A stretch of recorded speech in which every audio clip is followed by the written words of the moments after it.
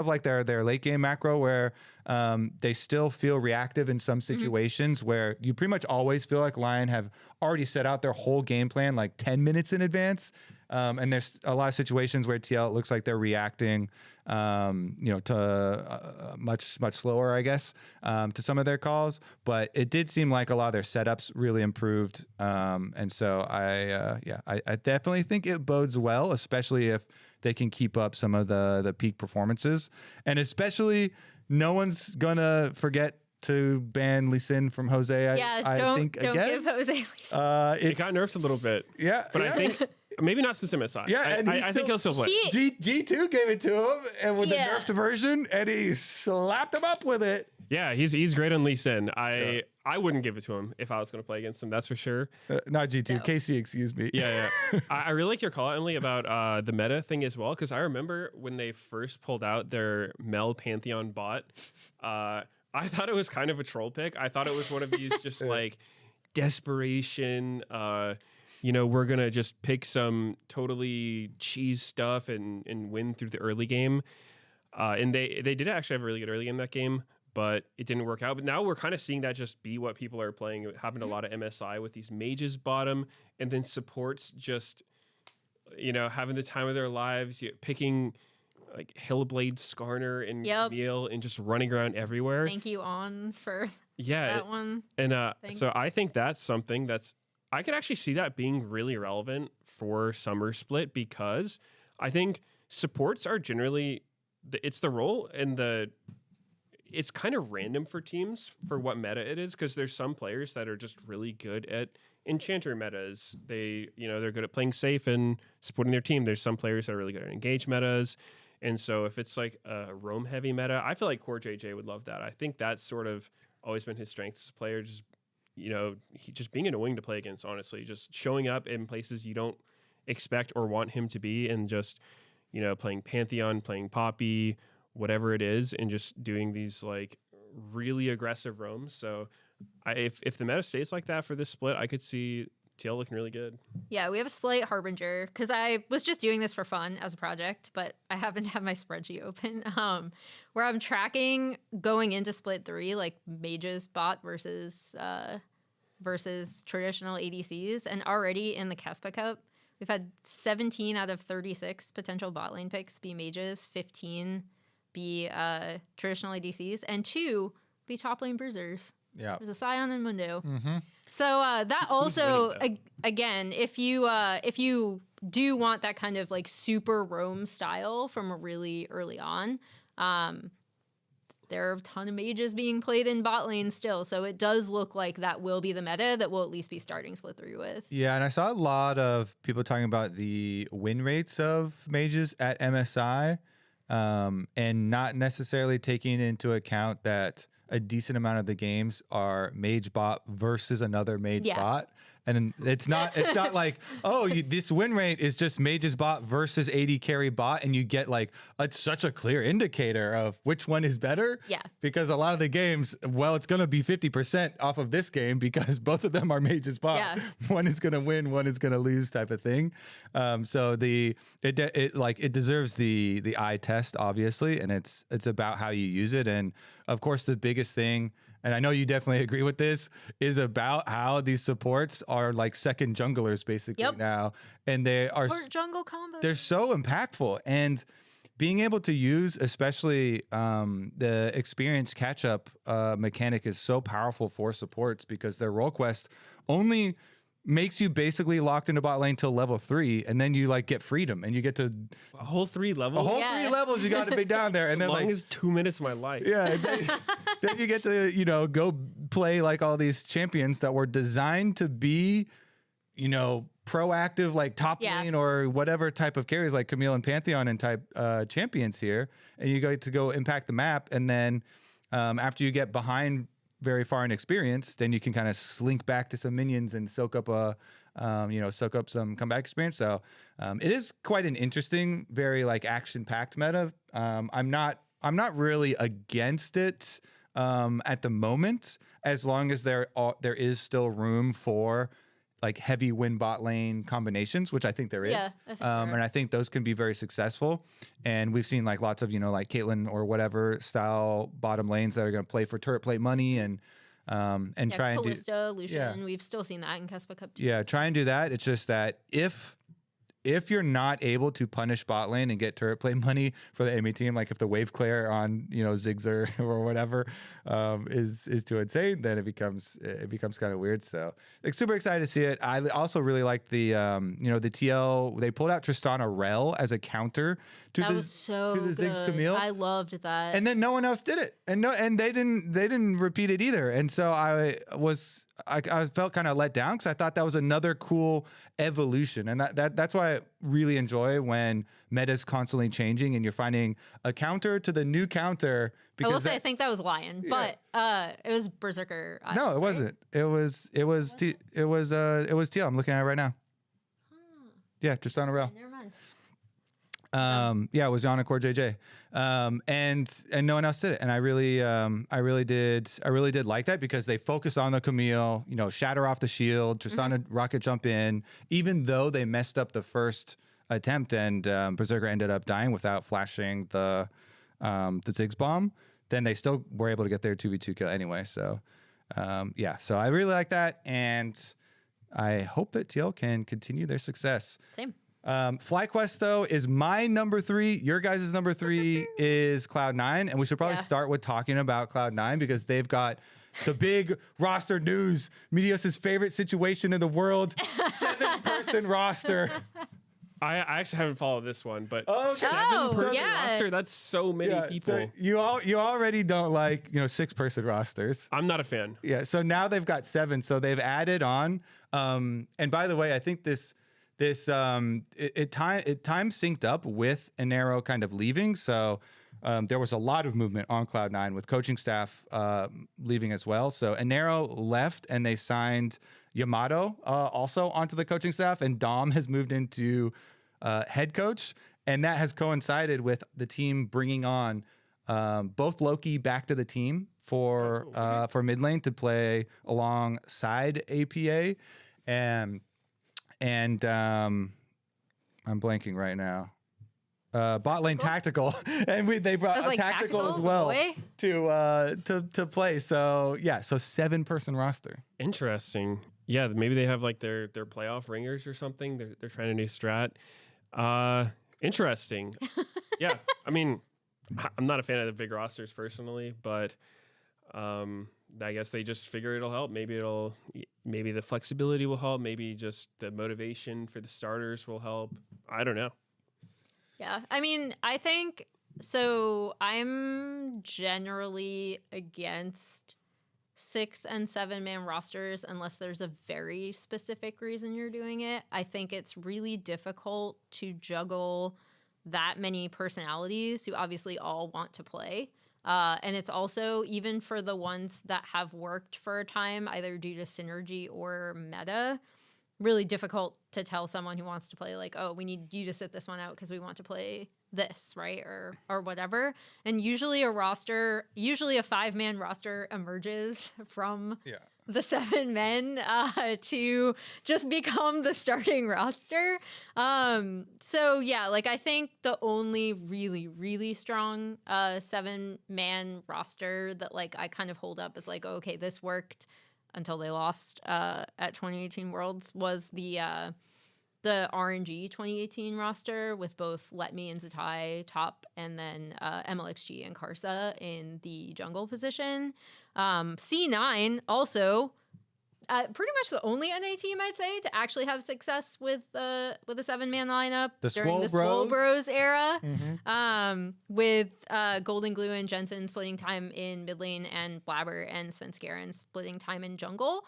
So it is possible to do. I just think it is, to Meteos' point, incredibly difficult for all of the reasons that I already said. Like, I think it's already difficult to get 5 people on the same page, and then when you're swapping personalities out, people, like, even taking all of the in-game stuff out of it, people just receive and dispense information differently, and you have to like mitigate different sorts of conflicts and stuff like that. So I think it can be quite difficult. From the stuff that C9 has put out, it does almost seem like more, or you get the sense that it's more of an extended trial period. So we'll see, like, if they do, again, just a 5-man roster rises out of the ashes of the 7-man roster to just kind of take over.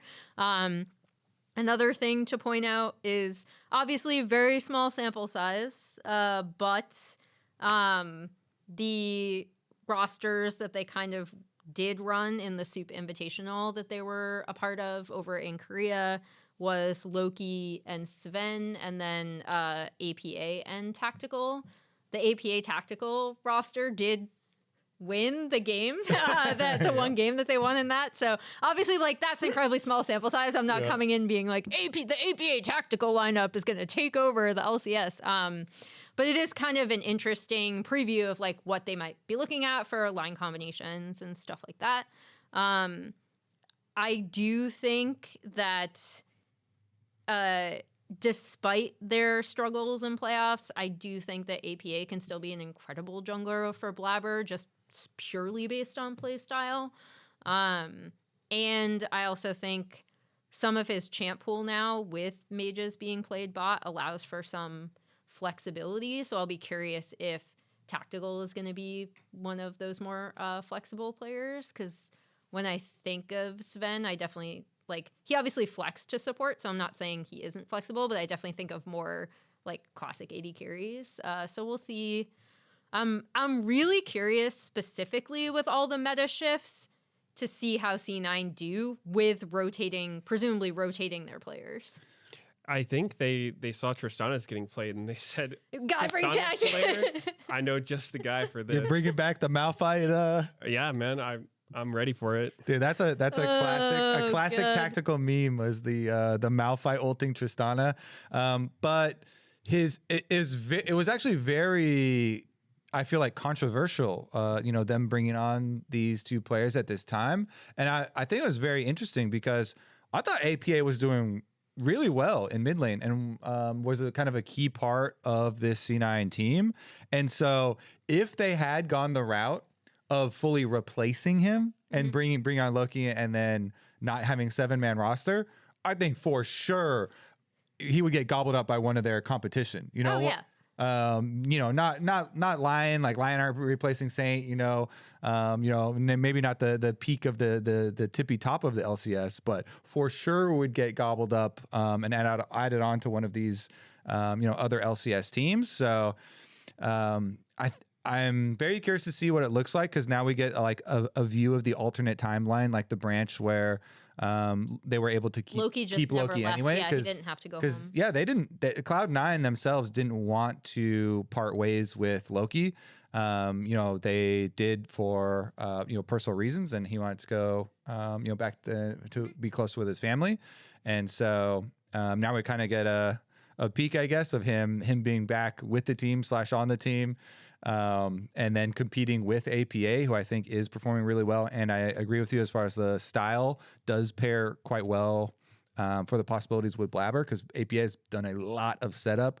He had been working around Vision really well, especially with his like anti games for initiation and playing a lot of setup mid laners. So that's very interesting. As far as the bottom lane, I think fans were very positive on that one, because a lot of fans had a magnifying glass on Sven as far as some of the mistakes that he had been making, especially towards the end there. So, and Tactical had been putting up crazy numbers in NACL and in NACL playoffs, really good performances. So Tactical, it's going to be very interesting to see, can he keep up with the pressures of tier 1 again, because he's always been very high highs and then kind of alluding to some of the memes and joke plays, right? Also some fairly low lights. So I always thought that it was cool when he was paired with Core JJ, because you have this really like comforting veteran on your team there. And I think Vulcan as well, can provide a lot of that comfort, safe feel for the bottom lane. So it's going to be really interesting tracking Tactical and see if this is going to be his second shot, or the possibilities are going to be here on this team. 7-person roster, I agree. That though usually boils down to the 5. Yeah. Hey, at least I'm excited to see Tactical again, because while I do think it would probably extended more than just a meme, he really likes playing aggressively, too aggressively often.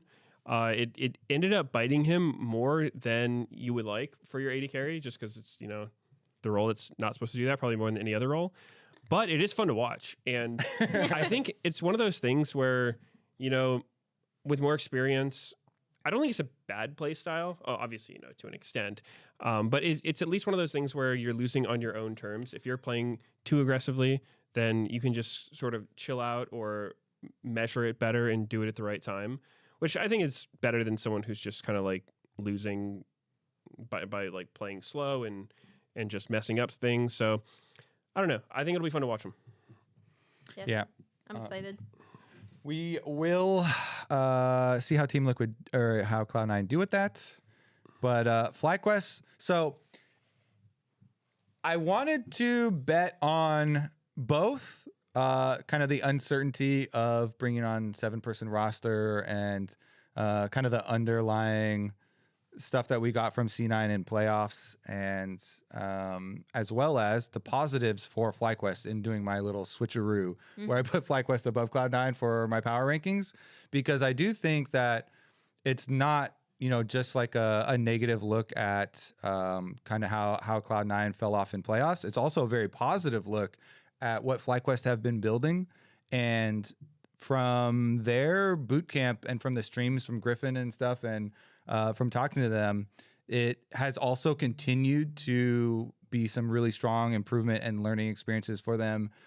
Continuing to play in Korea, they were there overlapping with us when we were in Daejeon. They were in Seoul, still playing, and I feel like everybody was on the same page as far as the peak for this team could still be really high. They're all very young, and so you're giving them a lot of kind of runway to improve over the course of the year. And we had Griffin himself literally saying, by summer, we're going to be top 3. We're going to get a world spot.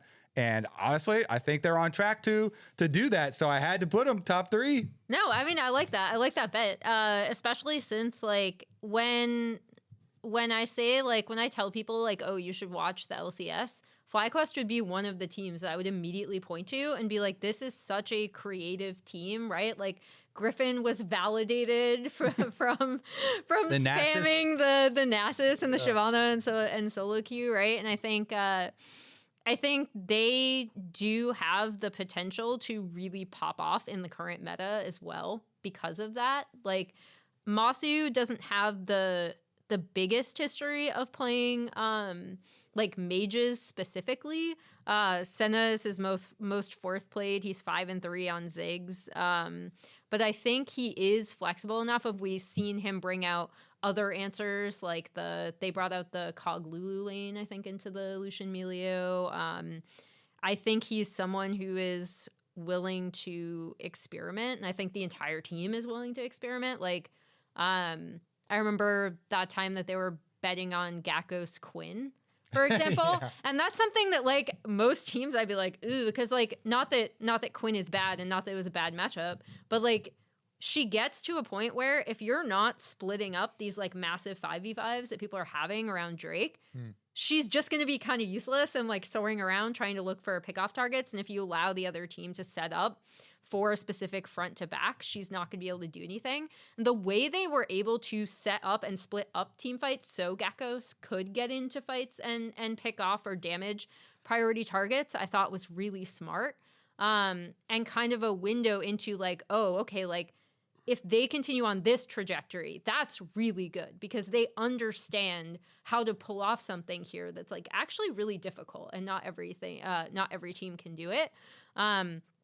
They're not that consistently, and I think that is because they're really young, and they themselves have said that, oh, we just kind of fell apart in this game, or we lost our minds afterwards, after some of their losses. They've also been just really honest about it, which I always appreciate from hearing from their players as well. They're just a really fun team. But yeah, I think they have Like, even though I did put I put C9 third, and FlyQuest fourth, I do think FlyQuest have the potential to like really, really continue to punch up with steady improvement. Yeah, they're a team that I think for me, because they're young, I am definitely going to be interested to see how they adapt to the meta stuff, because so far to me it feels like FlyQuest, when they're doing their thing, they're really good. I think they can rival any of the top teams, like can take games series off of any of the best teams when they're playing the stuff that they're good at, which is, I think, Gakkos on carries, Griffin on like non-meta weird picks. I think that's definitely his strength. A lot of times they lost, it was when he was on more meta stuff. Not to say he's horrible at it or anything like that, but I feel like it's just not really his strength. And then Quad likes his control mages. Masu's great on like scaling carries, and then Cryogen has played a lot of the ranged enchanters and like bard type champions. So I feel like that's not really the meta we were seeing most recently from MSI, with the super roaming Camille supports and melee mids, which, I mean, they're not like the only thing being played, but I think Silas is really strong right now, Akali, Yone, etc. And so we're going to have to see how they can adapt to that, because that is tough and it is fearless. So even if you're really strong at one certain thing, you're not guaranteed to get it. So I think they've been awesome to watch, though. I'm optimistic about them. I think they could easily get top 3. I think that I wouldn't even be surprised if they went to Worlds at all. So I think they got what it takes. Yeah, it's always fun to watch them play, because they very often draft a lot more damage than most teams and a lot less tankiness. Yeah. So inherently, all the fights in the game are going to be quicker, more exciting, because there's more damage. There's less kind of leeway to just tank damage. Positioning is very important.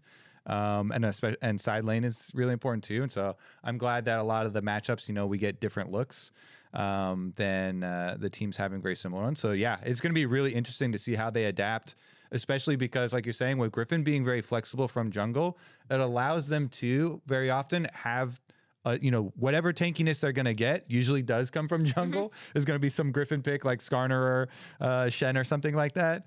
So I think it does kind of keep the rest of our teams very sharp too, when you need to prep a wide variety of stuff for a tournament like Worlds, where you have to be ready to adapt. Yeah. And I feel very confident in our top 4. So we're going to take a quick break, and we'll be right back to discuss the bottom 4 and then the matchups for week number 1. Dude, this lobby is kind of comfy. It feels different. If this is different, I like different. I'm staying right here. Are you guys serious? We're about to get into game.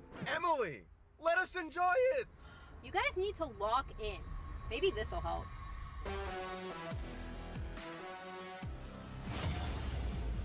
Oh no, not already. Welcome back to the dive, driven by Kia. We have some LCS tickets that are live for our opening weekend. We still have some spots, especially for Sunday. You should definitely come join us. We've got a little tailgate party here in Los Angeles, so if you are around, then queue up into the ticket line and join us. And we'll continue here. So we are up to number 4 or number 5 now, as we just did the Cloud9 and FlyQuest very close in the standings, down to Sentinels. And we all had Sentinels still here. It feels correct that we still have Sentinels as basically what everyone kind of thought of them when you first saw this lineup, and then still throughout, all of the performances. And they just feel like you can count on them. They're solid in the middle. A lot of veterans here to make you feel comfortable. They do have a little bit of craziness, which comes from Hambach. He's had some big moments. He has some good mechanics. He has had a lot of Skarner wins, but this is the team I feel like that will surprise me the least. What are your guys think? So why do you have them right in the middle? So I have them in the middle just because I think they're wildly inconsistent from series to series and even game to game within a series in terms of how well and coordinated they can play. The thing I think that could allow them to punch up if it does happen is that I actually think Hambach and Huhi as a jungle support duo already, because jungle support, again, very important. I'm not going to let anyone forget that. But in this meta specifically, I can actually see them popping off a lot, where Huhi is just constantly leaving lane, and then it's kind of going to be on Rahel whether he can play these mage picks or like not traditional AD carries as well as traditional AD carries, because that's the wrench in where, like, we talked about Fly, and my question in that bot lane isn't Masu. It's okay, how well is Cryogen going to be able to adapt, when, to Meteos' point, he was playing a lot more ranged enchanters and seemed to be a lot more comfortable with those. With this team, it's kind of the opposite with their bot lane, where I think Huhi will be, again, incredibly comfortable with impacting the map. I think that's one of his strongest suits when he's unlocked from bot lane, and is able to affect the rest of the map and essentially become a second jungler alongside Hambach. It gives them a lot of flexibility if they can pull it off. My question is whether Rahel will be able to kind of step in and be as flexible as they might need him to be. How Impact is going to be performing in top lane and kind of continuing to really, really test the limits of trying to widen out his champion pool to play more of these ranged matchups in top lane. And then Darkwings, I think, has had some, like, actually he's been surprisingly solid for me. Very He's, good. like, I think, performed better than I expected. So I do think there are just so many question marks in terms of, like, individual and team performance from game to game, where, like, if you told me, like, oh, Sentinels upset Lion and beat them like 2-0, right? I'd be like with Inspired on team, I'd be like, okay, like, I can see a world where that happens. Like, I wouldn't be like on the floor being like, what? Like, that's crazy. It also wouldn't necessarily be my expectation. So I think that's where it is, where, like, I think their average performance is, like you said, exactly where we kind of put them. And I think they have potential to be both worse and better than that. Yeah, Sentinels to me is definitely one of those teams that's better than the worst teams by a lot, but I think also worse than the better teams by a good amount. I think that this past split, it seemed like they got a lot of wins playing their Skarner Caitlyn comp, where it just looked like Humbox was so much more effective on Skarner than other champions. And I think Rahel, to like a more higher extent, he was really good at Caitlyn. They won most of their Caitlyn games, but some of his games on other champions, like his MF game, I think final game of their season, was like super rough. I think he's had some of the, hardest feeds of any player. Some of the hardest feeds. Yeah, I mean,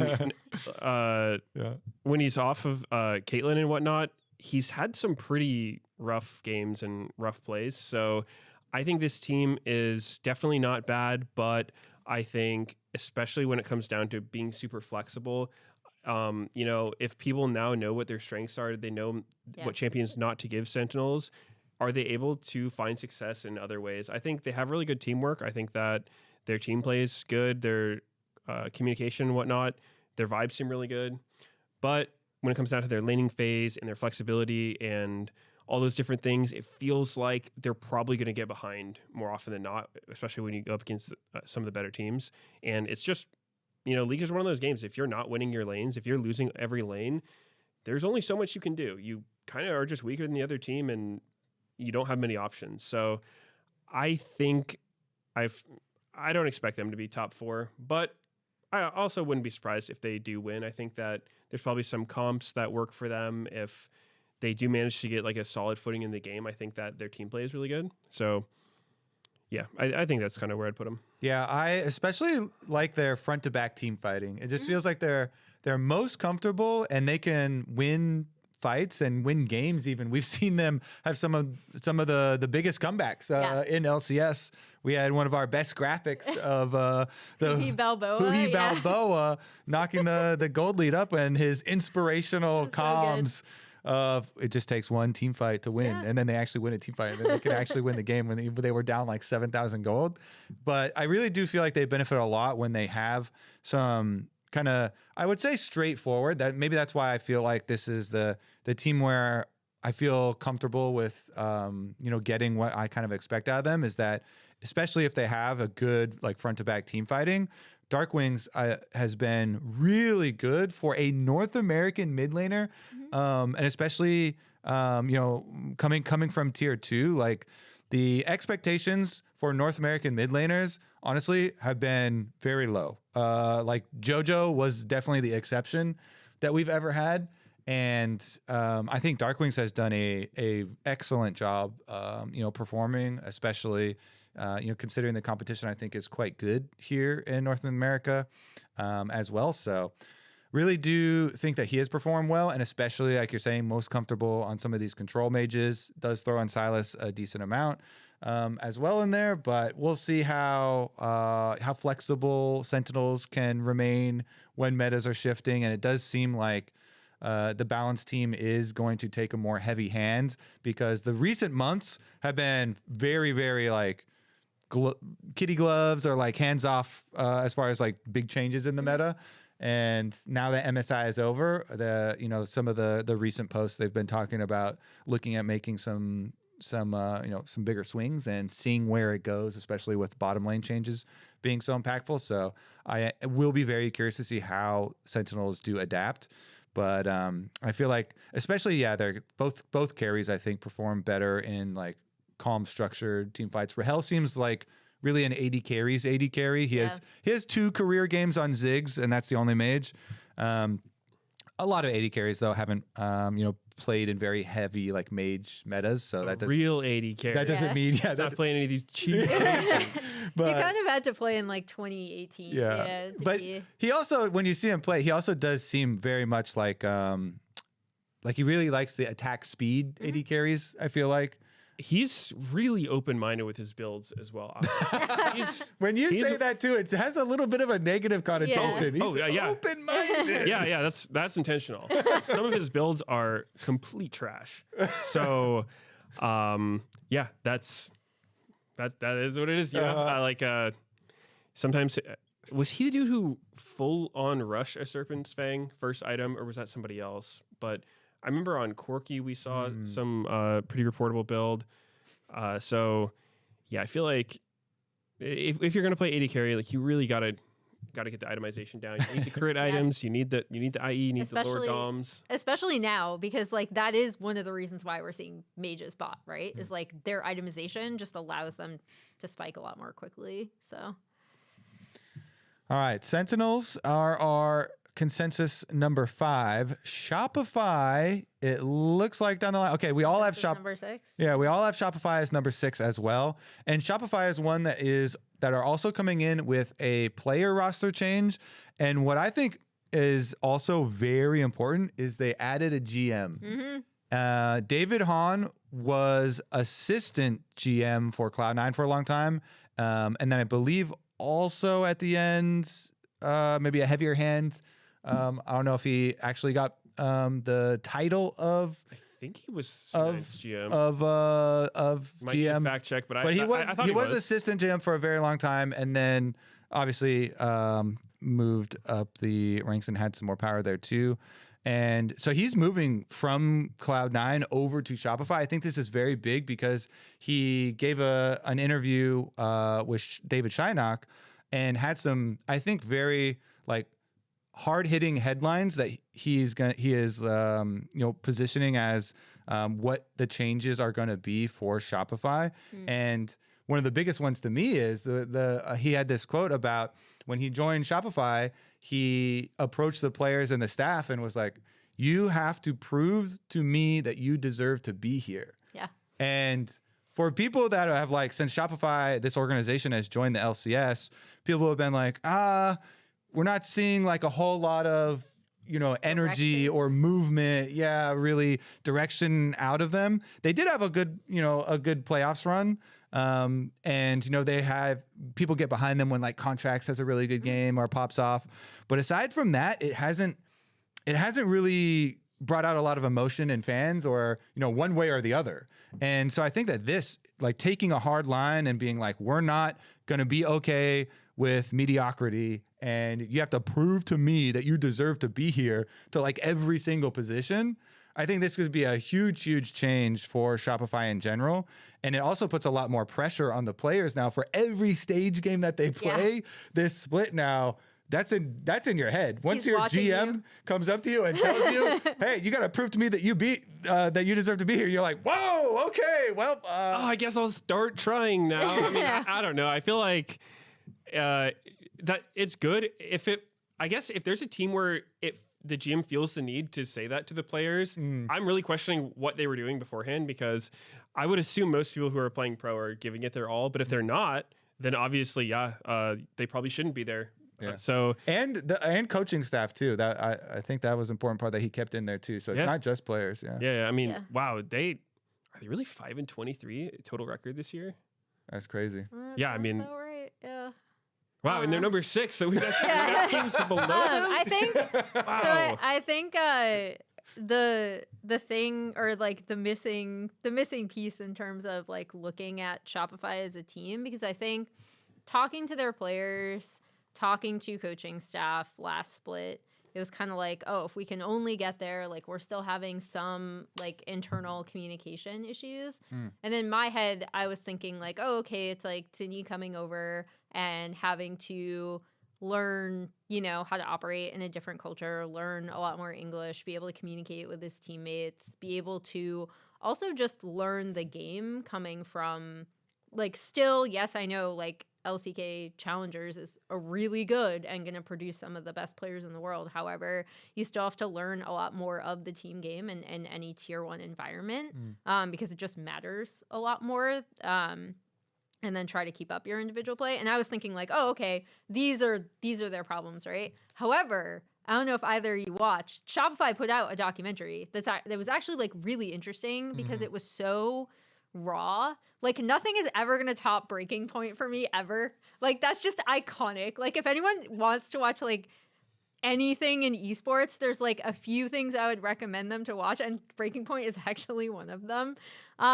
And this is kind of the closest I've seen to getting to just watching players in kind of a more raw environment. And it does not, like, they do not all come out looking good, like both players and coaching staff, right? And so I think if people want to know what's going on with Shopify, I recommend watching that. But like B, I think it showcased that their communication issues for this team were a lot more deep-seated than like, oh, their mid laner is coming from Korea and needs to like learn English, right? Yeah. So I think, to your point, having David Hong come in and having just at least a clear direction top down of being like, this is what I want the team to be, could end up helping in a situation where it seemed like, especially towards the end, like a lot of people were kind of at a loss of how to communicate with each other, or like what the team direction even looked like. And there are a few really nice glimpses. Like I know, yes, the mid lane Xin did not work out when they played it, but like I actually really appreciated that this was something that they had prepped in scrims, they'd played before, they'd had success before, and they were like, okay, backs against the wall, we're gonna try to like believe in ourselves and do that. Like I actually really liked that. I liked talking to Contracts about it afterwards. I thought he had some insane individual performances to even get them to a point where they could be in playoffs. So I think, again, like maybe having some sort of like firmer direction could end up helping, hopefully. Because that was like the missing piece of your point, where like I would hope they'd be trying, and like I don't think it is that they're not trying. I think that they probably had this kind of continuous breakdown in like overall communication between the players, between coaching staff and players. Yeah, well, oh, sorry. No, and I think like maybe that could like help. I don't know. Yeah, I was just gonna say Shopify was, even though their record is super bad, they were ahead in a lot of their games. They were the team that when I would watch them, it was just one of those like, so how do they find a way to lose this one? Because I think they actually had good early games. I think Contracts is, he's always been a really good early game jungler. He's somebody who's great at finding plays. He doesn't play like Inspired at all. He doesn't have the controlled, I'm gonna like be really efficient and choke you out play style. He's more just like the agent of chaos. He's like, I'm going to like make a play that you didn't expect and if it works out, it's going to be really good. And if not, then it's going to be really bad. So he's kind of like the wild card jungler. But to his credit, I think he does work out pretty often. But this team, for some reason or another, just finds a way to lose games. That they would be up, a few thousand gold, have some dragons, and then it's like, boom, third dragon fight. Oops, like somebody got caught, everybody died. And so, yeah, I mean, I'm still waiting for Zinni to wake up personally. I think this guy had so much hype around him. People were saying like, he's like the biggest import from Korea in years. And he's not really done anything yet. He's looked pretty like not great. So I think it's possible. I could still see a world where it's like, okay, now he's comfortable. Maybe there was something keeping him from playing at the level he's supposed to be at, and now he's fixed that, and he's owning now, which would be cool to see. But definitely haven't seen it yet. He's looked pretty under par.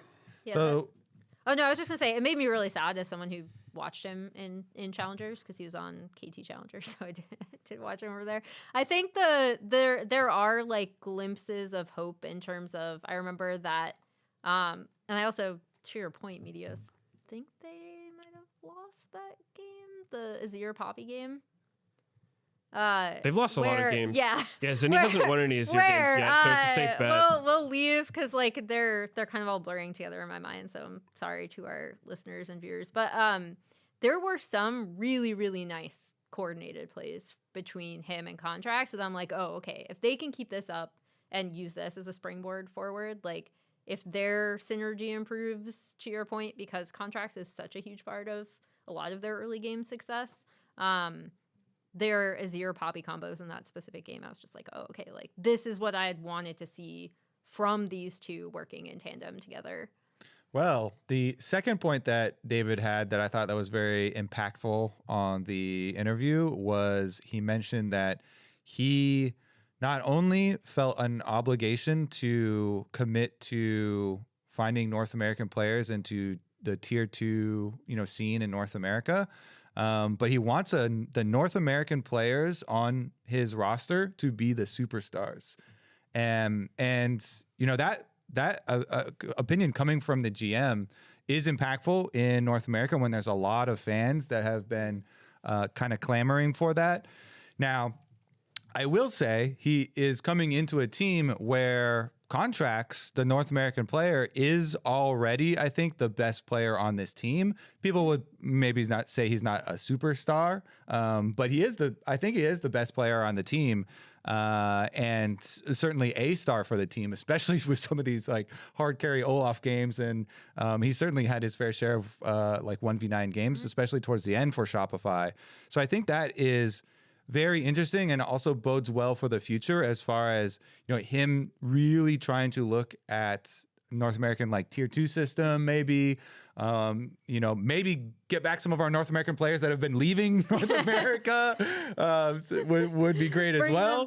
And does also kind of put some weight behind the, like, you got to show me that you deserve to be here type thing, or like, maybe they will find replacements in the future.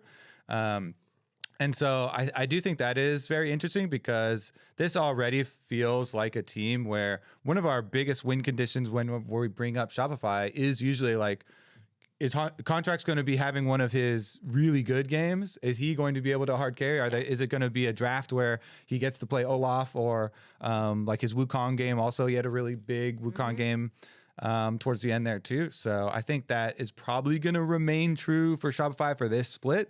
Obviously, this split is the big change is Zeyzal, of course, for the bottom lane. And Zeyzal is going to be returning to Shopify. He played on Shopify previously, but I don't expect his impact initially this split to be that big. And so I'm mostly going to be looking at the valuation of Shopify this split and looking into next year as being very interesting. Yeah, I like the Zeyzal pickup. I like how David talked about wanting to like pick up North American players, because for Tactical and Zeyzal both, I think they've both been like crushing it in tier 2. And so I definitely have a soft spot for those players who have played for a while and, they don't find LCS teams. And a lot of the times it's kind of like, GG, that's it for you, because people teams and fans alike most time are just interested in like the new up and coming talent, like the promising 18-year-old in solo queue, or like the latest young LCK challenger player who's coming over. And so a lot of times people who have had their chance and maybe didn't do as great as they would have wanted get overlooked. And so I think the fact that they've kept grinding, done really well in tier 2, and they've got another shot now is a super cool story to me. So I'm definitely going to be rooting for them. And not coming into the best team, obviously, with Shopify, but if in one way it's kind of like not a lot of expectations, can't get a whole lot worse. So, but it can get some worse because we have 2 more teams here. So the next up, both of you guys had DSG as number 7. I had a little swap here again where I bumped up Dignitas after their change, but let's start with DSG because you guys both had them at number 7, and they made their change at the end of last split. So we already got the preview with Surdy coming back, and honestly, Surdy looked really good coming back in onto the team. DSG incorporated him well, and he was performing well individually. Yeah, I think for me, this is like looking at Dig. I'm going to talk about them in tandem a little bit because looking at Dig and DSG is kind of like, I'm really unsure how both of these teams are going to fit in the meta. With DSG, I think their top side is really interesting, specifically to your point, where Surdy did come in. I thought he looked really good in a kind of an emergency situation with Lion kind of plucking Castle, and now Castle is gone, like which is unfortunate for him, but I do think Surdy, to his credit, like stepped in and did well. I still think I remember back when we were kind of looking at the construction of this DSG roster, it really was supposed to be all about Kryra and kind of his jungling and his ability to play carries and stuff like that. And I still think that can be the case with this team. Where I'm concerned is, again, because jungle support working together is super, super important, and also where bot lane flexibility is super important. I'm looking at their bot lane specifically and being like, I don't know how I feel about this, especially in the new meta. And already, I think, outside of a few Sajed pop-off games on Kai'Sa, they seemed to, like, he started out so promising and then seemed to really, really struggle against a lot of the LCS ADCs. Lions also has had some really, really rough showings, and I think with how important it is to get your support out on the map, that could be potentially a problem area for them, where when I look at Dignitas, it's kind of the opposite, where they have a new top laner coming in, so I'm actually really curious to see how Denethor works out. I'm also curious if he's ever done an interview as to why he picked Denethor specifically from Lord of the Rings. Terrible father. But Denethor, not Denethor the character. Sorry. But then with XU and Palafox and all the stuff that happened last year, with FBI and Ignar kind of being the more solid piece of that, and Ignar being, I think, a lot more comfortable with engaged supports, a lot more comfortable with roaming on the map. It's kind of the tale of like 2 sides of the map with these teams in terms of how they'll fit into the upcoming meta. So yeah, I'm super curious. That is why I gave DSG the slight edge. Because I would love for Denethor to come in and pop off, because I think that'd be an amazing story. I think he's kind of been overshadowed by other NACL top laners, but has been consistently like good during his time on Withrop. So yeah, like I think that could be really interesting depending on how he fits. But because that was such an unknown, I did give the edge to DSG. Yeah, makes sense. I mean, also DSG got more time to practice with Surdy in because they added him earlier, so they may be peaking more. Yeah, I think both of these teams, like Dig and DSG, have like some pretty glaring weaknesses that there doesn't seem to be any easy solution for. I think that DSG's bot lane, like Sajed and Lions, have just seemed like the weakest in the league by a pretty good amount.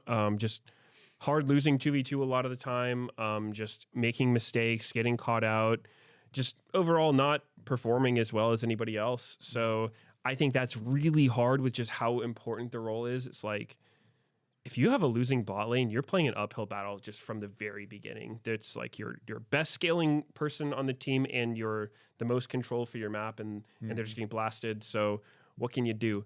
I think that's tough, honestly. True jungler right there, baby. I feel you. You're just like, you know what? top. You guys are on your own. I'm pathing top, and they're getting dove. Yeah, I claim support diff all the time as the enemy support comes to foil my jungle plans. But I 100% agree, and that's kind of why I don't know. I'm just making a wild bet here on Dignitas coming out ahead, because also all the positive stuff that a lot of FBI's previous coaches talked about him for their bottom lane, and for Dignitas side, him being a really good shot caller. I'm hoping, because I also had heard some stuff about Photon maybe being hard to work with / communicate with. So maybe the top lane change will help this team have more focus in their game plan and be able to execute that way. Wait, But do we know who Dig's jungler is going to be? XU. yeah, He's staying. XU staying. Which actually is it's also Really? it's a very after the interview he gave. Yeah, that's why I said after thought he all was- of this stuff. You should say the quote of the interview that because the headline was, well, what was the quotable headline? I think it was XU at the end there.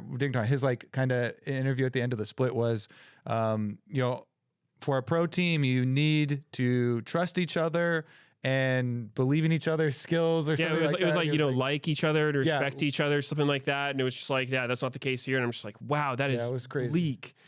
And then that was before even their last game. And I don't know, man, it was actually hard to watch Dignitas play in some of their later games, a lot of their games, but especially their later games. I think that Palafox and XU were in the same way that DSG's bot lane was kind of like at the bottom. I think that Dig's mid jungle combo was just absolutely getting rolled by everybody. I think they every once in a while would have a decent game, but then the next one they just go right back to just feeding their brains out.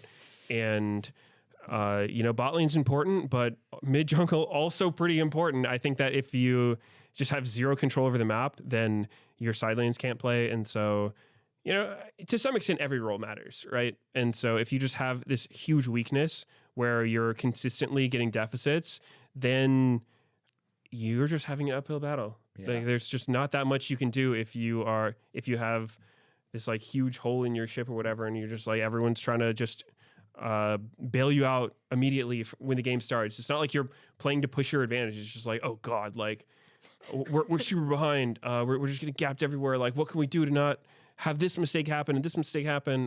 Like, how can we avoid losing in these different ways? And so that's oftentimes what happens with these bottom teams. And yeah, man, it was so hard to watch Dig in their last few matches. It looked so lifeless. And I will say, as much as maybe it was hard to coordinate with Photon, individually, I think in the majority of games, he was the best individual player on Dignitas that we saw in these games. There were definitely some moments where FBI and Ignar, especially FBI's Senna game, I remember absolutely popping off. And then Ignar had a vintage All-Star game as well. So like, there's definitely, their bottom lane also had some bright spots, but individually, it felt like Photon performed well. So that's why also the top lane change is very risky. Although, maybe, they can work better as a team with new top laner. But you also reminded me, like, XU in that interview, he said he was considering retiring because of the previous split playing on Dignitas. And so that certainly is something that is very difficult to salvage. Are we sure he's staying? I have never seen a more I'm out post than that. That is so wild. So maybe they've been able to rebuild the mental and rebuild the internal team dynamics. That would be the rally of the century. That would be the biggest kind of awesome rally ever. See, honestly, Yeah. I will say, do you think, again, to reiterate, this meta is really nice for Ignar and FBI. I think FBI can be incredibly flexible. I think he can take care of himself well in a 2v1 as Ignar kind of just roams around, does his thing. And then, the other question is how Denethor is going to come onto the team and how well he's going to be able to like coordinate with the rest of the team as well. So, all right, it's time for predictions for our First matches of the summer split here for LCS. Let's start with FlyQuest versus Lion. What's your prediction and what's the biggest difference maker? FlyQuest versus Lion. The banger opener. I'll pick Fly, you know? Yeah. I'll pick Fly just for fun mostly. I don't even necessarily believe it, but I think just Lion without Inspired, that's super tough. That is every single team Inspired's been on. He is just like the absolute leader. He is just like the driving force. And now they're playing without him. I think the rest of the team's good, but maybe it'll be hard to, because on one hand, every player, I know this from personal experience, when you have that burden of leadership, it's like you're not only worried about what you're doing, now you have to be worried about what other people are doing and getting them to do what you want.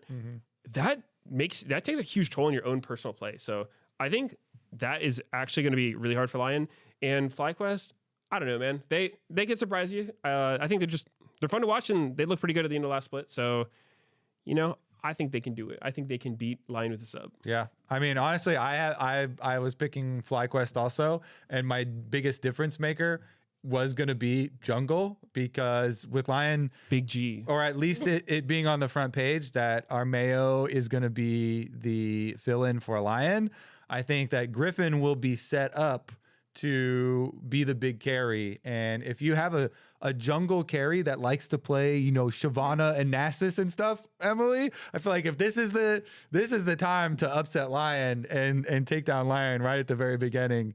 So yeah, I think that's my prediction, and that's my biggest difference maker. What about you? Yeah, same. I mean, so the last time they faced, we saw the newest edition of Jugger something with the Lulu Nasus, the Jugger dog performance. I think some of that was instead of a jungle substitution, they were played Castle in the 2 games they lost, and then Dokla played in the 1 game that Lion won during that series.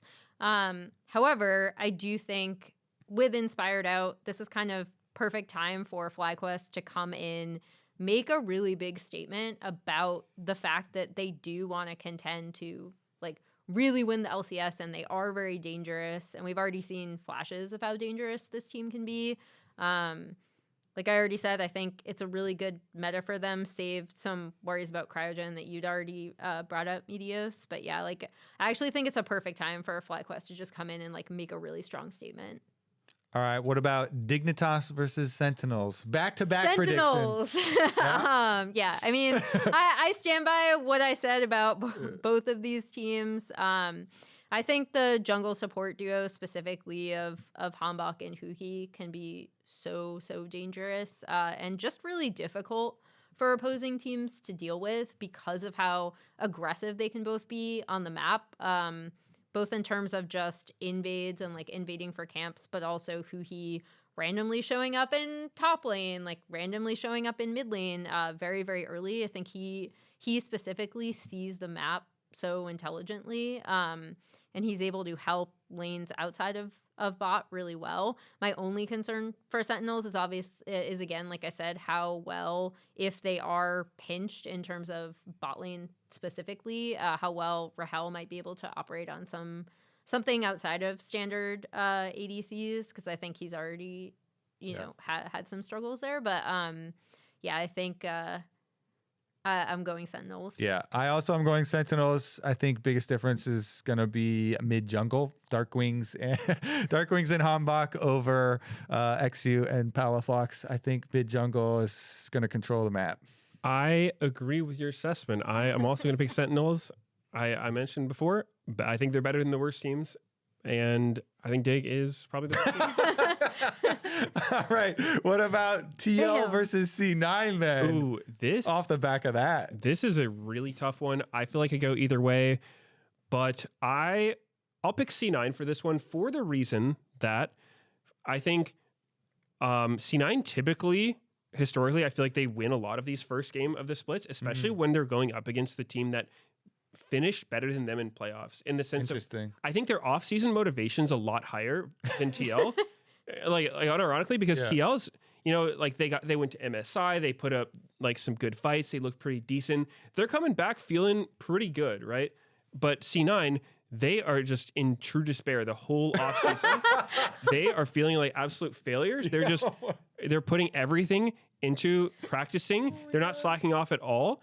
And then we've seen this every single time. It's like regular season C9. They treat that shit like world finals.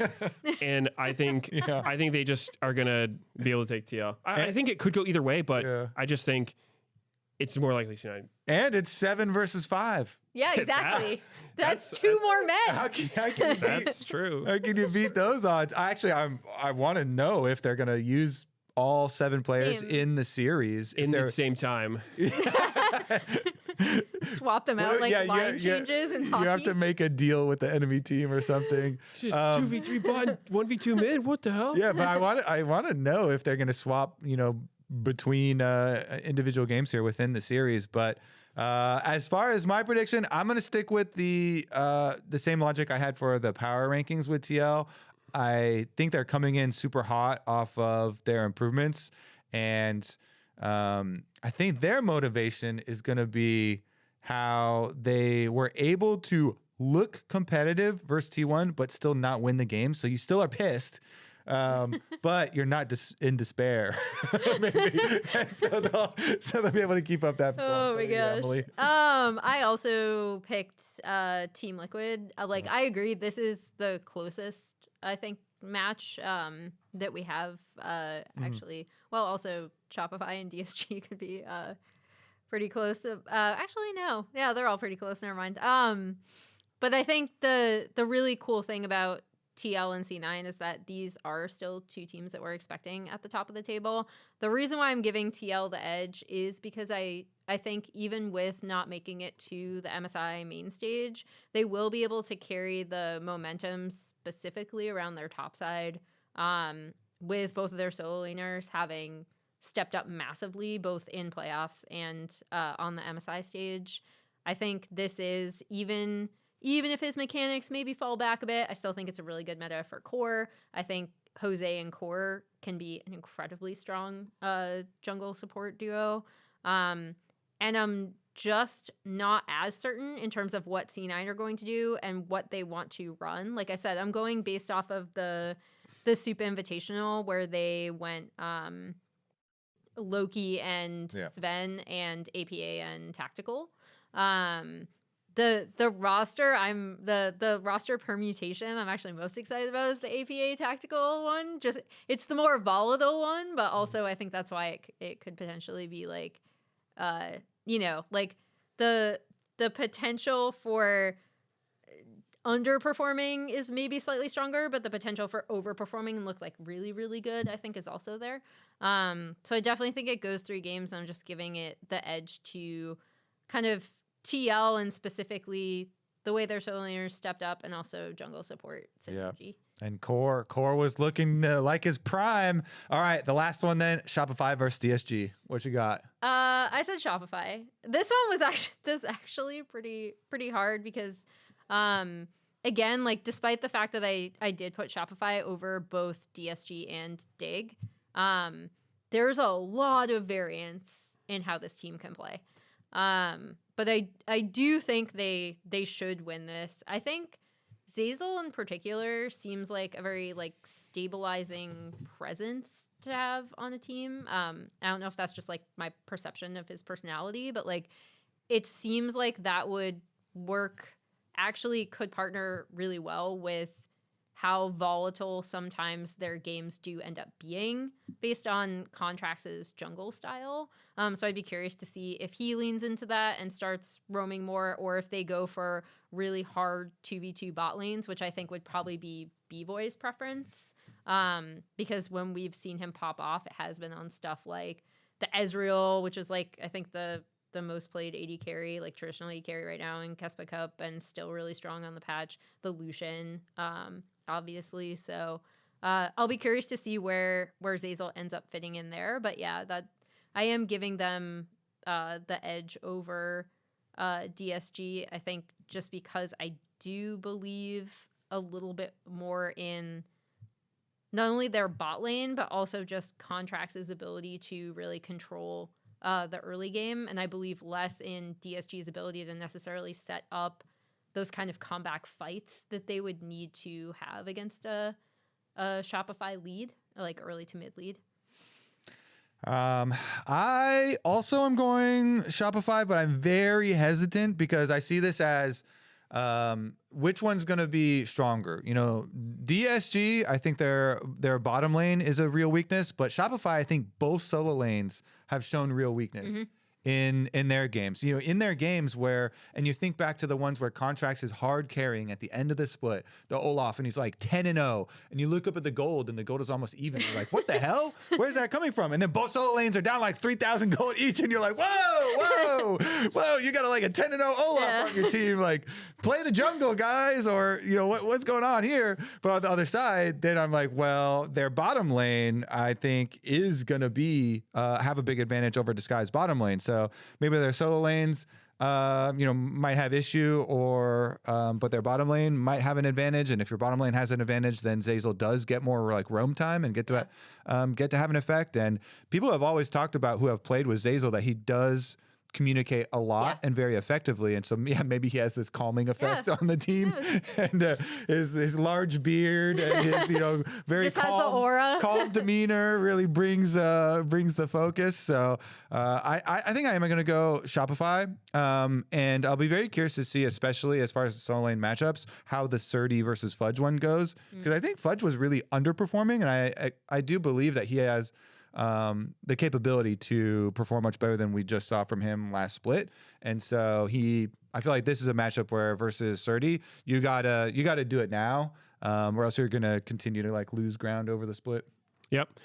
I think I will also go with Shopify for similar reasons. I think the new motivation they have from having David come in and just say like, hey, prove you need to be here. Because to me, Fudge is a player he's really streaky in the sense that like he goes in and out of form more than most players. And I think when he's in form, he looks pretty solid, but then there will be other periods, sometimes it's a match, sometimes it's like a few matches in a row where it's just like, wow, like he looks so bad. So I think with proper motivation, he could look pretty solid. But at the same time, at the end of last split, like you said, their soul laners were kind of dead weight in a lot of those games Contracts was carrying. I remember there's one game where it was like, just put Zinni on Anivia and Fudge on Sion. That way, at least when they die, they do something else, right? It was just like, wow, like Kog'Maw Karthus coming up next for them or something like that. So, yeah, I don't know. I think DSG's bot lane, they would have to level up so much in this offseason for me to feel like they could win. I think that's just such a hard thing to overcome. They really look like they were getting gapped last time we saw them. So I would still correct Shopify. All right. Well, I think that's going to wrap it up for us here on The Dive, driven by Kia. Emily, thank you for joining us so much.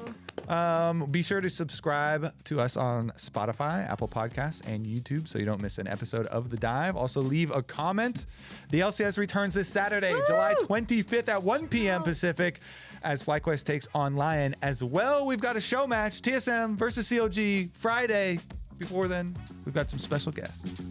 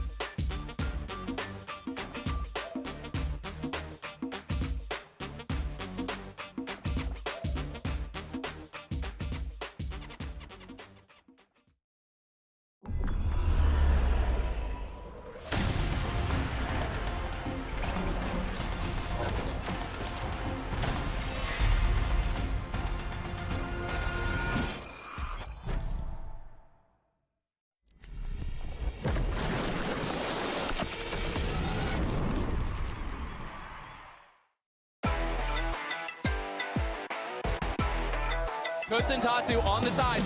This dragon is low. It's been judged winning him, and this time it's Saint. And the fight breaks out, and there it is. Isles with the bomb blossom. That might just seal it, but Toots on the side trying to make something happen. Lion are on the hunt. The Orbit Deception will not find BA on the return, but Lion is still looking for more. Pun is chunk low. Snake goes into the beautiful drum and Eddie! Mega Inferno Bomb! Lion will clean sweep Team Secret Whales.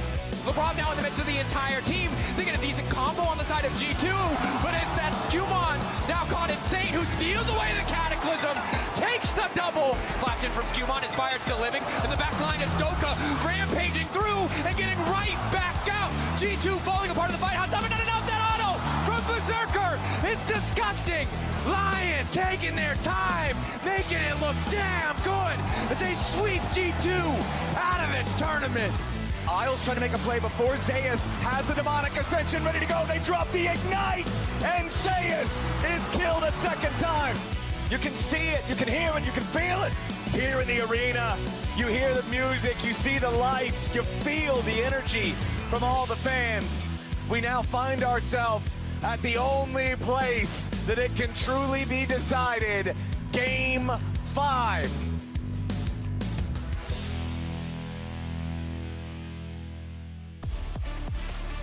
Hello everybody and welcome to the opening week of Summer Split presented by MasterCard as I present you the podium top 3 finish for North America! Let's go! Top 3, top 3, top 3, top 3, top 3, top 3, top 3, yeah! We let you win! We let you win! You were in day job? What? You guys can have it. Let's go! I've also realized I don't know if you thought through all the silly string on rap. Yes. Figure that out. It's fine. That's wardrobe. Beautiful. We're in top 3 region of the world! Yeah! Do we want to talk about it? I was too weak to open. Nobody can take it away from us. Wait. Let's see if I I can know. I'm so sad. twist it. Actually. Woo! Emily's weak! Who are these guys? I don't even know. Top 3 is all we need. Let's go, guys. That's all we need. Let's go to the after party. Wait, let's get some of this Let's go to the after party. Saving this You know for what? later. Before we go, you guys did your part. You guys did your part. Handshake. Handshake. Well played, Zeus. Okay, Well they're played, shaking Knights. each other's hands, but it's about us. It's about us. I don't know if they have It's definitely great about vision us. right now. They may not be able to see. I mean, Yeah, you are covered, brother. Let's go. yeah. This is the aftermath of being a top 3 team in the world. This is what success Wow. looks like. Yeah. Raz, how does Honestly, it feel to be yeah. a top 3 region? You look like you've partied. This is a sobering experience. I didn't get to hear from you. What did you think of us 3-0ing G2 mercilessly? Oh, I expected it. Yeah. Well, I think there were so many people that were chirping, yapping about Europe being incredible. Yep. And I was like, I feel like every time we faced them, we destroyed them. And we got a little bit of a taste tester with KC versus TL. So I was looking forward to it. The most incredible thing was the day after when they were like, this was such a big ass whooping. We had to change our coach out. The drafts were too bad. Frame one. But under 6-0. You also mentioned KC losing to TL 6-0 at MSI. That's awesome. Yeah. Top 3 definitively. Let's go. The lose streak against LCK and LPL continues, though. I'm going to keep my eye on that one. I'm watching. Eventually, we'll be. Yeah, well, all we got to After do, that, moving on. we just got to change everything except the grand finals to best of 3, and then Inspire's just cleaning up wins. Yeah. He would have beaten BLG and Gen G and HLE, would have been able to do it. Okay, let's take a look at the LCS schedule, though, because we're here in Summer Split, week 1. Go.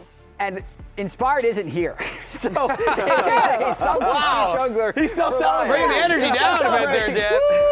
I love FlyQuest's tweet that has him as, I think, Odysseus in the Odyssey. Yeah. But yeah, he is not here. Briefly, Armeo will be subbing in the jungle position. But we had a whole bunch of other roster changes. Yeah. Oh, yeah. Let's talk about that it. happened We have going in. a roster change grid. So this is essentially, we don't have the Inspired one on here just because, for those of you who don't know, he did mention on his own Twitter that he's in Poland for a few weeks. He said nothing bad found the matter, so I hope everything is actually okay. But here for C9, the big thing is they signed an additional mid laner, brought Loki back, and then also signed Tactical. And we don't know who their starters are going to be week to week or game to game, which is interesting. And then the teams towards the bottom of the standings also made some changes. So Shopify Rebellion brought in a new GM, previously with C9, David, and then they also brought in Zazel for Seos.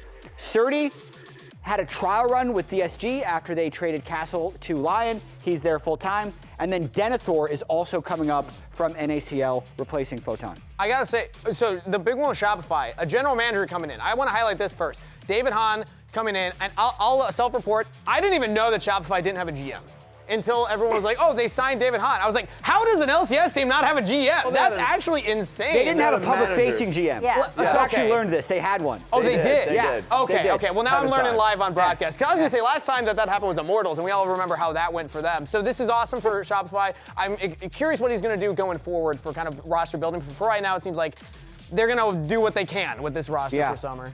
I mean, I think it's tricky whenever you're a team towards the bottom of the standings. You can see everyone did try and make their little tweak to get things going for summer. Yeah. Raz? I mean, it's like everything is like bits and pieces, right? Remaining the same course, this makes sense.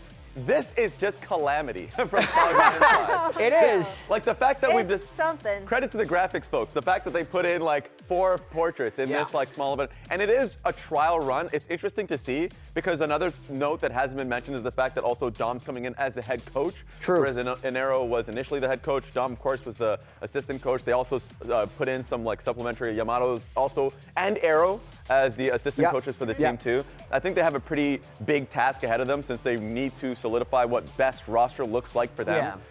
So that's an interesting and like tough task for that team. It's curious you called it a calamity right away, because then I got to ask you, were you hoping C9 didn't make changes? Because that was a big conversation after Spring Split was like, is C9 going to make changes? They missed out on another international, and if so, what are the changes? Jed, you even predicted I thought for sure they were lane. going to make changes. Okay. I didn't know exactly which ones. I threw out tactical. This is a lot.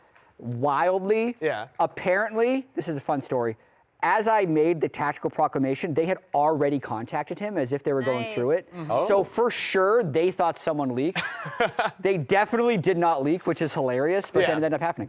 Well, a lot of roster changes, but there's one I want to highlight in particular, because there's one rookie joining us in here. There we go. Relive the fantasy of having the hairline. All right, so I want to highlight one of the cool recent additions to the LCS, and that is welcome Denethor, everybody. We got a new rookie debuting this summer, so I wanted to kind of introduce everybody who Denethor is, where he came from, get to know the man behind the keyboard. So first name Noah, love that name first of all. From South Carolina, so hometown North American player, known for carry champions. Coming up on solo queue, he was a Camille one trick, and then he's expanded the champ pool in NACL. He's played collegiate. He's been on a couple of different kind of tier 3 teams throughout the NACL Open qualifier circuits, and CLOL 3rd place in 2025, 2nd place just this year in CLOL. So he's already had a few accolades, a few things that he's accomplished at the tier 2 level. But then, fun fact, he's named after, in fact, the character from Lord of the Rings. Yeah, shout out Rafa, who calls me Denethor adjacent. Unearned. Wow, wait, what? Unearned. It's a long story. And Corrupt King? Yeah, I was gonna say, like, have we asked him why he chose this name specifically? Oh, why he chose this name? I don't know, actually. Also, terrible father. Yeah, it's his father that decided to have a long-standing prank with him on that one as a name. But he hit Challenger at 14 years old. I feel like a lot of the rookies coming in, we've had the story with like Sniper, with Tenacity, with like a lot of these players, Griffin as well, where they hit Challenger such young age, but then you remember, this was season 8. That was not even that long ago. Crazy to think about. So yeah, I mean, he's an exciting player. I'm excited to see what he can do, but here's Denethor. He's going to be on Dignitas as a rookie top laner joining us in the LCS. Yeah, and I got to talk briefly with their GM, Jonathan, as well about him, and he's saying, at least in scrims, they like how connected he can be with the team, whereas Photon sometimes wasn't as connected with them, whether it was sacrificing when needed, when they're behind, or being able to call strongly for things when you actually do need them. So I think they're trying to just enhance their communication in lieu of anything else if he's going to be nervous on stage. So they have, you know, high hopes so far, even though they're in a tough situation. Well, let's see if that roster change or any of the other roster changes affected our general perception of the league right now. Because we rated our roster power rankings for regular season only, right? This is just for regular season. What am I looking at? Regular season only. Oh! Yeah. Whoa! Regular season only. Regular season End of only. regular season. In bold letters. Because I will say my dive power rankings have Lion, like, in terms of winning the split, I have Lion first. Agreed, yeah. But I stuck a C9 there because it's regular season C9. Yes, it is. True. And they're probably going to do go. well. And then I thought Lion, spoilers for my predictions, I think they might drop the series to FlyQuest today. But then I also think TL, they were looking on an upward trajectory. I really loved their lower bracket run. Yeah. But yeah, I also didn't know I had the exact same power rankings as Azale, like down to the, yeah. I'm very That's close to kinda mine crazy. also. We had a couple moved around, especially down at the bottom, but I want to highlight Giga Chad, Captain Flowers. I brought up in the meeting earlier today that if I had time to change my power rankings, I actually wanted to, because I had a vision. I had a premonition last night. Because I sent my power rankings in yesterday. Last night? Just Wait, last yeah, night. you did I want to slept on change it, and yours I was this like, wait, morning. I was wrong. There's no way Team Liquid's taking first place in the regular season when FlyQuest were right on the heels of C9 and TL just in spring, and they're only going to get better. I would have swapped FlyQuest and Team Liquid. I actually think I mean, the do you want to FlyQuest. swap them right Okay. now? I want to Yeah, you swap them. can. Can we just like move those around? can't do it I don't now, want this but to be yeah, they- official. they In can't the do record that. books, the official Yeah. one, are you is TL going third? Or what Yes, are you CL's doing? going third. C9 is regular season C9, so they're still going to be So second. They're not still only gonna be- Okay. do you think FlyQuest is better now, you also your premonition included Team Liquid getting worse than C9. Yes, exactly. Well, again, That's who's a going to very bet against detailed- C9 in the regular this is a season? very You're crazy. interesting Who has C9 lowest? premonition. That's a Raz? very detailed premonition. Yeah. What is this? Guys, they had a lot Wait, of in the changes. regular That's crazy. season? They literally don't even know what their main five looks like. They have a new head coach. This team should not do well in the regular season. If anything, they're going to scale up.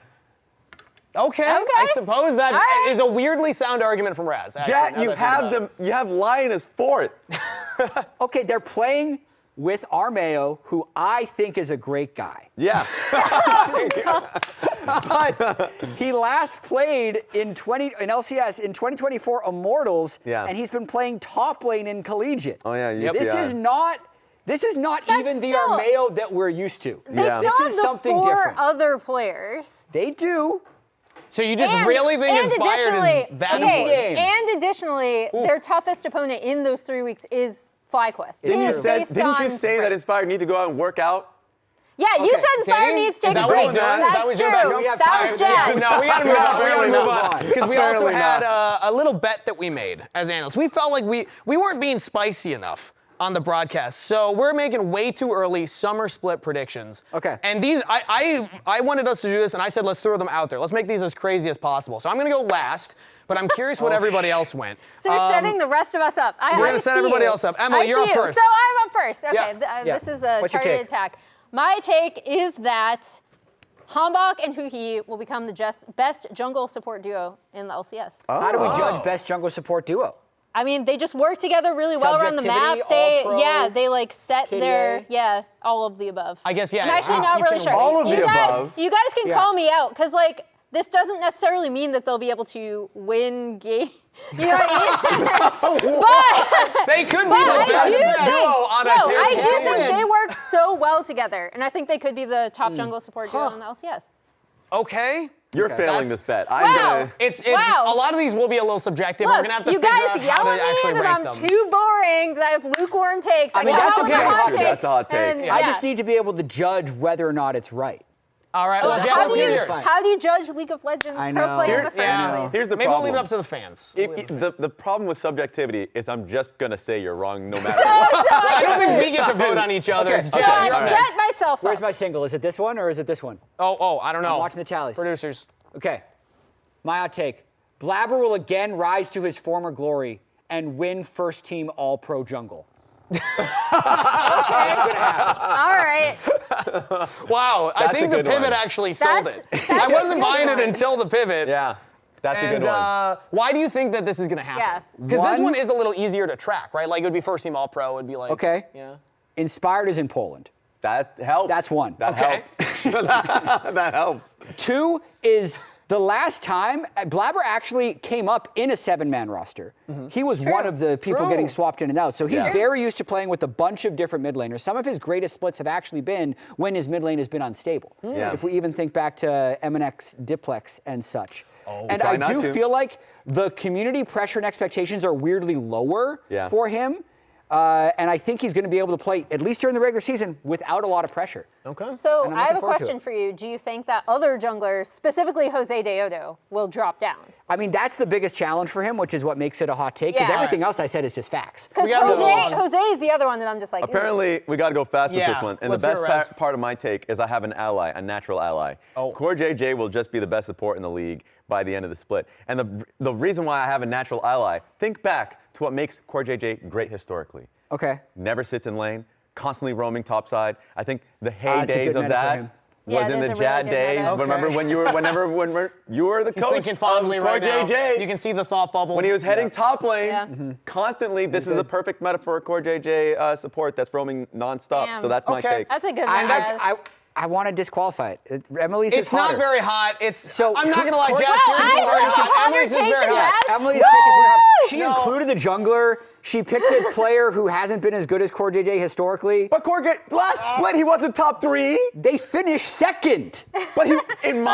All right, all of you did not understand the assignment. I'm going to say it right now. These are all pretty boring takes. I don't think any of these should qualify. I think they should all be disqualified. Let's run mine, because my hot take by the end of summer is that Griffin will be shirtless in the studio at least once this summer split. He's been talking about it. He wants to do it. He's been asking how much he would get fined if he did it. And I think that he's going to do it at some point So this the summer. question is how much he just guarantees it's going to happen? I think he's gonna do it. And best part is I can slip him a couple of 20s to help with the fine, to help encourage them to win the bet. That's a different. I never said we couldn't cheat. This is a very interesting take. It's gonna happen. I never said altogether. we couldn't cheat. This is a very interesting take.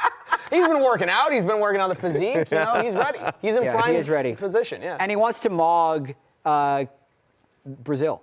Because that's what they were doing last year. Exactly. True. That's where he's inspired. That is true. That's a good take. You already mentioned it though, Jet. Part of yours was that Lions playing without Inspired. They are. To start off the split at least. So let's take a look at the Lion roster and talk about kind of expectations for them. My man Armeo. Yeah. Woo! There he is. Back. So Jet, I'm gonna set you up for this one first. How impactful is Inspired for this team, and like how much further down? Because you had them 4th, right? So Inspired is literally the most impactful player in the West for a team, I think, in terms of raising the floor. However, based on the way these players were playing individually, there's a chance that they could just sustain. Right? If Saint and Berserker and Isles continue to dominate laning phase and they just let Armeo chill, full clear, and show up to team fights, I think they're actually going to be fine in the short term. But I think if things start going wrong is when things are going to be hurting a bit. And I also do wonder, like, how serious are the rest of the team going to be taking it? Like, when the general isn't there, are they now all just kind of goofing off? Saint is already goofing. Yeah, Saint I know, he's already saying he wanted to play jungle. But for me, I would want to prove that my worth is not necessarily tied to this person. Like, it would make me want to work harder. That's a good point. I think now it's because everyone's talking about, Inspired is Lion, right? Like, you look at how they did before Inspired versus post-Inspired, and I think that at this point you can say he is the most impactful player. Okay, that's it lights a fire under the top lane, the middle lane, bot lane. Roster. That's pre-Berserker. Saint was there. Saint was there for all of it. That's pre-Dokla. Yeah. That's an entire team has just changed. So does that mean that it's the biggest fire under Saint's butt to prove that he can do it without Inspired? I think so. Maybe that could be it. He should be going to take over here. Yeah. All right. Well, we're not going to hear from Saint, but we're going to hear from Dokla because we have Kobe standing by with an interview. Welcome back from MSI and EWC. You guys did very well at MSI. We were celebrating your success for North America. So first question is going to be, how have you guys recovered after your successful tournaments? That's a really good question, Kobe. I just want to say it has been a long journey. I feel like we went our own Odysseus journey here. You know, Daejeon to Paris to back here. But it's been a lot of travel, and I mean, I wasn't necessarily jet lagged since we arrived at 7, and I was able to just sleep in right away. So I'm good to go, but it's definitely been a long schedule for sure. You have picked up some new teammates along the way here too on your Odyssey journey that you went on. You've dropped off Inspired in Poland for a little while. How has it been, picking up Armeo? And was this really last second? And how rusty is he? Another great question, Kobe. Yeah, we did drop him off in Poland, and funny enough, I did play with Armeo on Team Liquid Academy, and we did win Academy back in the day, so there's a little bit of synergy there, but he has been playing top lane lately, and he's been playing more top than jungle as of late, so we're warming up in that department. How are you going to fill in as a team for the shot calling hole that Inspired leaves? Everybody is always talking about that, and our comms listening has definitely been forefront.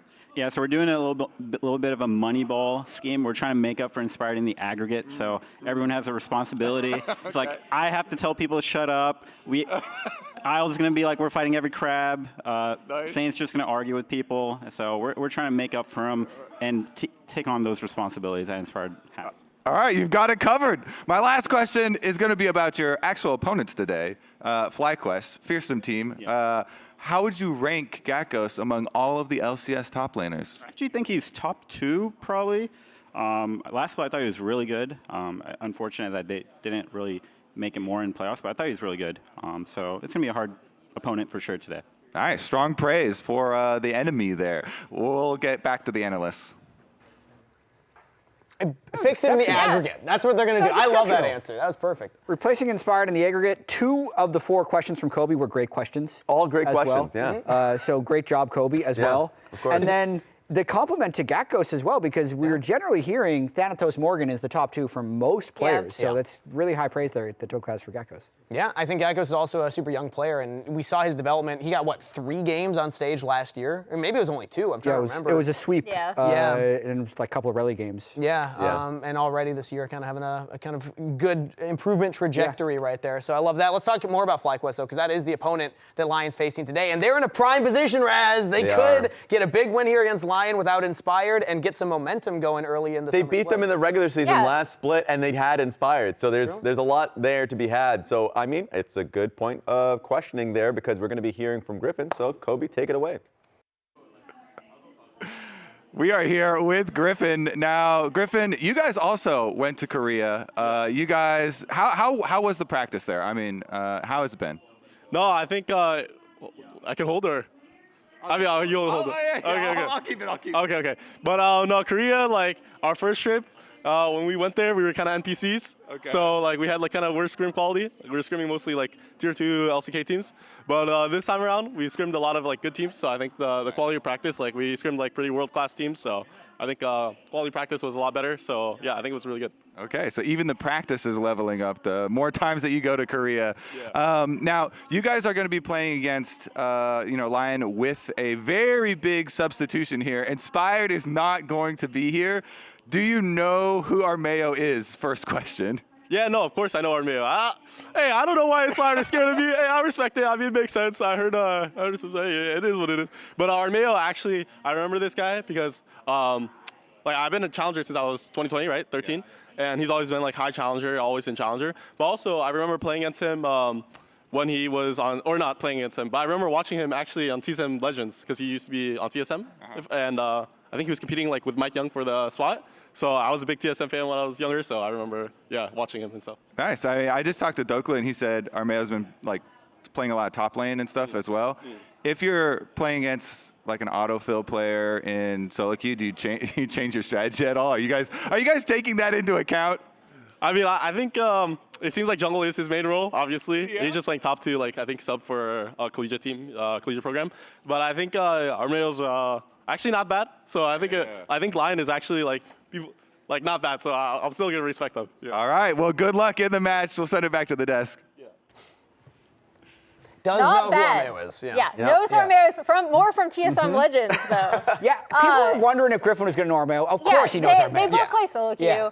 I'm glad that Griffin brought up their opponents in Korea, though, because they were in the Soup Invitational, and they had some pretty fun performances to watch. This was a tournament that was put together by Soup, and I really appreciated that they got some of this practice. I thought they had some really, really good plays. This one, I pulled a few in particular where I thought they were either playing the map well or using their comps particularly well and still testing out some of the innovative stuff that we've really gotten to know that we know they'll pull out in the LCS. So I love that Griffin brought that up because it sounds like they got such great practice when they were over there, especially since they were able to play in this invitational and they were able to scrim a lot better opponents. Yeah.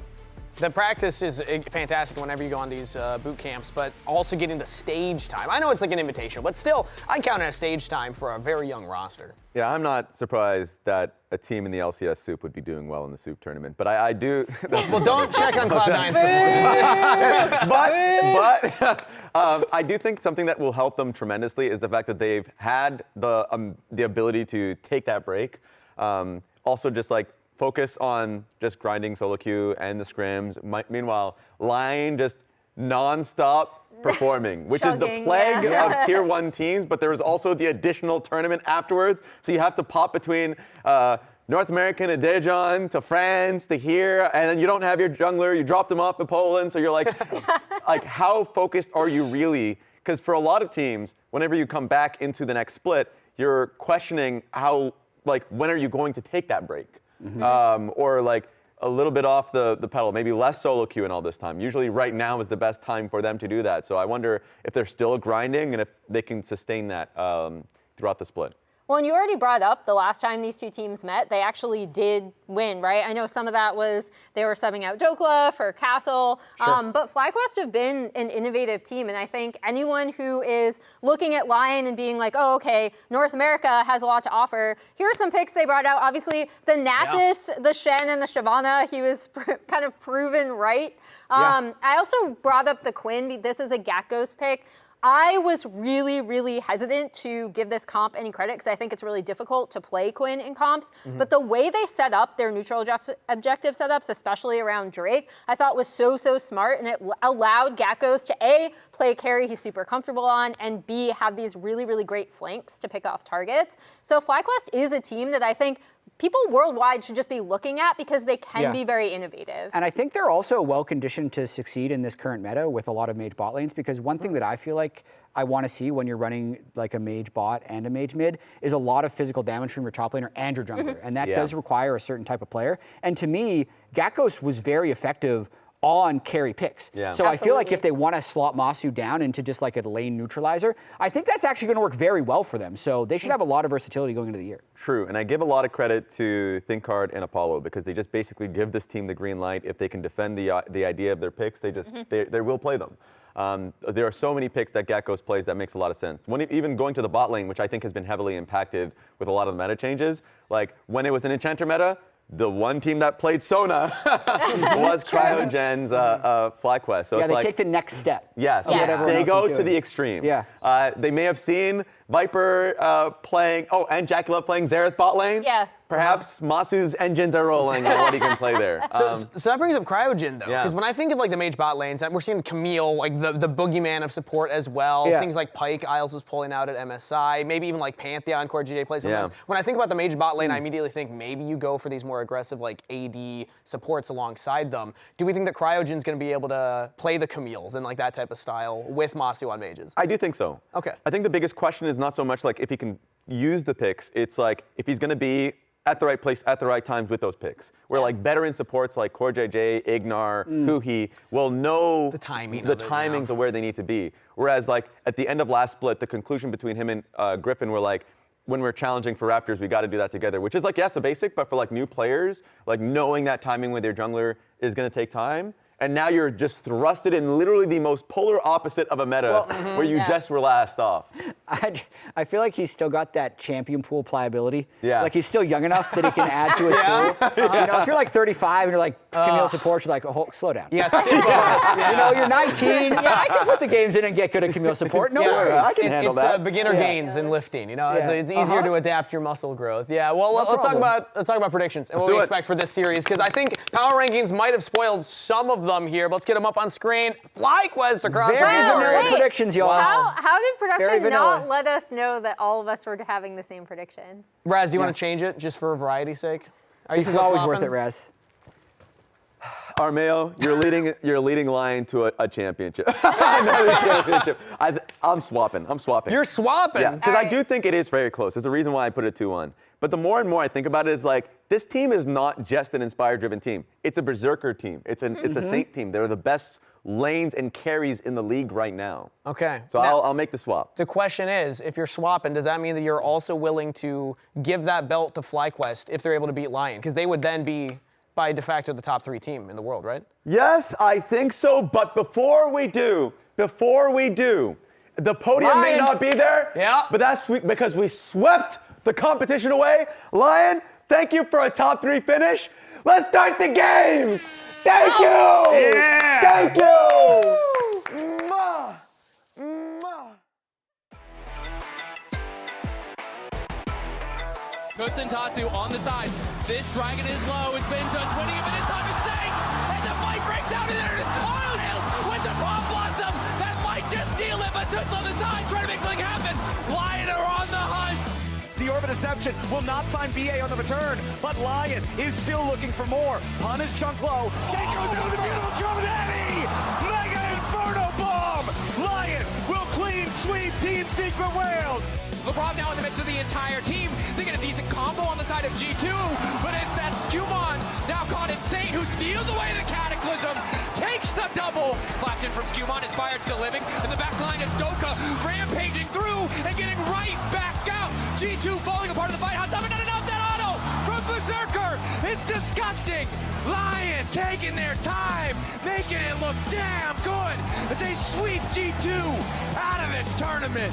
Isles trying to make a play before Zeus has the demonic ascension ready to go. They drop the ignite, and Zeus is killed a second time. You can see it, you can hear it, you can feel it. Here in the arena, you hear the music, you see the lights, you feel the energy from all the fans. We now find ourselves at the only place that it can truly be decided, Game 5.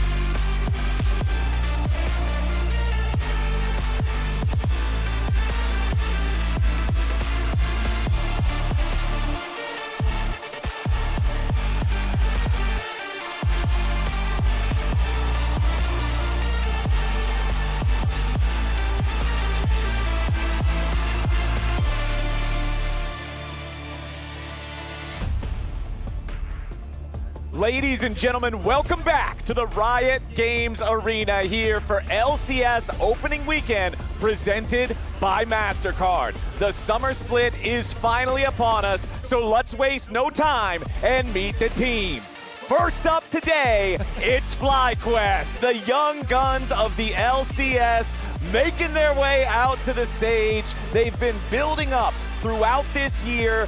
This is where they've got to show what all that hard work has led towards as they fight for their opportunity to compete for an LCS trophy and an international appearance on home soil at Worlds. But they're going to have plenty of contenders with that exact same goal standing in their way. Starting with no slouches on the Rift, their opponents today are going to be the defending LCS champions. That's right, it's Lion coming back from an impressive performance in Korea for MSI, placing top 3 at the tournament, taking out multiple #1 seeds from other regions, taking HLE, the champions, it would turn out, of the entire tournament, 2-5 games. Lion definitely want to keep things rolling here in Summer Split, start off strong.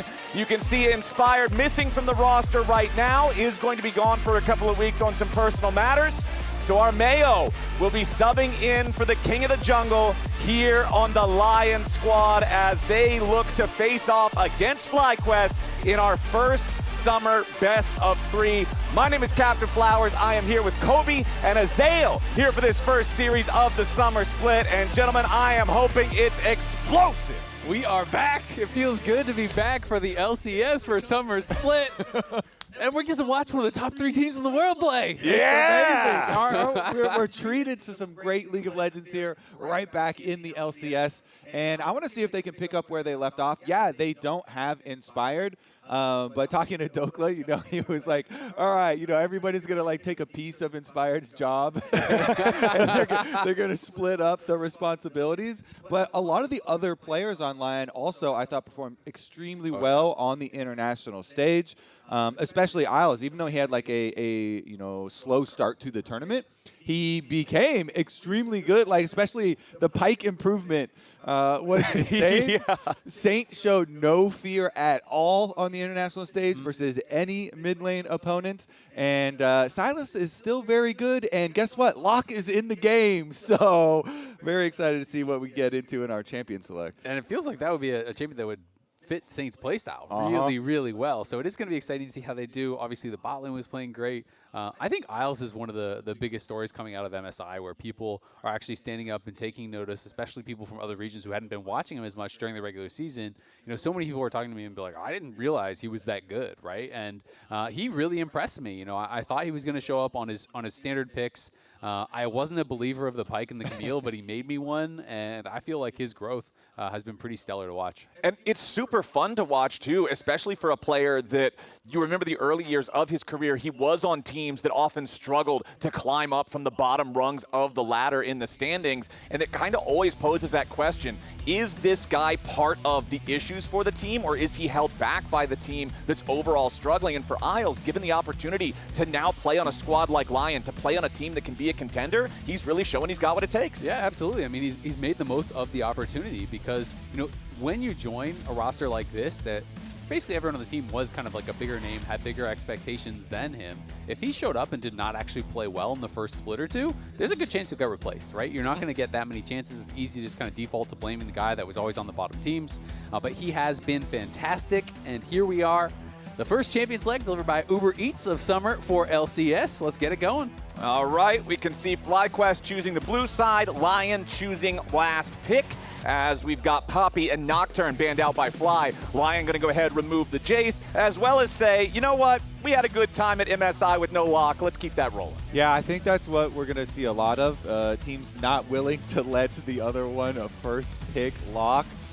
This champion is very, very strong at the moment, despite already getting some nerfs, and is in line for another round of nerfs. So I think that is going to remain consistent. But like I said, I think the meta was already quite good, for Saint. So I want to see what FlyQuest can do here, because from the FlyQuest point of view, they're coming from some practice in Korea as well, and this may be one of their best opportunities to try and get a win versus Lion. Early in the split, they don't have Inspired. This would be the perfect time to strike, and they're going to continue on with the Mage's trend. Ziggs here, quite possibly for the bottom lane. There is always the flexibility of being able to rotate it, but you're pretty sure that is going to be a Ziggs plus either like a Camille or some sort of roaming support. Yeah, no, absolutely. I mean, so far this split, there's been 53 Ziggs games bought, only one mid lane. So, in the third split globally, that is including, tier 2 as well, because we haven't gotten that far into the season yet, so there's not that much data.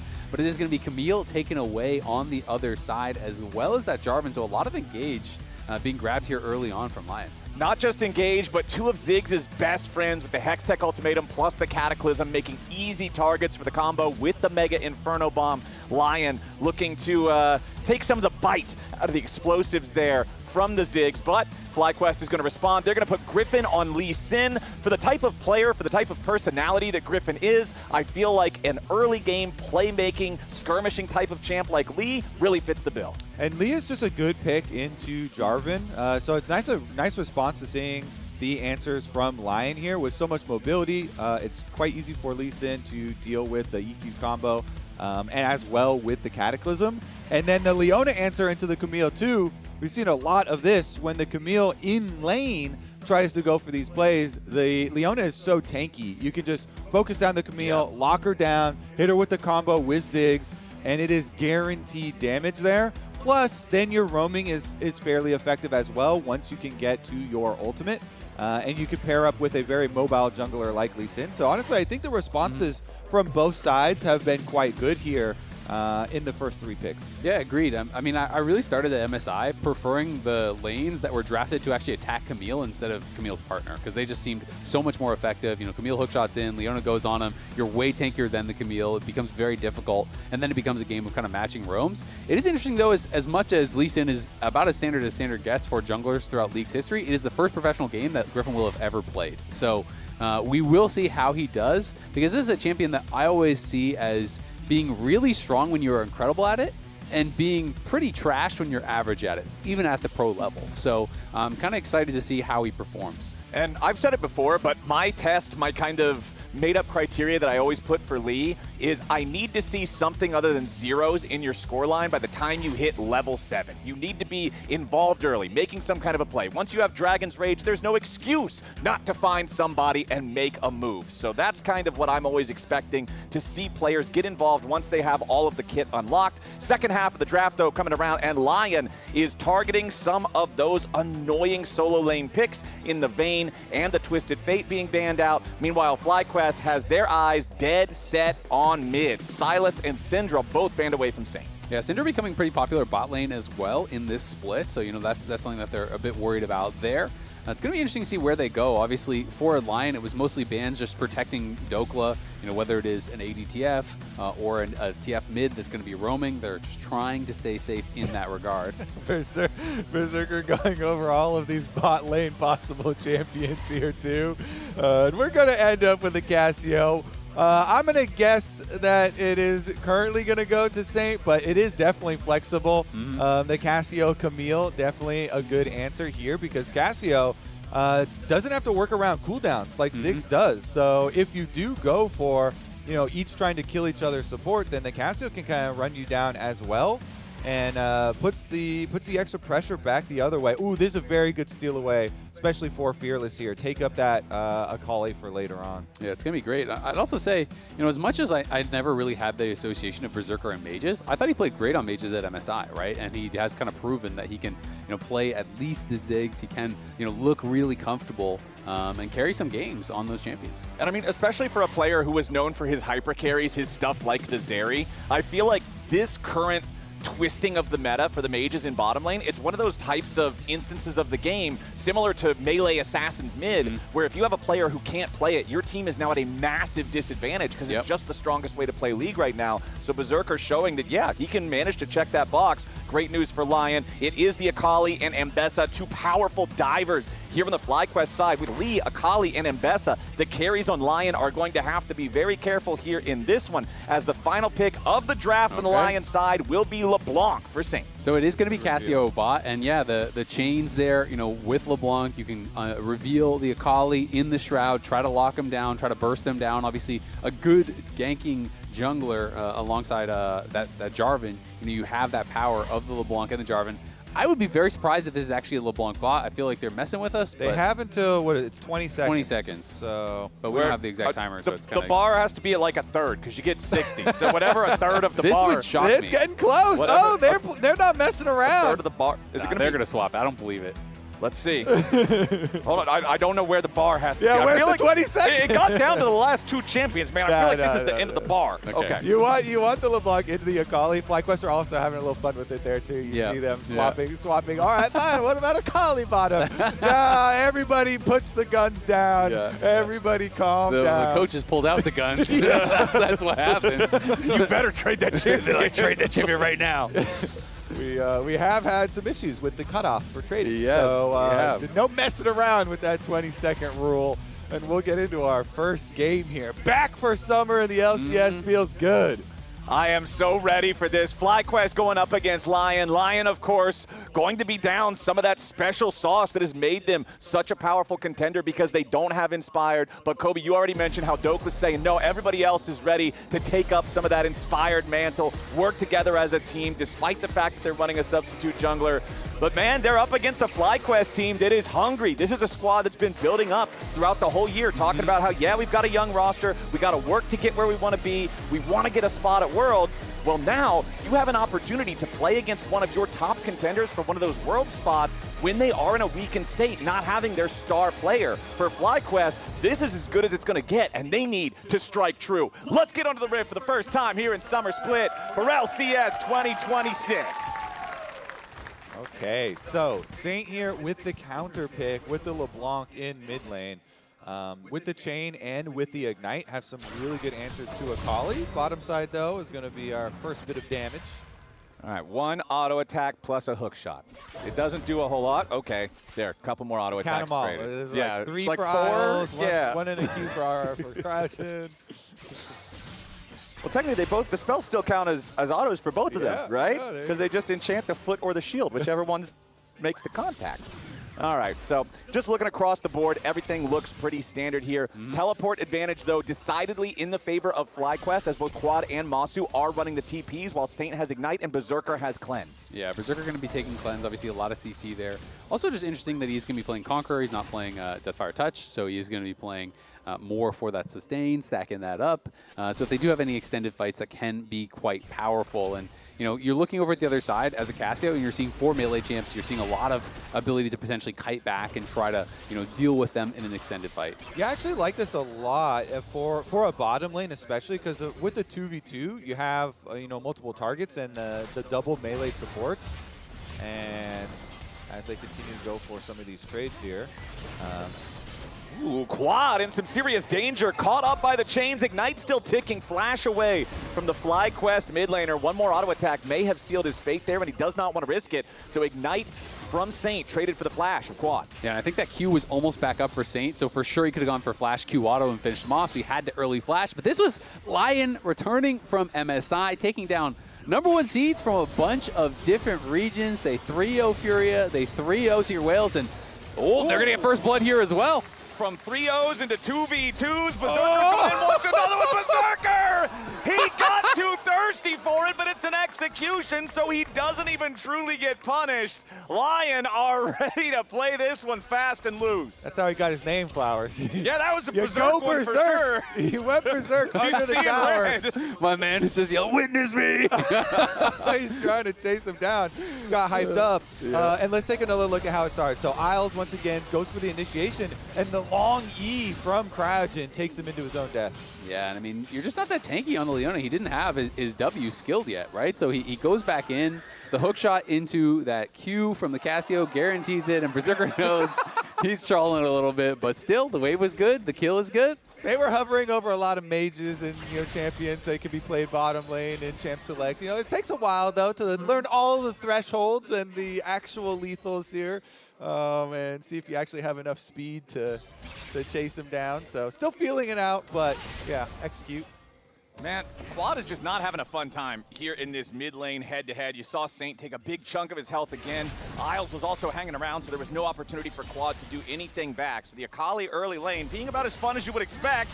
There's a flash coming in from Saint. Wants more auto attack to turn it around. It's a 1-for-1 thanks to the turret, but now back in the mid lane, Isles has to get away from Griffin. The Lee Sin going in for another kill. Wants to try to give FlyQuest the advantage here in the resonating strike. Finds its target. Griffin ties up the game. All right, the jungler versus support matchup here goes the way of Griffin. Not necessarily a fair one there, as Isles was toying around and trying to get vision deep in the jungle. And now another scrap, Flowers. Yeah, Berserker's coming in after Masu. One more Twin Fang finds the throat of Ziggs. And that's another kill going to Berserker. 2-1-0 here with the Cassiopeia. I love it. Everybody's back and we're limit testing. Everybody's hands checking each other. And the Saint one, by the way, was super worth it. That mid lane dive they did there were so many minions at the tower. Yep. So he did not hesitate to flash and push Quad even further back. But now we're on another roam. And we're going to continue to keep the action. All right, the ganks just keep coming. Gakko's stunned up by the hook shot. Dokla going in. Gakko's flashing back underneath the turret as Armeo wanted to help make it a 3-man play, but instead he's going to be found in the enemy jungle as Griffin and Cryogen coming around looking to turn things back on the Jarvan. Armeo down to 350 HP. Not quite enough damage to kill him just yet, but Griffin finally gets it. Now Isles and Dokla going in for something more. Meganar finds a target onto Cryogen, and a level 3 Leona will not survive the burst from the LeBlanc. It's a 1-for-1 trade when the dust settles up here in the top side, but down in bottom lane, Berserker is still going after Masu. Another noxious blast. The wave built up in favor of Berserker, ready to crash that one in. Yeah, really good plays here from Lion, just pressing across the map. Even though Armeo dies, top lane play still good. And, oh, Masu. Oh, Masu, one more Twin Fang. Berserker gets it, and he's not even going to get executed. 22 HP, not even close. He's calibrating. He's calibrating. Yeah. He's got it downloaded. The first one was just the, oh, wait a second now. We're going to have a fight over Crab too. Isles is joining, but the Crab is already down. So the fighting will have a little bit of a break just for now. But Berserker's just been destroying on bottom side. For Masu at the Ziggs side of the matchup, you want to keep your range. You only want to try and CS and get very small little bits of poke damage. Cassio, when Berserker closes the distance, he's got the speed on you now with the poison already there and just murders him.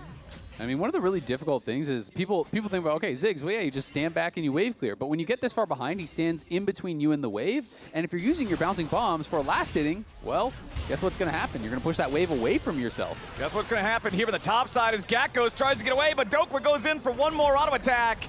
And Isles, with his Camille sharpened freshly from the whetstone of MSI, finds another play here in the top lane. So, Lion's strategy with Inspired not here is just to everybody fight all the time anyway in your own lanes.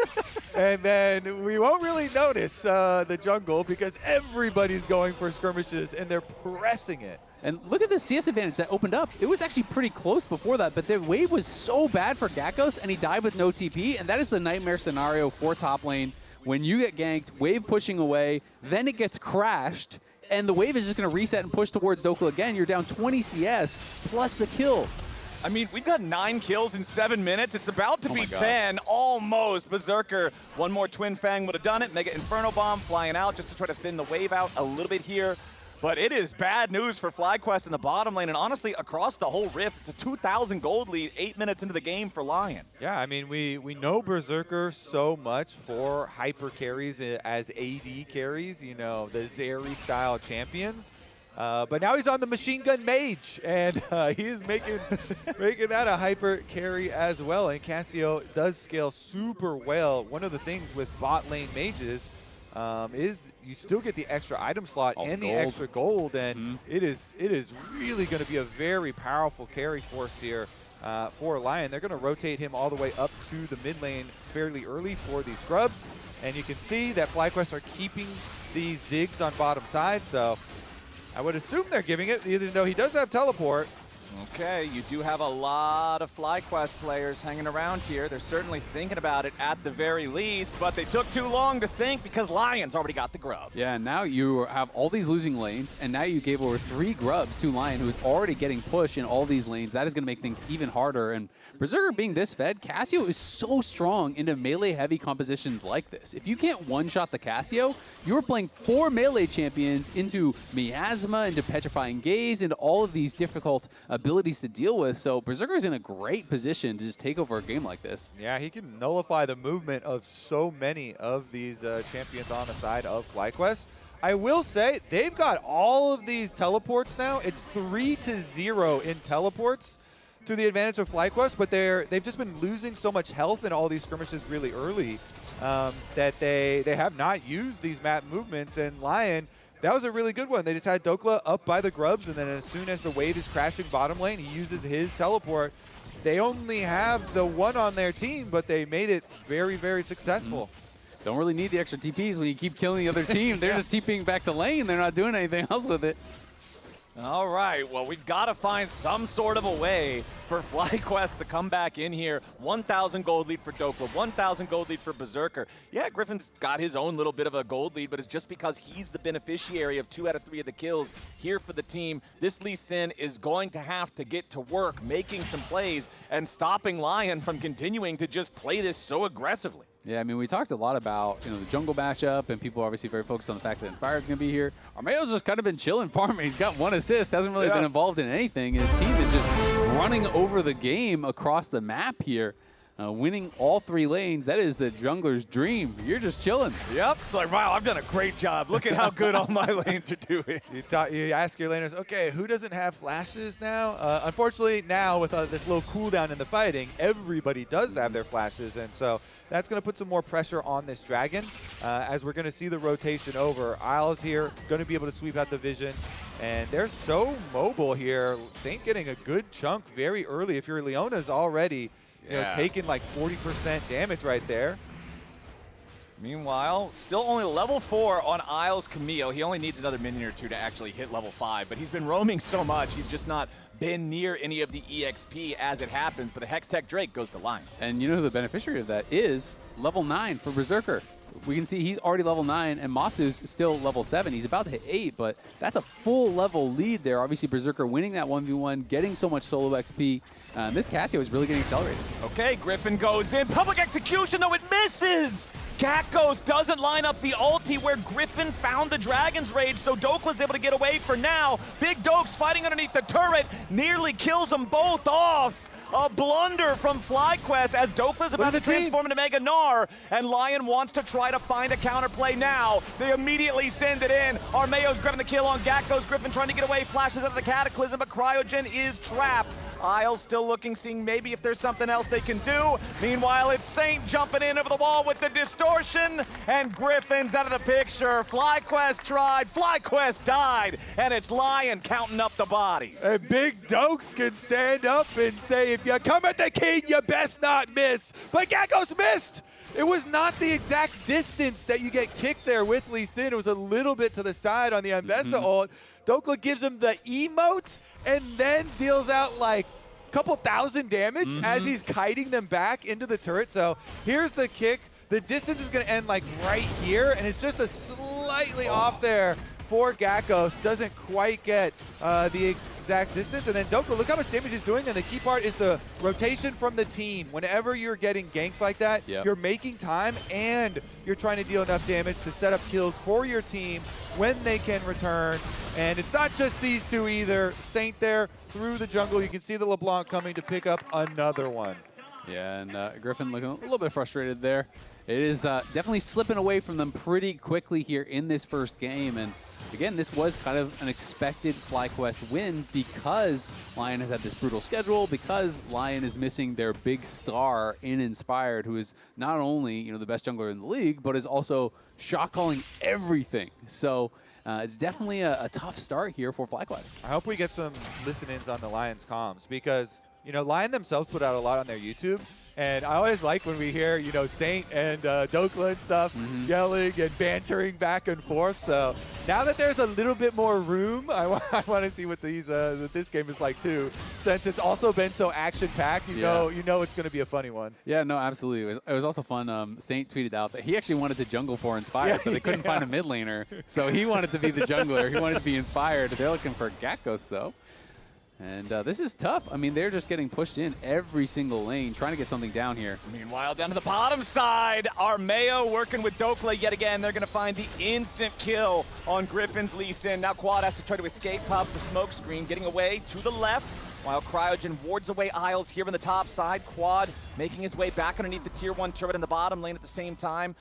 The solo laners from FlyQuest trying to defend here at these tier 1s, but with Quad's smoke having already been used, he knows it's so dangerous to try to stay underneath this tier 1 turret. Saint continues putting the pressure on in top side at the same time. As Gakos jumps in, just clears out the wave. Saint staying safe, has Isles right beside him. Dokla's gonna get everything but the last plate here on that top side turret. And it's just more and more and more for Lion. I mean, the craziest thing is they're up almost 5K and they don't even have first tower gold yet, right? So they're going to be able to cash in on that almost guaranteed as well. I mean, rarely in LCS do we have the objective bounties this early. They can turn on at 14 minutes and we're barely past 14 minutes. Lion have done the slamming already, so let's see. The slamming. The slamming has occurred. Now let's see. You heard the man, Flowers. All right. Did he stutter? Observers, could you pan over the bottom lane tier 1 turret for me real quick? That stupid ward is in the way on the mini-map. The other one. I want to see if there's any plates taken on the Lion side turret, because first turret was acquired. Okay. The baby plate. One single plate from the bottom lane turret is the only thing FlyQuest has got this entire game. And I will say, that baby plate sometimes just gets taken by minions. Yeah. You know, it's a pity plate. It's like really when you're playing video games with your kid brother and you give him the controller, it's not even connected. He thinks he's in the game. Well, they can mash that button as much as they want. The character ain't gonna jump, because right now it's Lion, the only ones making any decisions here on Summoner's Rift. 5,500 gold ahead, 15 minutes in. They got themselves the grubs. They got the first dragon. They got the Herald now. Next dragon's gonna spawn in 15 seconds. FlyQuest is trying to set up around the area. Griffin at least should be able to take this Scuttle Crab before Lion can do anything about it, but I don't see Lion just letting FlyQuest do this. I think this is a good time to remind people that Lion are top 3 team in the world There you right go. now. Yes, sir. There you right go. Now. Yes, sir. So they're looking like it as well, even after all the travel that they've done, coming back here and bringing in Armeo. You know, Armeo, yeah, he didn't have to get super active early on, but he still had a good EQ flash play on the bottom side down there. And yeah, he may be a little rusty, he may have been playing, you know, top lane and stuff, but he's doing just fine, just great in this. Well, I mean, honestly, when you're in a game and all your lanes are winning, you just need to not mess it up, right? You don't need to do anything crazy. Exactly. Show up to the objectives, play with your strong members. You don't need to get fancy here, no matter who you are. You know, you have been gifted this position where all the lanes are winning. Dokla's now 2.6k ahead. He is ridiculously strong. And Berserker's going to be a problem too, so it's like you have to kill Berserker somehow, but you have to fight through. Thinkard looks catatonic, man. He is not among us He's less anymore. than impressed with the performance so far this game, I think. Well, Lion also, like, Griffin jumps in over the wall to potentially steal the dragon. Normally you see teams like respect Lee Sin's ability to do that. They're just like, nah, we're not going to stop DPS, not slow DPS, just burn it down. We don't care about this guy. There is absolutely no concern in the Lion ranks for anything that FlyQuest can do right now. Yeah.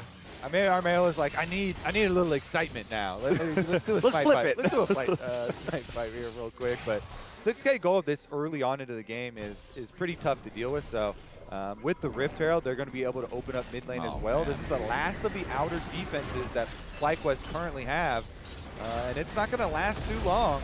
6K is bad, but 7K is worse, Mr. Kobe, and it's going to get closer and closer to that as the Herald makes its charge. They do manage to stop it from taking the entirety of the turret. Scryer's trinket placed down over the wall, immediately cleared out by Saint. Dokla jumps in for the Mega Gnar, immediately wallop, boulder toss, the whole combo thrown at Quadzakali. He hides in the smoke to stay alive, but with 1/3 HP left, he is not feeling comfortable against the Gnar.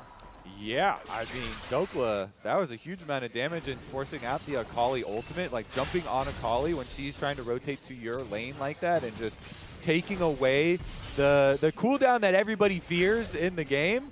I mean, that does not bode well for your comeback potential because FlyQuest, they have to build their comeback slowly, and you need burst damage to do that because you have to focus on getting a bounty off of, you know, this Lion team.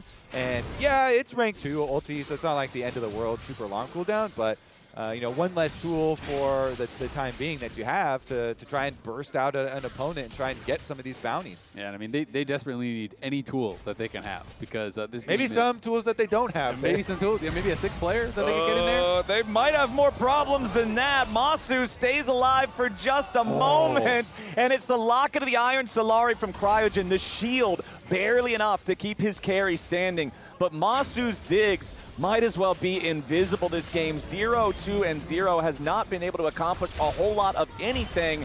Isles immediately popping the hook shot right back into Gakgos as the FlyQuest top laner is nearly instantly killed from Saint's burst. Nobody dies on either side, but for FlyQuest, man, this is so scary. I mean, I like Saint's movement, but here we go. Nice play. There we go. That's what you guys are talking about. If you want to get back into the game, it's a long road, and it comes from picks. That kind of a pick right there. Cryogen with the Solar Flare, followed up with a public execution.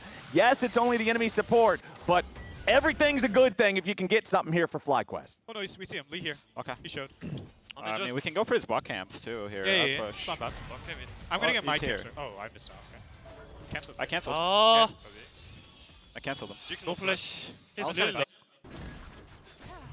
I like it. You know, they are all filling in and making plans, and Dokla talking about we can go for the bot camps here too, and you know, Lion definitely still on point. Okay, Saint jumps in. A lot of burst onto Cryogen, gets about 75% of his HP. Isles hopping in, forces the flash from the Leona back over the wall to safety. Another summoner spell down for FlyQuest just to survive. Yeah, it's very interesting as well that Saint is actually going Cosmic Drive. Not something that I really ever see. It's almost always, from fed positions like this, going in for Shadow Flame and more flat pen. But it does give him, a little bit more survivability, a little bit more mobility to kind of dodge in and out against all these melees. And I have been very impressed with his range and with his movement so far in the game. It does seem like he's making the most of it. He's sticking in range for a lot of these tethers as we have Dokla. Oh boy, yep, Masu immediately in some danger, tries to get at the right angle here for his satchel, wants to jump over the wall into the safety of the chickens. But no chickens will be found. It's Lion, the ones eating good. The Zig's dead again. The punish onto Masu. How dare he step out close to the midpoint of the map as Dokla just goes right back to stealing away camp. If Griffin tries to fight over this big Krug, he may just die. The kick away onto Isles isn't going to matter. Armeo swoops in, Dokla gets the kill, and Griffin doesn't even get the Krug. Dude, Dokla is an absolute monster, man. This guy is a beast. He's taking your Krug, he's taking your life, he's 2v1ing people. He's not done. It's Berserker and Dokla getting another kill. The jungle is not even safe. He was 5 yards away from his base walls, and Cryogen just died. Yeah, those are Dokla's base walls. He's thinking that too. My man's up almost 4K at this point.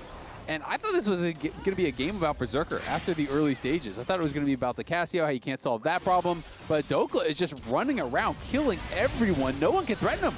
Ooh, and right there, Saint grabs another one, killing spree onto Gakko's. Quad tries to catch up to LeBlanc, but it just ain't going to happen because here comes a TP. Big Dokes making his way back down into the bottom lane, and Quad has got to be careful. Dokla has the shield from the empowered teleport. He's got Hysterics plus a Negatron cloak. Quad has no chance of being able to kill this Gnar, mini-form or not.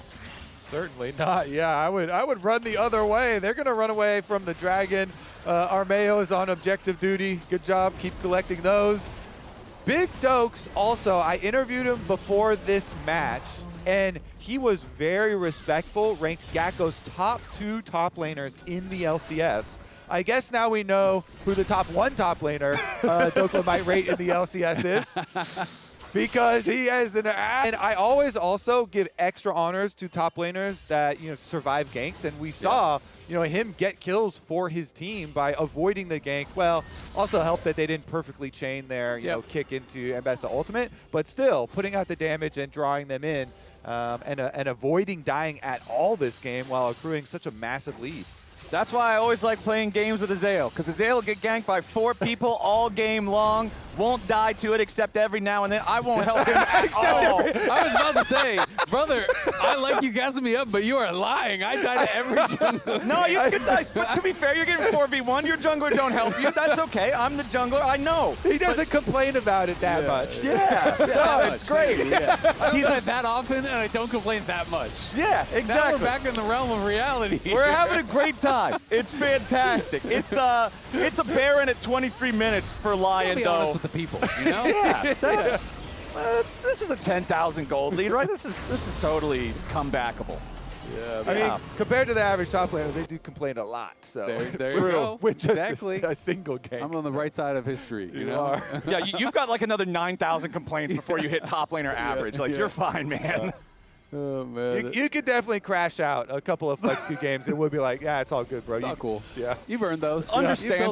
You built that up, It's like you save it up. Like re-rolls in A-Ramp. You crash outs for top lane. You get one every once in a while. You've got them banked at this now point. Every 3 times you play against a Vayne, you are obligated to crash out at least once. Now I'm looking forward to Azael's next crash out. Now it's going to be epic. This will be. He's building it up. Yeah. They made the announcement that the classic Go for Lols are happening soon. So there you go. You could play some classic Go for Lols, crash out a little bit, have a top lane experience. Masu's having a mid lane experience right now. Saint just continues jumping forward, being as aggressive as possible on this LeBlanc. You guys mentioned the Cosmic Drive earlier, and it just means it's that much more frequent with all the ability haste that he can constantly go in for these plays. Gakkos' public executions have not been good this game, and Berserker ought to just be able to outplay him and slay him here as Dokla's going to be under pressure from 3 down in the enemy jungle, tries to flash away, keeps himself alive, getting away from Sonic Wave. Dokla still hanging on down here. Everything FlyQuest tries, it's just not enough. They're too far behind in the game. Gakgos dies up in the top lane. Dokla survives down in the bot side jungle, and the Lion pressure continues. They've still got this Baron for another minute and a half. Yeah, I mean, Berserker just chases him down so easily. As soon as the ult misses, the Rylai's slows are just never going to end. Every Noxious Blast he hits, he gets the move speed, you get slowed down, and it's an easy chase down there as Lion. This one is just not even close. It doesn't feel like FlyQuest have been able to even find plays to attempt because Lion are constantly in their jungle on both sides of the map. They see everything that they are doing, and it feels like it is only a matter of time before Lion take this first game. I'm feeling pretty good about our power rankings because at the beginning of the day, the producers were like, oh, just so you know, these are going to be regular season, so we're taking into account that Armeo is going to be sub for Lion, and I was like, I'll leave Lion at first place. You know, we'll see how it goes, and it looks like they are staying there. It's looking good. It does. Yours is looking a lot better than mine. I have FlyQuest above them. That's I'm currently in the sinking ship. It's just one game. One game, okay. you know? Yeah. Okay, we'll see. But we've got a lot of time to overreact. There's not a whole lot in the game. Yeah, it's definitely React content now. Okay, well, let's see if FlyQuest can react to the push from Lion, because honestly, if Lion gets a clean engage here, they should just be able to end this game very, very soon. 13,000 gold lead. They're at soul point. Saint jumps in, flashes back away. The solar flare aimed at the distortion return point would have potentially given FlyQuest an angle to try to engage on the fed Lion mid laner, but Saint avoiding that, feeling good for now. Quad trying to wrap around through this left side flank, but the mid lane tier 3 turret still eating a lot of damage. As Cryogen loses half HP, not going to find a target. There with the E, over the wall comes Gakgos, public execution. It's not going to do a whole lot here just yet, but Saint is finally going to get shut down by Mazu, but FlyQuest health bars are just melting. Even when they finally get something, Lion gets more. Quad gets a shutdown. Berserker finally dies, but Dokla's ready with a mop and bucket to clean him up. FlyQuest finally finds a couple of kills, but they lose 4 in the process. Gakgos teleporting to the Nexus turrets just for the shield to try to defend, but he's here in a 1v3. Isles goes in for the hook shot. Armeo's ready to follow up with the EQ combo. Isles still staying alive. Dokla needs a little bit more damage, and he should be able to find it. One more boulder toss ain't going to get the mark, but the crunch does. Ace for Dokla. That is a dominating game 1 from Lion, maintaining their form from MSI and trashing FlyQuest here in this first one. Lion are picking up right where they left off in the LCS, and that is in first place. They're the only undefeated single game victory team in summer. You love to see it. It's a hell of a stat, sir. Go ahead and let us know. Who is your player of the game? Spam the chat right now. Let us know who you think popped off. Honestly, this is a tougher one than a lot of the games might be because Berserker had really good performance, Saint had really good performance, Dokla obviously had a really good performance, Isles was all over the map, and Armeo, for a guy who's subbing in, who hasn't played for a while, who's been playing top lane, there were no big weaknesses there. He did what he needed to do. Lounge, how do you feel about that one? Big dose! Yeah! Are we really surprised? Top 3 team in the world is able to do this to FlyQuest. That was... Raz is probably pretty glad he flip-flopped. Yeah, I'm very glad. Let me further flip-flop into a 2-0. You're doing backflips now. You're leapfrogging over it. There's a lot of flips. There is something incredible about Inspired always telling them to play slow and go towards their win conditions, and then as soon as the substitute teacher is there, who like doesn't have a full teaching degree and is just kind of there to put on a video. Paper airplanes, spitballs. Everyone goes crazy. They're just turret diving them in every lane. It was amazing. That early play from Berserker where he just dies to turret to try to get the second kill onto Mazu. Yeah, it was very clear that the entirety of this was ridiculous. It was a non-stop. And so they were testing Armeo as a substitute teacher. Oh, you have a soft voice. You're not authoritative. We're going in. No one's there to tell us no. Before this one, Berserker actually executed himself on the enemy turret. It ended up being a really good play because the minions he denied, but look, turret dives in every single lane. Yeah, and one thing I did really like is because Berserker didn't clean up that kill onto Mazu, as you already mentioned. Jat did die to turret, but if the wave was still in a good spot, he was in such a great position. Isles then immediately spread his influence top. They're diving every tier 1.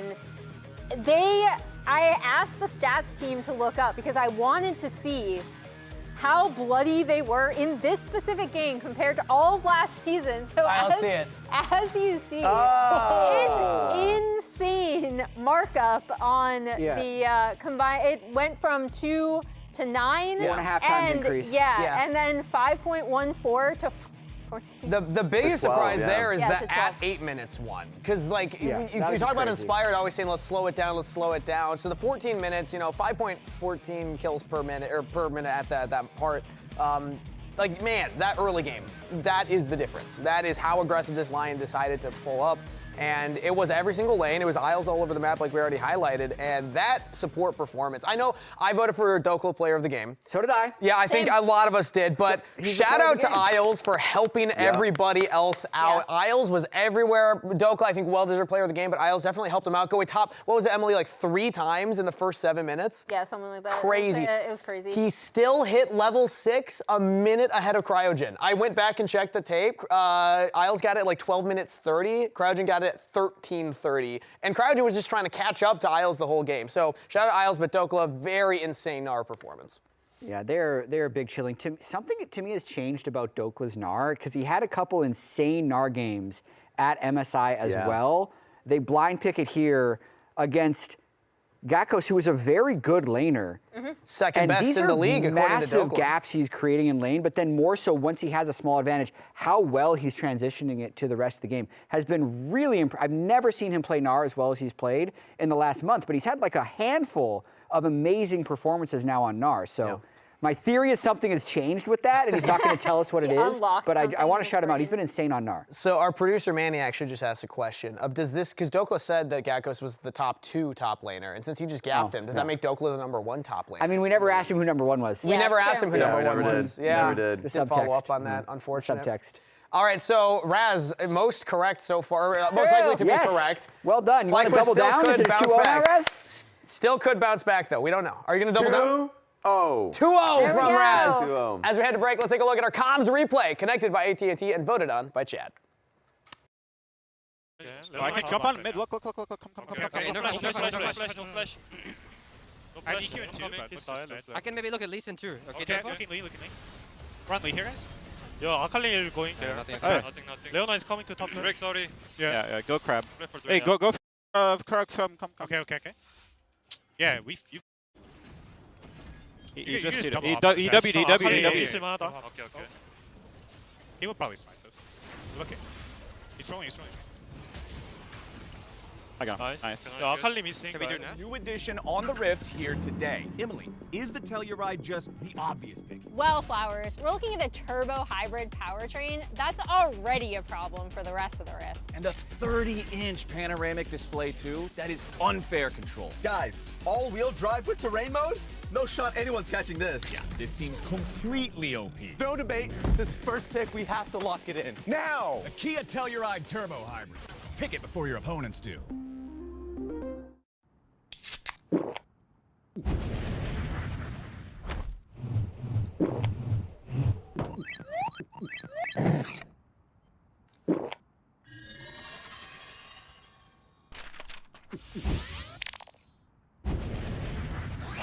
Red Bull gives you wings. Rich in the ground before Dub can even get there. In time to try to knock out as Impact gets burst. Don't feed. Knocks him down. Get fed. Scan the QR code for deals only on Uber Eats.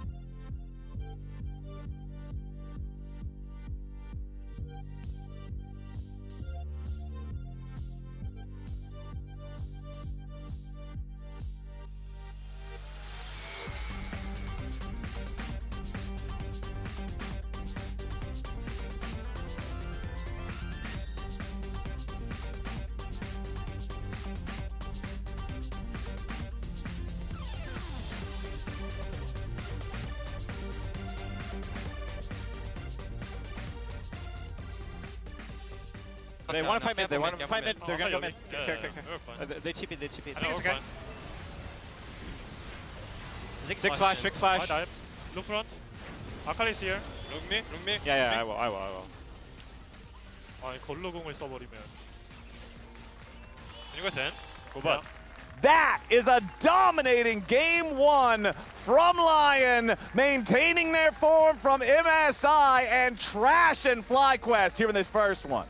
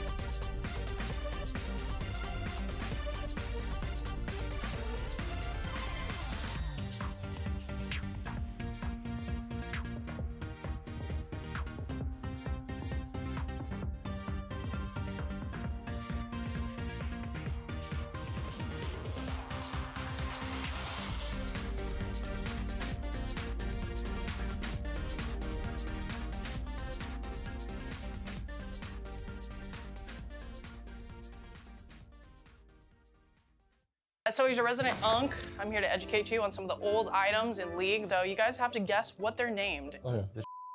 Okay, first item. I forgot. Lantern. It has a name in front of it. Do you guys know this? No, we call only lanterns, I don't know. Starts with a W. Wandering lantern. No.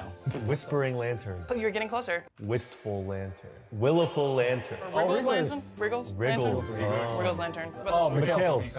Very good. That was got it easy. first. Okay, this one. I know this old jungle item. It was AoE like smite. Wait, Monster, you didn't play that season, right? I did, but I don't remember this. Wait, Kako doesn't know everything. Right. Ranger's Trailblazer. Athene's Unholy Grail. Yeah. Now. Bang! Very good.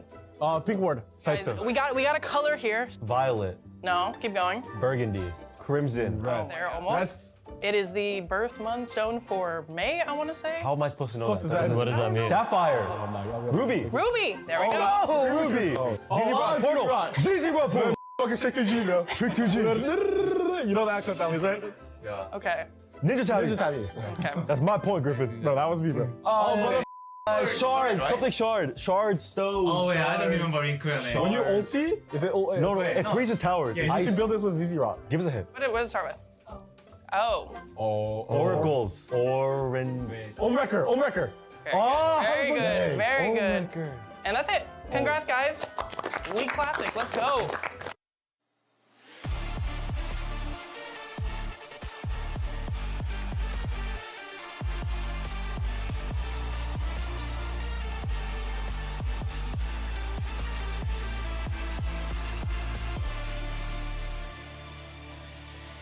Welcome back to LCS Opening Week presented by MasterCard. It's best of threes, it's single round robin for our regular season. So this is the showdown between FlyQuest and Lion to get it all kicked off. But this showdown, well, it wasn't much of a show in game number one. It was more of a beating. Lion owning everything across the map, winning in all their lanes, constantly hands checking their opponents and coming out on top. It was a dominating victory over FlyQuest in the first game, so FlyQuest have got to bounce back here in the second. Yeah, every single lane is going to have to bounce back, so, I mean, they're definitely going to switch up the champion select, but it's going to come down to play better. Yeah, straight up. I mean, you can't have 3 losing lanes and expect to win against a team of this caliber. It's just not going to happen. All of their laners were losing, and the plays that Lion made just worked out so much better. This game snowballed out of control very, very quickly, so we'll see if FlyQuest can just shrug it off, mentally reset, and lock back in here for this second game. All right, FlyQuest choosing last pick, Lion choosing blue side. So let's go ahead and see how it shakes out. Important to note that even though FlyQuest chose last pick, Lion is still choosing to ban the lockout for themselves, which means they do not want to prioritize it as a first pick option. They will also ban out the Galio, while Nocturne and Ezreal are banned by Fly. Yeah, I mean, they were playing tournaments, traveling around a lot, so maybe not invest too much They probably time. don't even know what he does. I have his time. abilities pulled up here on this monitor just in case somebody picks him. I don't know what they are. He throws nails, and then he autos you for all of your life. Yeah. Okay, fair enough. The grenade is just for style. Yeah, that's for the executing style. Auto attacks you and you're dead. You can pick that up later too if you want. And anyways, we'll wait until we actually get him into the game. But let's focus right back down here because the Ezreal banned here as well, and the Ziggs and the Ezreal are kind of the two most safe and most played, over the last basically month of bot lane champions here. So we're going to follow it up with the Seraphine ban as well to kind of block Ashe Seraphine. So Jace and Ori are the two kind of conspicuously absent from the ban list in my mind, with the addition of the Galio and the Seraphine. So we'll see, is it just going to be a first pick Jace here for Dokla? And what angle do they want to go with this? Because it feels like I was trying to kind of think through, what the Galio ban would be setting up for, which that was the one that I wasn't as sure about, because normally you see that as an answer to things like Rumble, sometimes, but more recently like Akali and melee champions that are kind of evasive, but some of the best champions that you want to play into were already played last game, so that one threw me off a little bit. But Jay seems pretty standard. I think we are probably going to see like Vi Orianna or something along those lines as an answer, because I don't think you're going to want to give over both the Jace and the Ori. Nerf lock again. Get him. He's probably going to need a couple of those couple taps to knock him down. Couple more of his own nails to seal the coffin. Yeah. Well, we will have the Vi locked in, go. but instead of the Orianna, it will be that Syndra that you mentioned in the previous champion select. Azale has been becoming more popular as a bottom laner, too. Yeah, exactly. It has been getting played bottom lane quite a bit, mid lane quite a bit. So it does have a lot of plays, globally around the world, 40 mid lane and 19 bot lane so far this split. So okay, so 2/3 split. Exactly. But definitely could be going either way. And both teams looking like they are going to pass up on that Orianna for now. I thought it would have been the Orianna alongside that Vi, really get that engaged. But of course, you can do similar things with the Syndra, setting up with the Scout of the Week or following up on that Vi ult with Scout of the Week and trying to burst someone down. And then this response from Lion is good because it works either way. Even if you rotate Syndra bottom, Victor is very good generalist.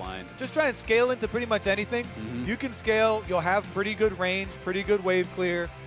Look to scale up and get some stacks yourself. And then they're getting Armeo onto Xin, which is a very good matchup into Vi, especially early on, and does allow your jungler a lot more authority too. So if they've got some solid lanes to play around again, then the Xin does get to kind of dictate some of the early objectives. Yeah, absolutely does. And I always feel like Xin works well into champions like Syndra, where the Syndra wants to try to move in and follow up, and it's difficult to get past him with that crescent guard.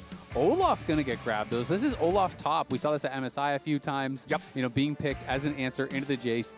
Can be pretty hit or miss. If you can get ahead, if you can get those kills early, it really can look good. But if the Jace is able to, just play Storm Raiders and avoid some of those deaths early, it can become pretty difficult, I think. And I also like, considering Lion is playing with a substitute jungler, with someone who has been playing more top lane recently compared to his traditional jungle main role, I like the fact that they're putting him on these simple, staple jungle champions like the Jarvan, like the Xin Zhao. We're not getting flashy, we're not getting crazy, we're not having you play anything that you've really got to be dialed in to know how it works. These are just very reliable champions. I like that there for Armeo. The Olaf into the Jace matchup is very interesting. Second half of the draft coming up, though, as Vayne is the first ban from Fly. To me, the Vayne ban shows that they still think that the top lane might not actually be picked, because there is possibilities of flexing things really around. Victor has been getting played bot, so Victor could go bot and Jace could go mid, and you could try to do a cheesy counter pick into this Olaf. So I think that is their concern with this Vayne ban. I don't think you're worried about, Lion, Vayne, bot lane, that type of situation. So usually not feared. Exactly. So it is interesting that they are still concerned about the fact that even with Jace Victor, that top lane might not be actually picked, and that the Olaf could still get counterpicked. And that is some of the power that I think Lion has, because they have a lot of flexible players. You have to be worried about all of these scenarios. Okay, we've got the Bard banned out by Lion. They do not want to have that extra pressure onto the side lane when you're going to be playing something like a Jace. Meanwhile, on the other side, the Pyke ban from FlyQuest shows that they respect the Isles Pyke. He has earned the ban status here in this first series of Summer Split. Yeah, I mean, he was popping off at MSI. Really big performance on the champion. So let's see, though, because this does put a little bit more question on the reveal for the bottom laners.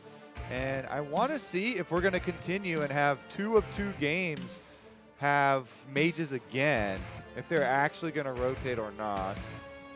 All right. We'll see here. FlyQuest, they know that if they lock in the AD carry or the bot laner, then that's going to give it away. Okay. But if they lock in the support, it still keeps their opponents guessing on where Syndra is going to go. So although support is normally saved for last to get the support counter matchup, since they dictate so much in lane, because of the current state of Mage's bot, they instead want to keep Lion scratching their heads on where Syndra's going. Yeah, exactly. And I mean, if you let them know for sure where things are going, then Lion has full info to flex things around on their 4-5 here, right? So they could put a different top laner top. They could move things around, but they don't know what the matchup is still. So that makes it a lot more difficult. It's going to be Volibear. How do you feel about Volibear versus Olaf? I mean, I feel like that's the one where whoever flinches first loses. Just got to click the other guy and stay Close your eyes and start right-clicking. And I would say, that's how I like to play. if I'm the Volibear and I have Xin on my side, I'd never flinch. So if my jungler is the Xin for early, I feel like that should be Lion positive. Zin's like your hype man. He's keeping you confident. Yeah, exactly. That's your boy. This, bro. Take that all in. Because as long as I don't get hit with a full charge, or my Xin doesn't get hit with a full charge Vault Breaker, we're going to win that. And post level 6, support Shen. That's going to make you feel pretty comfy too. Yeah, there you go. Xin for the early, and then Shen ultimate for the later. I like that. And even early on in MSI, when Isles is Camille and Pyke, we're having a lot of fans feeling a little hesitant. His Shen was showing up from the start. I feel like Isles on the Shen, very, very powerful, especially when you consider champions like Olaf, who need a lot of auto attacks. The Spirit's Refuge can do a lot, but the final pick of the draft for FlyQuest is Sylas for quad. How are we feeling about the value that he gets from the ultis he can steal? Because I feel like Shen and Xin Zhao are both huge value ultimates. Yeah, they are really, really big. I always hate to see Sylas when I'm playing Shen because I just feel like he's just getting more out of this ultimate, which can be really, really powerful to steal. Volibear's whatever, Victor's kind of whatever, but I do think there's a couple good ones. Crescent Guard can be really powerful. The Stolen Stand United can be very, very powerful. And it is going to be that expected Victor bot, the Jace mid, and that Volley top. And the question becomes, how much are they going to flex around in bot? Are we actually locking it in with this? Because now it's down to 20 seconds. So all right, it looks like it is going to be... Masu's going to take the Sylas. Sylas versus Jace as well. So the Jace went bot too. So that was actually pretty unexpected for me. I thought it was going to be This is kind of crazy. This is really crazy. I think they're both kind of trying to guess where each other are going, looking for specific matchups.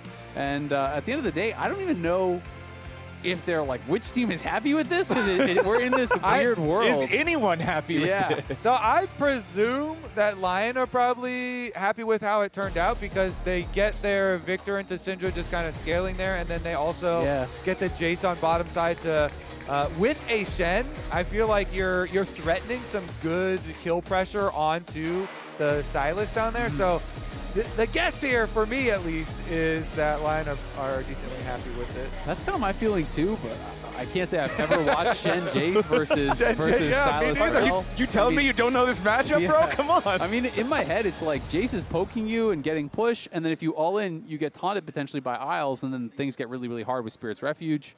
Dokla is playing Ignite, Isles is playing Ignite, Cryogen's playing Ignite. It's double combat summoners across the top lane. This is going to be spicy. I think that Lion are going to win both sides then, because if you have Ignite for Volibear, then you for sure are going to have the confidence, to bully top, and your junglers are going to get pulled everywhere. Everywhere, like both sides should be volatile. Top lane as well as bottom lane should be opportunities because Sylas is going to have to use up health to be able to get minions.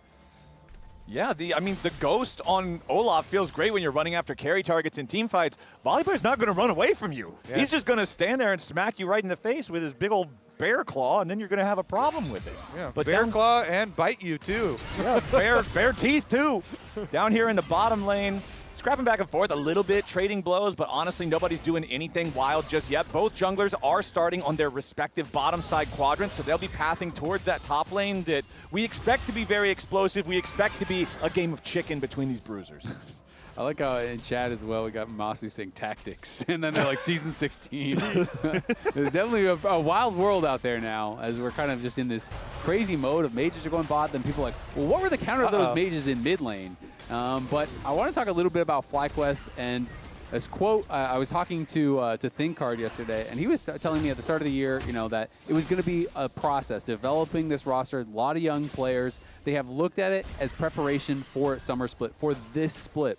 And that is where the expectations start to change for this roster. He told me point blank, they're going to Worlds. They're going to qualify. He believes that. The team is confident in it.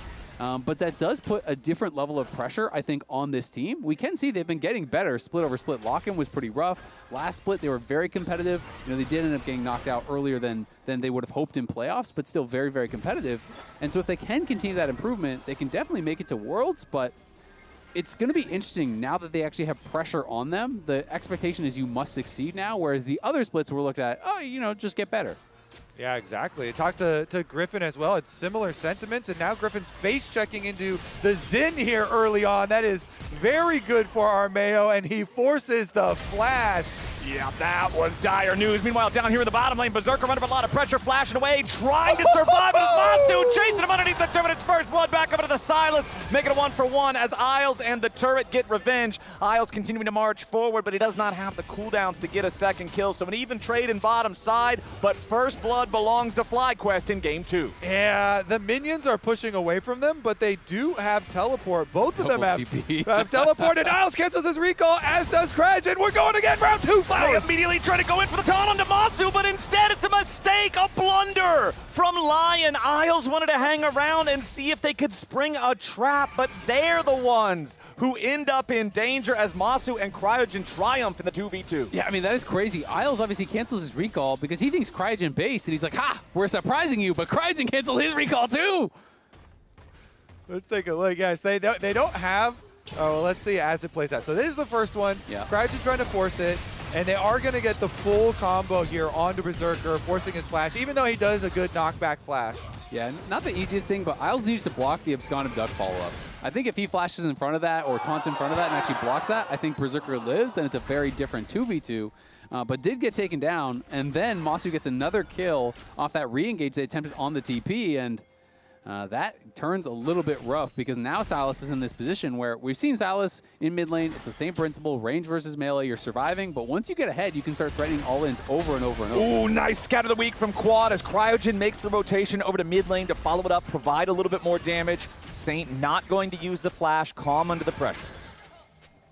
Okay, meanwhile, without all the cameras on top side, because all the action is bottom side too, the Ignite Volibear here is being able to get the push out, did get the bounce back, and we've got another wraparound gank. Yup, this is trouble for the Lion bot side duo. Remember, there's no flash available on Berserker. They are immediately going to go right in after the Jace. It's all too easy once Griffin shows up. Berserker is dead for the second time as Isles can do nothing to try to save him in the 2v3. FlyQuest having a much better early game. Tactics, it's just bot lane tactics here, baby. You got a bot lane Silas Rel combo. Go gank, keep the action going. Not looking for CS, looking for kills, and now they're starting up the dragon. Yeah, you can tell they're having some laughs about it too. Quad, when Berserker died, is just spam pinging Jace dead again. Well, the dragon is not going to be a legal maneuver here as Dokla jumps in after Gak Ghost, doesn't commit his own ult, but forces out the Ragnarok. And now that Olaf, who's been on the back foot in this matchup, well, he's on his butt at this point. There is no way for him to try to stand and fight no ulti against Volibear ready to go. Yeah, and I believe that wave was pushing away from him too. That is a rough spot versus Volibear that has Ignite. I mean, this is why it's so popular to go for these matchups. And so you got to send reinforcements.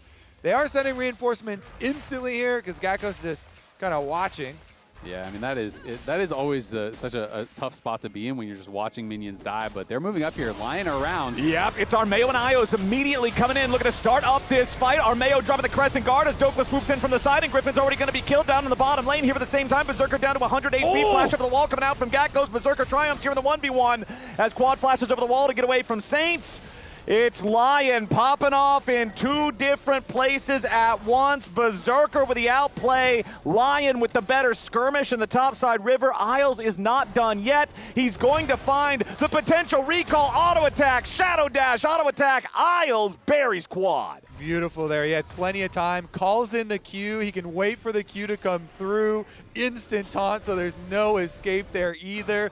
And hey, let's just get Berserker more 1v1 time. I think that's the name of the game. Him versus Masu in the 1v1s have been incredibly, well, and the first game was very one-sided. This one was very close and very exciting. Honestly, I thought Berserker was dead. He had, I want to say 5% or less HP, but Masu is still level 5. He hit level 6. He had that level up, had the experience advantage. Obviously, Jace not getting some crazy ult, but you still are getting stats. You're getting additional damage from that.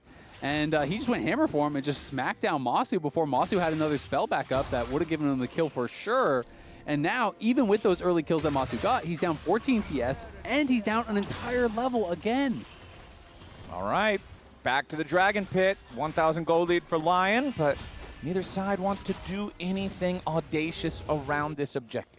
And Masu, with his first Sylas steal here, goes for the Shen ultimate, which could be very interesting considering he also has teleport. So they have double teleports plus a stolen Shen ultimate. And Isles doesn't have his yet, and he's under attack in the pit. Yep, that's only a level 4 Shen trying to get away here as Griffin uses the ulti. He was thinking if Isles tries to shadow dash over the wall, I can follow him here with a cease and desist. Isles waits though, and now he's going very far behind enemy lines. No help is coming. Quad should be able to take this kill, no problem. Goes ahead and commits the unleashed power.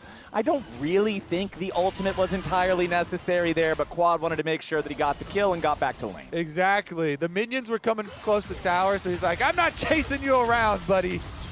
I mean, that was really nicely done. This is that 1v1 back earlier, and I thought, when I looked down at that point, I thought that Masu had it for sure. Right? That looked so close. That was one auto attack away or, you know, a W coming back up, anything, and he got it. But Berserker just has the confidence to go for the kill, makes the play happen, and that is big for Berserker. Yeah, and it's, again, Berserker here, you know, on one of these non-traditional bottom laners where he's checking the damage, and he's like, all right, I think I go back in right now. I have the burst damage. Topside, though, Dokla. Yeah, Dokla looking to get away. Commits his ulti defensively. Fine with that trade because Gakgos already used the Ragnarok here on his Olaf, so now both top laners just going to equalize back out to a no ulti state for the next minute and a half, somewhere thereabouts, and Dokla loses essentially no HP for the time of the enemy support. Yeah, I mean, that looked very very non-threatening, shall we say, on that all-in. But Cryogen is back, and now he doesn't have it all this time. Let's see. Yep, the first one didn't work, so let's try it a second time. Dokla, the focus of not only Cryogen and Gakgos, but Griffin now also ready to join the party. Dokla has no flash. There's no way out here for the Volley Bear. They give the kill over to Gakgos, and FlyQuest takes the lead in kills yet again. Yeah, Dokla realizes he's dead, so he just focuses down the wave. He's able to finish that off here, but Lion are looking for a potential play. They TP'd Berserker up. They've got 3 top. Yeah, Armeo clearing out the control ward here in the tri-brush. They shouldn't be aware of Isles' positioning, I don't believe. W to stop recalls. Yeah, Armeo steps up, Wind becomes lightning, stopping that recall exactly as you're saying. Cryogen and Griffin making their way up. Berserker looking to put the damage into Gakgos, kill off the Olaf, trying to get back away from the turret aggro. As now it's a finished kill from Griffin. Berserker dies. Armeo, the weak are scattered, and the Xin falls. It's a big overcommit coming in from Lion. FlyQuest sends the whole team and crushes the attack. Yeah, they try to pull off this dive, but Berserker pulled tower aggro. I'm not sure exactly how that happened, but it looked like the tower went straight onto him. As they back out, yeah, it swaps onto him, and Cryogen is CCing him up. He flashes out over the wall, but the ulti was already buffered from the Vine, just turns it into a disaster. Yeah, I mean, and it was, Isles had the aggro, and then he just walks out of range, and he's still attacking for Berserker, so he grabs it, and the collapse for FlyQuest, yeah, he's laughing about it as the Vine came to find him afterwards, but FlyQuest with a huge move. This is big for the series. This is big for them because they already had the Dragon. Now with 1,000 gold lead after this topside play, are going to be feeling much more confident. So this is actually also the first bot Sylas in LCS history. It's only the second in Tier 1 I'm not surprised at all. Yeah, I believe that stat. I believe that too, but second in all of Tier 1, that's pretty crazy. The only time it was actually played before this was Mir in the 2019 OPL, and hilariously enough, Isles was his support. So Isles is the common denominator of these shenanigans. Is the Sylas bot guy. Isles is like, I've seen this before. Don't worry, Berserker. Ooh, I've seen that before too. Griffin making another trip up here to the top lane. They get another kill on the Dokla's Volley Bear. Gakos on the Olaf, closing that gold gap as Quad flashes over the wall to escape a potential play there from Lion. And we heard from the analysts at the top of the day when they were giving their thoughts about the matchup. Jat was saying that, Gakos has looked good on carries. This is a player who can perform on something that's not just a meatball here in the top side. So Griffin really enabling this Olaf to be a terror in the team fights. I like the strategy. And when you play Olaf, you kind of have to play towards Olaf, right? Like, this champion has no fallback pattern. It has no utility. It is run at you, and either I die or you die. You're a ball of stats. Exactly. So you need to get this guy into a good position. He has that first item now completed. And it is going to be tough for champions like Victor and Jace potentially to survive if he can get a good angle and get in onto them with that Ragnarok up. We also know that there's potential of, Rel engaging at the same time, of the Vi ult, of a Stolen Stand United to buff him up and enable him. So there are tools there for FlyQuest to turn Gakos into a demon. Yeah, I mean, their dive is really strong on FlyQuest, so they can continue to push aggressively for Vision to set up for these objectives and then find your flank angles because, as you say, you can't stop a Vi or an Olaf. Like, they literally, they can both go just immune to CC on the engages. And Masu here with the Silas has some pretty decent ultis to steal to go for it and back them up. This play is being scouted by Vision, but they don't care. Yup, they're just going to full send after Berserker. The Jace about to fall. He fights as long as he can, but ultimately FlyQuest get what they came for, 11-5, 1,500 gold lead. They are looking so much better here in the second game. 10 seconds until the next dragon spawns, and the enemy carry is dead, even as it happens. Yeah, it's nice to see FlyQuest battling back here. Even with Inspired, they were battling pretty well back and forth against Lion last split. They did take him down in the regular season. Okay. They were here. They're kind of scared. If you find Jin, it's good. Wait, can we look, guys? You can. I think we can go. I think we can go. I'm going. He use Q. They can be behind. TP. Only TP. I think we can look to one shot and leave. Okay. Do you guys want to fight? We're chilling. Chill. Okay. Chill. They get the kill. Get back to this dragon. I think they can defend this dragon too. Armeo is trying to sneak it away, but he doesn't have the damage. Yeah, this is not particularly quick with just Xin solo DPSing the Drake. Down to 3,000 HP on that one. Nice scat of the week. Dokla loses 1/3 of his HP, but still confident enough to stay here on the front line. Cryogen stepping up alongside Griffin. Now Isle's going to be the target for Masu as the Silas moves forward. Drake control.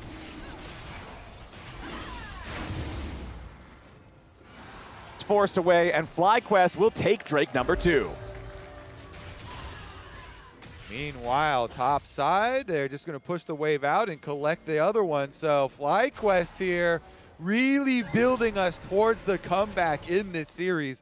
And again, their dive is so strong that there's not a lot you can do to stop about this if you don't have the damage. Yeah. Because otherwise, the Vi and the Olaf are kind of guaranteed in there. And since you've got a Rel plus a Silas as well from your bottom lane, you have even more engaged from a double melee bottom lane that is so rare in competitive league. And this is one of the upsides of this FlyQuest young roster that people love watching. Is how aggressive they can be when they have tools like this at their disposal. And just the unique picks that they have the confidence to bring out. Emily talked about it on the pre-show. We saw Griffin obviously bringing out the Jungle Shen, the Jungle Nasus. We saw, Quinn. We've seen a lot of different picks bring out that other people weren't really playing that much. And they had the confidence to bring it out. They feel like, hey, this is the spot for it. This is the right pick. Let's go for it. And it's cool to see them continuing that in summer. Okay, let's see who's going to be first to the Rift Herald pit. It looks like Armeo is already in there, starting that one up. Meanwhile, Dokla in some trouble up here on the top side. Unleash Power forces the defensive ulti out of Big Dokes. The bear nearly dead, forced to back off, and that means that Armeo can also no longer maintain the confidence to take the Herald. Meanwhile, down here in the bottom lane, it's another play coming out from FlyQuest. They find the kill onto the enemy mid laner. Back up in the top side, Armeo trying to re-engage after quad. Cryogen following up behind him, trying to protect his own mid laner. Cryogen gets through, throws back a stun to keep himself and his mid laner alive. Gakko still putting in work in the bottom lane, tier 1, as FlyQuest disengages up here in the top side river at the same time. 2,500 gold lead for FlyQuest. The Rift Herald restarted now by Lion, and it looks like they will be able to claim that one. FlyQuest backs away, but they'll take first turret in the bottom lane in trade. Yeah, great moves from FlyQuest. Again, the bot side, you saw that dive, the double unstoppable Vi and the Olaf. you kind of feel bad for Victor, maybe. Maybe you don't if you don't like the champion. But there's not a lot he could do about it. Now they're going for Isles a little bit here as well. They don't know who else is behind, and they do get the Shock Blast. But FlyQuest, they make the dive on the side lane bot to get the kill and then get the tower afterwards, and then they can still cover with a stolen Shen ultimate from Masu the other side of the map. So they don't even lose anything on the other side of the map. Really nicely done. All right, we're not done top side. This time, Dokla has to use his flash to get away. The ulti not available here yet again. That is the second unleashed power coming out from the Syndra, trying to get the kill here onto this volley bear. One more orb should be able to do it, but Dokla with a nice heal there stays alive. Holy. Big Dokes at 11 HP manages to survive another attempt from FlyQuest, but he's in no position to continue defending. No way. They're still not done. Griffin wants to commit. He goes in and he smites him down like a minion. Griffin claims the bear camp, and FlyQuest get themselves their 13th kill. We got some posters on the top lane. They're chasing after this bear, taking him down. It was pretty well played by Dokla. Got that second hit of his W for that big heal. You can see Cryogen was trying to like kind of dance around on the range of it, but ended up giving it to him. You know what's super funny? I was thinking when he casted his E and he was waiting, Volibear, for it to come down and give him the shield. I was like, just keep running, get out of there. Like, there's no like Ezreal ult that's gonna come kill you. But then because he waited for his E to fall there, the Vi got in range, and the Vi was able to chase him down at tier 2 and ends up getting the kill. I mean, that's not going to break the whole game, but it definitely is going to be an added bit of extra money to lend to the second item here for Griffin and continue the snowballing for FlyQuest. Yeah, I mean, that might not break the whole game, but this might on the top side, as they are massively ahead on these two unstoppable champions, right? We have the Vial, we have the Olaf ult. They're going to be flying in, and they are super fed. Yep, and you're talking about breaking the game in the top side. I feel like the moment that really broke this game was that blundered attempted dive from Lion that FlyQuest were able to get a 4-for-1 for. That game has been FlyQuest's ever since, and it's not stopping. Dokla's still trying to escape. He gets another nice heal with a volley bear, but no way. Griffin and Gatkos have more than enough damage to burn through that drain tanking, while the Rift Herald is summoned up in the mid lane. That's going to take the tier 1 turret. So at least Lion's going to get something back there, but it's still FlyQuest with that 3,500 gold lead, with the first 2 Drakes. It's 10 seconds until the next one spawns. They would love to be able to move to Soul Point, as Armeo, Isles, and Saint all have to try to get away. Saint is going to be the target here for Cryogen as he jumps over the gravity field, continues chasing after the Lion mid laner. Gatkos throws the axe out, but it's not going to find the target here just yet. It will not matter. There goes Saint. His prayers go unanswered, and FlyQuest are heading straight over to the Drake. They'll grab Soul Point 20 minutes into the game. Exactly, Soul Point here now, so a massive win condition. They're already really in control of this one, and just continuously putting the pressure onto Lion. And so much of the story is we're maybe going to see a little bit of a fight here. Maybe. Cryogen continuing to walk away. Armeo and Isles, between the two of them, don't have a ton of damage, so Cryo's just fine. A lot of the story between Lock-In and Second Split was about the fact that... Answer, what do you guys think? I can go top. Yeah, I think it's best. And I want to just keep killing Victor on side, or make it really hard, at least so he can't get prio. Victor is the line. Victor is Juna. Victor is Juna. Yeah, look Victor. He's that. Wait. Keep looking, and then you can start maybe Drake. I'll start Drake. I'll cancel CP VTPs. You guys got it. Use 1 CC. Do that. Bill Pride?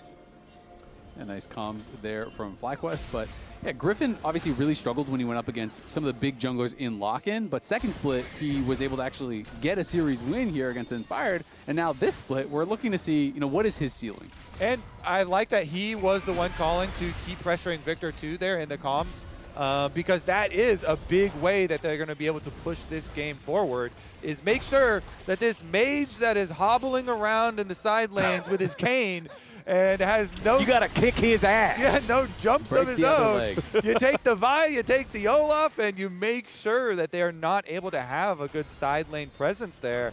And you make it hard for Saint to play the game. That opens up these neutral objectives for you if you can keep Lion pushed back. But we'll see if Lion can actually get that vision control for themselves as Saint's under attack again. Yup, he steps up, but Quad is waiting in the brush. Scatter the Weak collides, but here comes Isles trying to help Saint survive. It's a massive counter engage from Cryogen, but there's no damage ready to follow it up, so Cryo falls.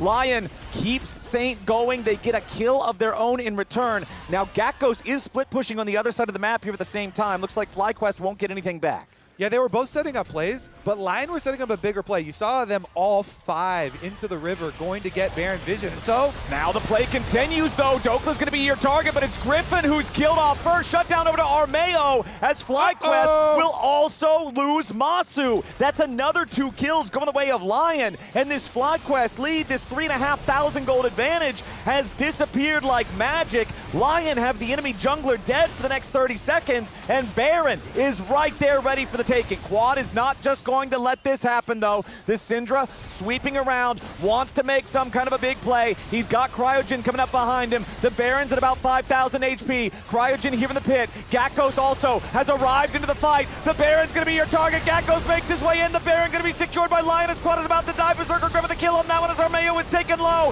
Gakos still looking to find something. Over the wall goes Isles. Cryogen's going to die here next. It is a slaughter, and it's FlyQuest blood staining the river. Never count Lion out, man. Those 2 consecutive plays, the domino effect. Flowers, the comeback is real here, and it all started because they made a 5-man play up to the Baron to get Vision, and Saint's original Zhonya's kept him alive to set up for this Baron play, Azale. Yeah, and Quad, I just felt like kind of overcommitted. He just walked right into melee range practically. A Berserker let him get the hammer form Q onto him. Berserker knocks him down, and even though Gakos was strong, he is not strong enough to do it all on his own. The lead is gone completely. They were down 5K. They now took Baron, wiped him off the map. They're up over 2,000 gold. Just like that, the game got flipped on its head. And I feel like the big thing now for the FlyQuest side is you got to look at this Infernal Soul. That's got to be your way to try to retake control over the game, but it's Dokla going in after Griffin. It's Dokla grabbing a kill. FlyQuest jungler dead for the next 45 seconds. He will be alive with about 30 seconds on the clock until that soul spawns. But right now, Lion's just using the opportunity to floor it. They're going straight for the enemy base. They take down the tier 2 turret here on the bottom side, and the push continues. They've got the Red Bull Baron power play for another 90 seconds. They're forcing down the tier 3 turret. Nobody on FlyQuest is able to defend against this right now. They've even got Quad up in the top side. They've got Gakos over in mid lane just trying to get something back here in the split push because there's no way they can stand against Lion in a 4v5. Oh, that was actually really close to interrupting Dokla. Yeah, they're trying to get as much as they can, but the swap in this game for like the dominance that FlyQuest have been showing, it's just crazy how quickly this turned around. And Armeo just harassing Gakos. They have a TP coming in. They're going to try to chase him down. Yeah, you go after him here, and even if he pops the Ragnarok to get away, he will not have Ragnarok for the dragon fight. That's the value there. So instead, you can see Gakos decides to spin his flash instead of his Ragnarok because FlyQuest knows they really have to fight for this upcoming Infernal Soul. Before FlyQuest tried to make the topside play onto Saint that resulted in this domino effect in this Baron play, FlyQuest were up 3,500 gold. Now they're down 3,500 gold. It's almost a 7,000 gold swing, and now one more fight could be the determining factor here as they're approaching the Soul.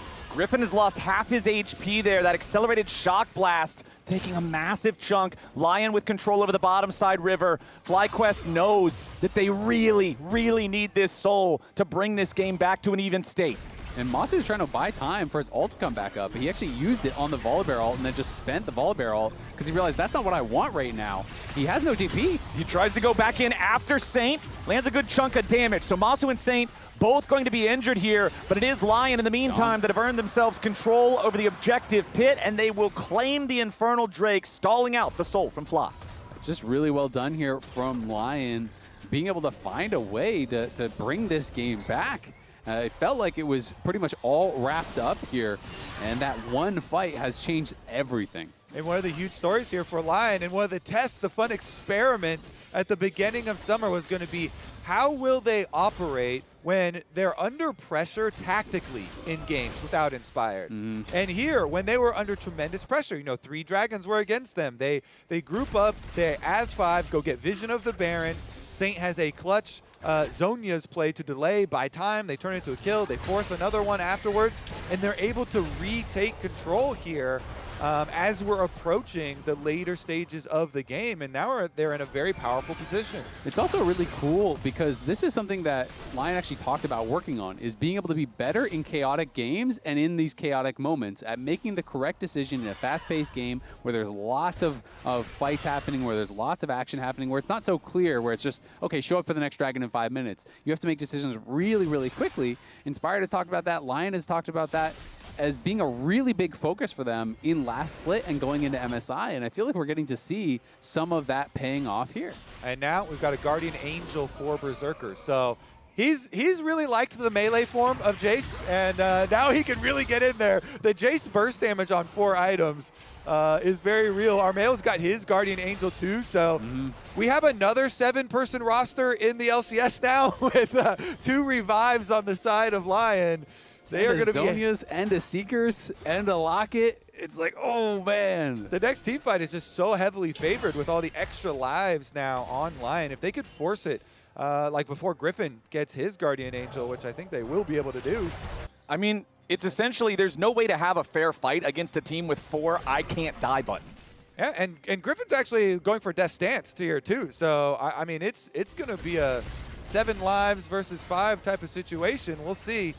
I mean, that pretty much just tells me that if you're FlyQuest, you cannot allow this next fight to get to the point where you look at each other 5v5 and then decide to pick a team fight. It must start unfair, and it must start on your terms, because a fair fight is not a fair fight against double Zonias, against double GA. Yeah, no, it's absolutely true. And I mean, Quad here is almost 16, almost has death cap, but it's hard to actually get good use. Okay. That almost was what they needed. They got the flash out of Isles, so that's something. It is definitely something, but I mean, Berserker is getting a lot of poke too. Oh, they're flanking. They're part.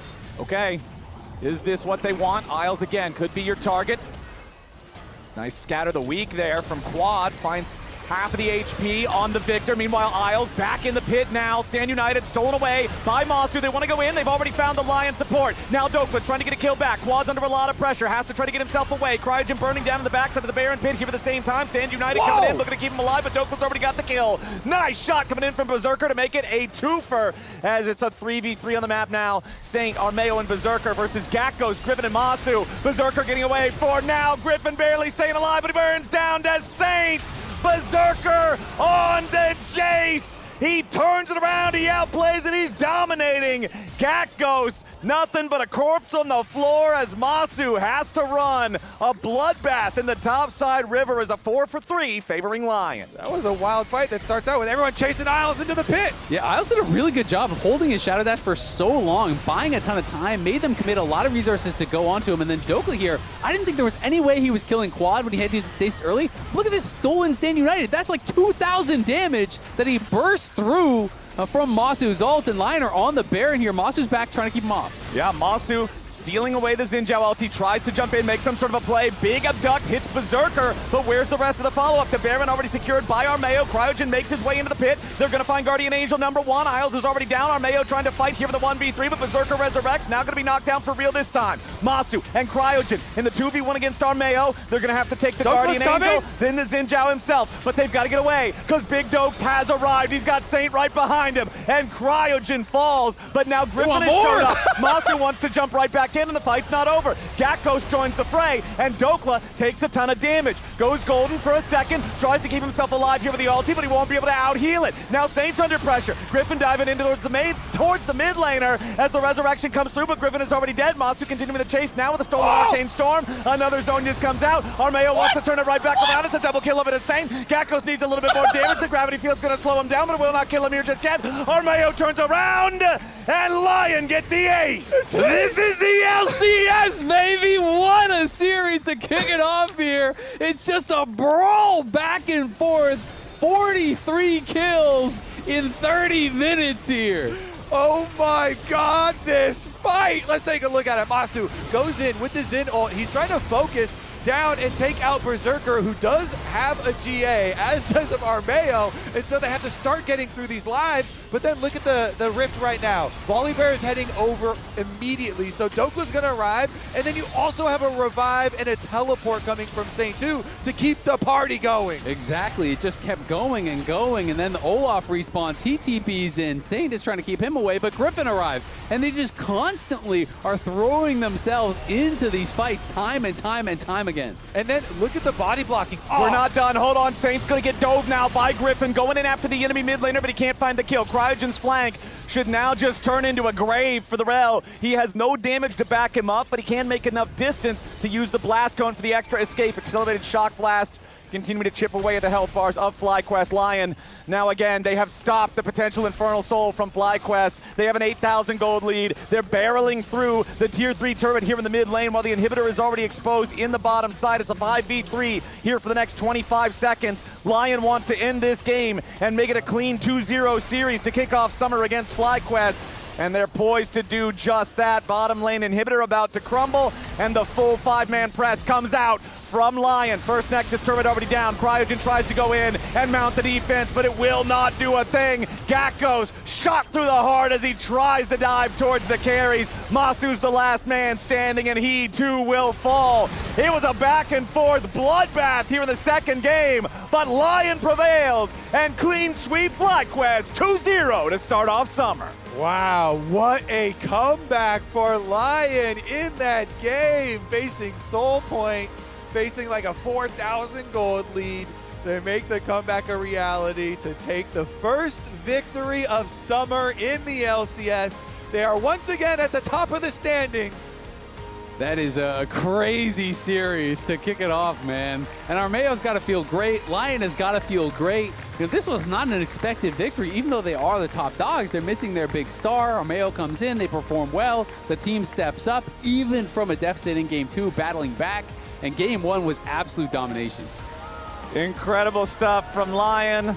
Even without Inspired on the roster, everyone else rose to the occasion. They stood up. Yeah, there was that blunder in the top lane that really gave FlyQuest the gas they needed to look like they could have taken it to a game 3, but then Lion finds their revenge later on. It was that top half of the map, those top lane skirmishes, those brawls, those fights that really determined the game. And ultimately, Lion triumphed in one of the craziest LCS games I feel like I've watched in a while. I mean, of course I love watching Saint when he's on, like, you know, Silas or something like that, offensive champion.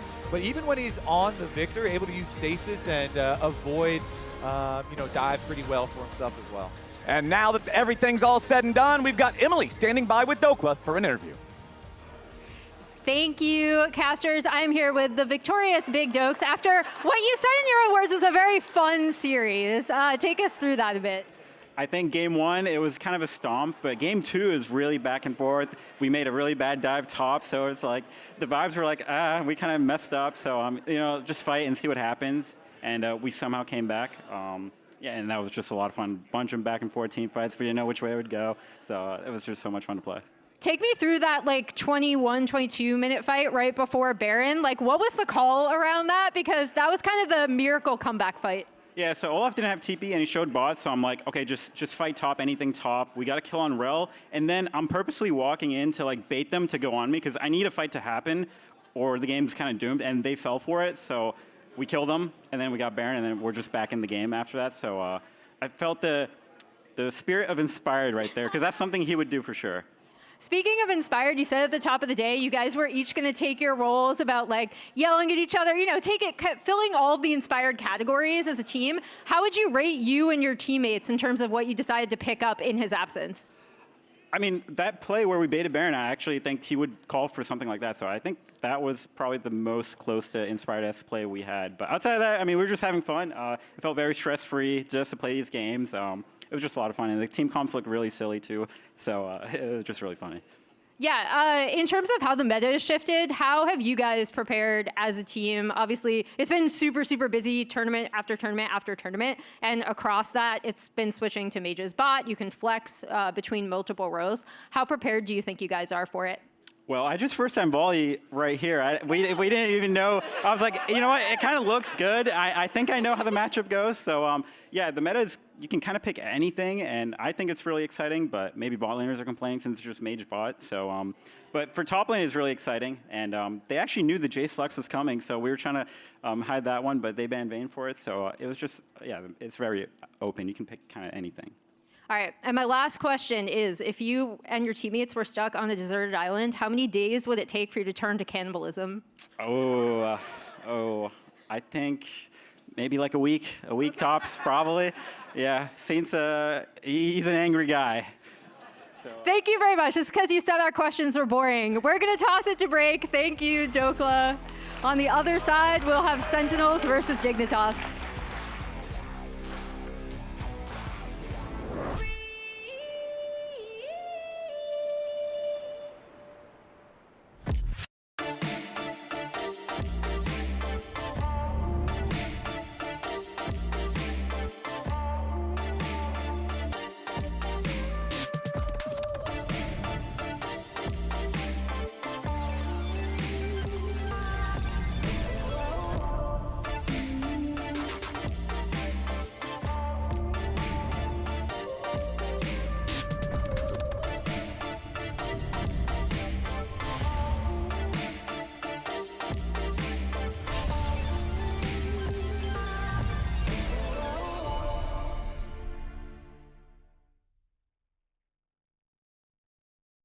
Hello?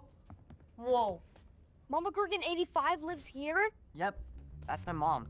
The absolute legend who went from gaming on her phone to ruthless online streaming slayer with no mercy for any living thing is your mom? Hey guys. Apples with peanut butter? How is this possible? With AT&T Wireless and Home Internet. Hey, text me if you need anything. Level up your connection with AT&T Wireless and Home Internet, now available across the nation. No, she's so nice in real life.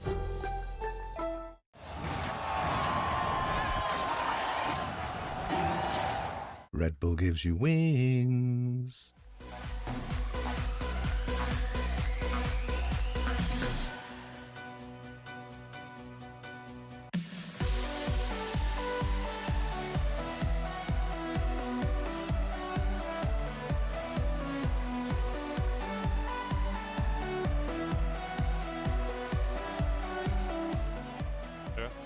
But I think we're okay.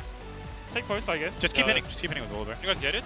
Yeah. Yeah, keep hitting. You guys get it, yeah. Olaf is behind, here. Just kill it and then just see what happens. Center no flash. Yeah. Okay. Do Olaf after. Yeah. Try to win. I think Ice can win. Okay. Actually, no one's alive. Never mind. Nice. It is a slaughter, and it's FlyQuest blood staining the river.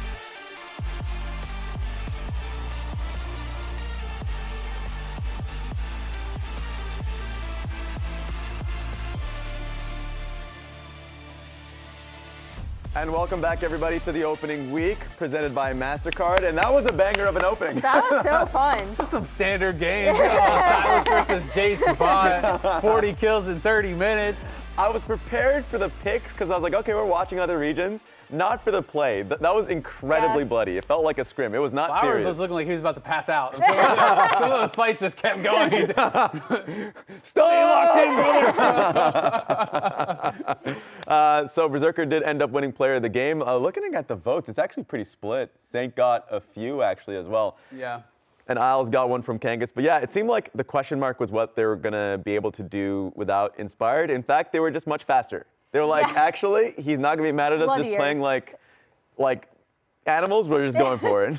I mean, it was really cool to see. I touched on the cast, but I know Inspired and Lion had been talking about how they want to be better in chaotic situations. They want to be better at making decisions quickly. And I feel like they did show that, in this first series of the split. So great start from Lion, even without Inspired. That's true. I mean, they have a lot to prove. Another team that has a lot to prove, of course, is going to be Dignitas because Denethor is making his LCS debut.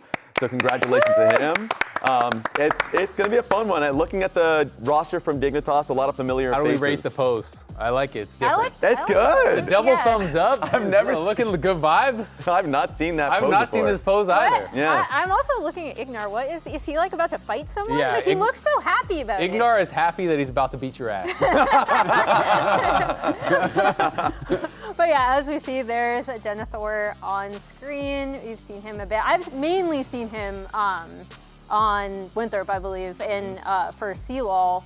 And he's kind of evolved into like someone who is a bit overshadowed by the top laners, but is still like just really, really solid, growing, expanding his champion pool over the past 2 years. We have something fun. It was noted in one of our earlier meetings of like, Impact has faced a lot of debuting LCS top laners in his career and just like ranking up like how Denethor would do versus Impact. Let's see a lot of the other players, RJS, Fudge, Revenge, a lot of these players ended up A, losing, and then B, not doing well in lane. And I think a lot of the times against an incredible veteran like Impact, that is the litmus old man test. still got hands. He still got That's what hands. we're saying. Sniper is the one guy that was able to pass the test there. It's funny because when we were talking about this, I can't remember whose pitch this was, but we were talking about this. The only one that was coming to mind was like, well, Sniper. But Sniper, I remember solo killing him multiple times, beating him. So I was like, maybe the rookies do well against him. Turns out that was the only time he didn't absolutely demolish them. I think Kangas was the one that pitched it, and I was like, I don't even remember that many debuts. In comes a list of players. He's been playing since the 1800s. So That's true. At this point, there are a few debuts. That's true. And for me, looking at Denethor and what he has done thus far,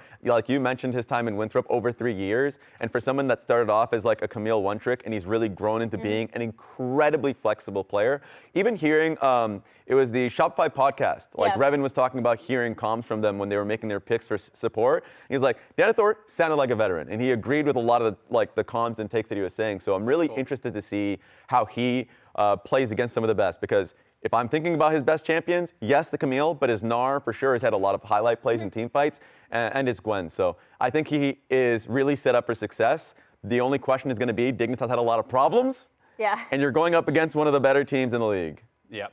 And that's why I think I'm assuming most of us probably are predicting Sentinels. I was going to say, does his arrival, because like you said, the communication piece is key, and I think Dig were looking for that and have been thus far happy with him in scrims and how he's been communicating with the rest of the team.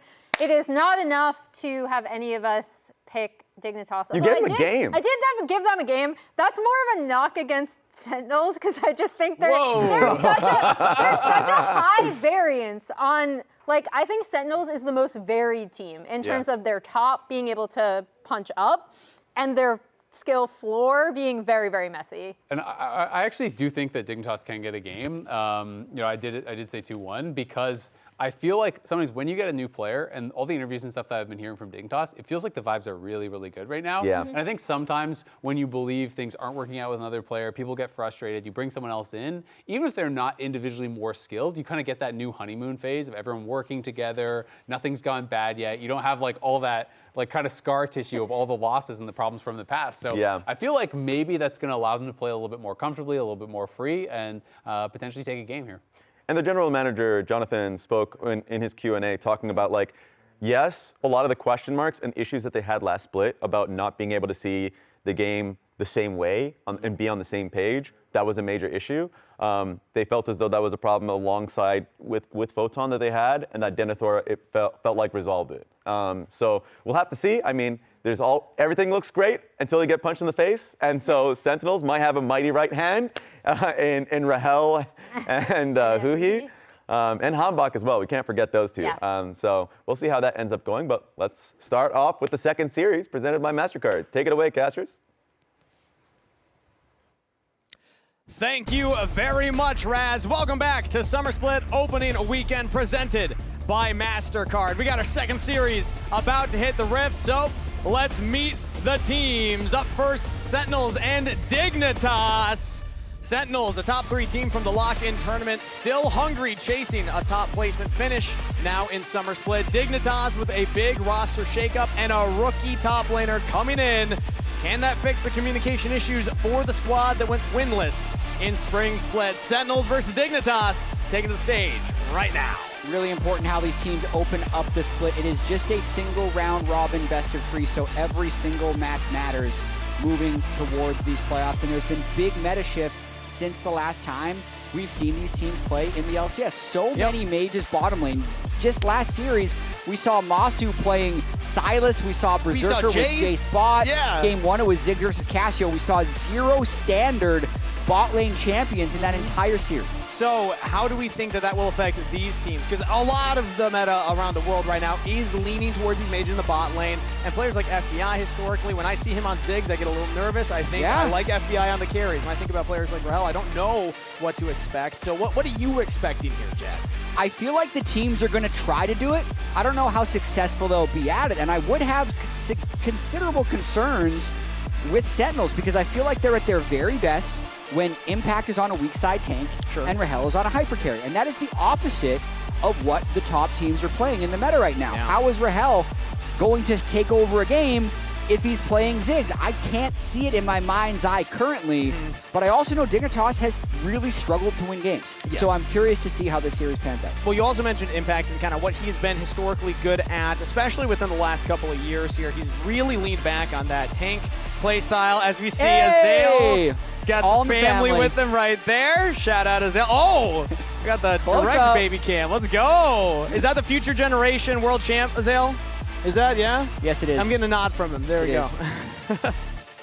Back to the point, though, Impact had been going back to the tanks. It's not necessarily what's in the meta right now, and he's going up against a rookie top laner who is known for some of those more carry-oriented top lane champions. We gave a little kind of intro to Denethor at the top of the day. He's known for the Camille, the Gwen, the Gnar, things like that. So I think, if anything, Dignitas could be a little favored, but that's also saying a rookie versus Impact. Right? Yeah, I mean, that's a possibility. If we're looking at what happened last split, you wouldn't say so, but looking at what has changed and the hope that exists right now inside the Dignitas camp, they feel pretty confident coming into this, which is just crazy to say, based off of how last split ended. With XU giving the interview, it became rather infamous online, saying that you either need to like each other or respect each other, and we have neither. And they're running back 4/5 of that roster, but Jonathan has spoke extensively about this with the team's Q&A.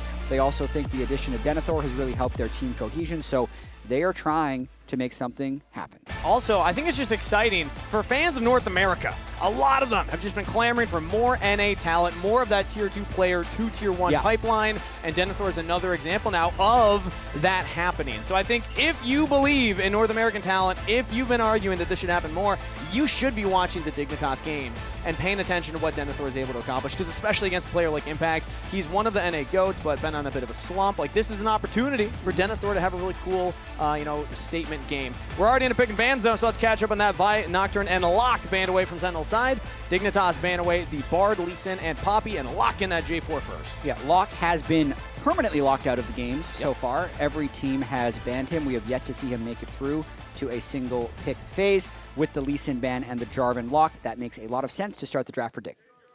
That is an adorable little plushie right there, I gotta say. Sentinels fans showing up here at the Riot Games arena as Ezreal's locked in for Sentinel, so it will still be an 80 carry for Rahel, assuming it goes bot lane. I would fully expect that. So it does not seem like Sentinels is going to adopt the mages in the bot lane in the future of League.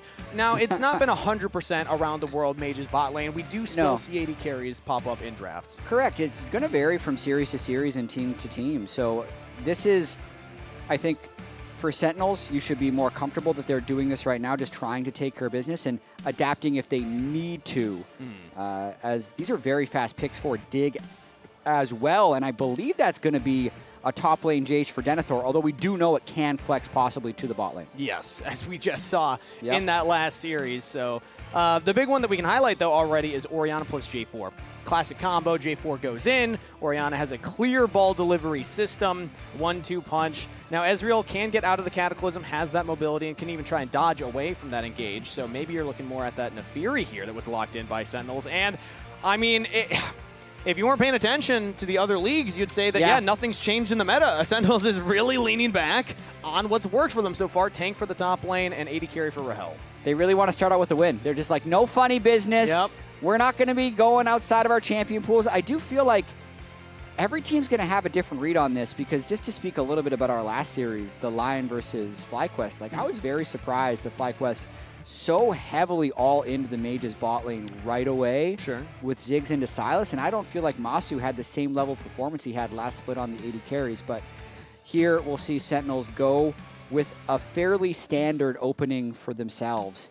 And a pretty standard opening for Dignitas, to be completely honest. Yeah, true. One thing that I did want to spot from Dignitas, I was hoping that we'd get this, and it seems like we are, is holding top lane pick for later. They can pick it right now because they already see that the K'Sante is going to be played for Impact, but I felt that one of the biggest things they need to do with a rookie top laner that's known for carries, get him the counter pick. Sure. He has that now, so it's not being banned out either. Sentinels take it with a Ziggs, more worried about what else could go into that bot lane. I'm assuming it could be the Jace top. Yeah, I believe it'll be the Jace top into Impact's K'Sante, and then FBI can just pick a standard AD carry into the Ezreal as well. Kind of interesting how this whole pick ban phase has been very standard. We were ready for all this craziness, Cassio, Vault. I mean, the Lion series was just such a weird That was a expectation ridiculous setter. series. What did Raz say? I don't even remember if he said it live. He said these are not it serious us. players. These are not serious plays. Yeah. This is not, well, no, this is not a serious game. Oh, yeah, that They're was serious players, but it's not a serious game with how many kills were happening. Very bloody in that last series. We'll see if this one's able to deliver as well, as the Victor is now banned away. So we'll get to learn here soon. The Sentinels will lock in first, but then Dignitas get to show. Is that Jace just going top lane standard for Denethor, or is it going to go to FBI, and they're giving us some spice in the bottom lane? Sentinels yet to lock in a mid laner. Would expect that here, saving the support counter pick. Absolutely. Darkwings generally excels on control mages. I really did like that Victor ban. I think likely that this Sylas goes mid lane. It has okay ultimates so far with the Orianna and the J4 to be able to steal. It's a winning matchup for the Orianna, but the Sylas can outscale through side lanes. Okay, but with these hovers, I imagine that that is Jace top, and they're going to go for a mage in the bottom lane. As they were hovering. They were hovering. Yeah, and then immediately they lock in the Caitlyn. All right, there we go. It's right back to the tried and true classics here for Dignitas and Sentinels. Now, do we get the Caitlyn Karma for the lane prior, or do we get the Caitlyn Alistair to maximize the comfort picks and keep Ignar on an engaged champ? Or, I mean, that could be a little exciting. They're definitely taking their time picking what the optimal choice is. There's still a lot that can really maximum change the lane identity prio, of the craft, and there it is. And bad ults for Sylas. True. Yeah, it's a little tricky trying to pick. Like, if you pick Alistair there into a Sylas, you're kind of running it down, even if it might be better for Ignar, but the Karma is not going to be giving the best access to the Sylas. Interesting draft priority here from Dignitas coming in. It will be Denethor debuting in the LCS, playing Jace top lane into Impact on a tank.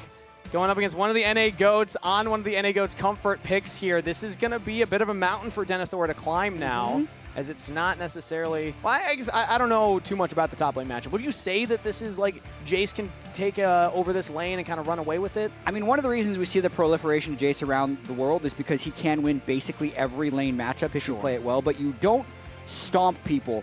You just get small incremental advantages. So...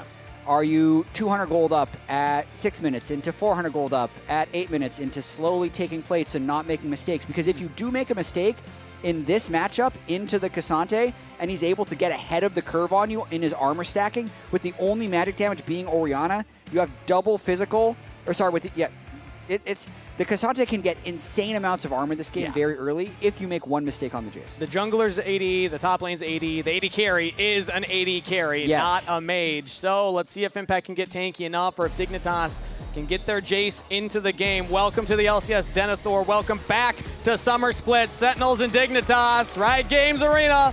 Let's get ready. Hopping into game number 1 of our second series of the beginning of Summer Split. As we are loading in, there is a quick pause in the game right now. Perfect timing for it. We can blame Ignar. He's the one who paused it. I'm sure we'll quickly investigate. They're already talking to the referees right now. Well, you never know. Maybe it was a teammate saying, hey, can somebody pause for me? You know what I'd like? This is an unofficial request to all players if they watch this back. When they pause, if they could just type in all chat why they paused. Oh, because there's this whole game of telephone that happens where like they talk to the refs eventually relay to the producers relay to us. But I'm like in the client. They can just tell me why they paused, and I could immediately show it to the viewers. Well, I'm hearing that the reason producers have told me. Yeah. So this is the game of telephone you're talking about. Yeah. So telephone line And number now 3. the producers tell you, refs and you are going to tell me, 'cause they and I'm didn't going to tell tell me. you, and then you can tell the audience. Okay. Is that Ignar loading into game immediately had his E upgraded. So they're that's investigating that. Can you check right now? Because it is. Yeah. I mean, the E is skilled. So not Q. So that Karma starting E instead of the Q, that is not unnecessarily ideal. They're investigating if it's a bug or a player error. Because sometimes you just hit like the upgrade ability, Well, maybe you click something. Listen, I'm in the replay. Okay. Jad's going to take a look. We're at 1 second. He's not looking. ranked up. Oh. I feel like... Okay, and when does it get ranked at up? 7 seconds, it gets ranked up. Feels like a player error. I don't feel know. like the game would just randomly do it. So they have have the ability to go back and check key inputs.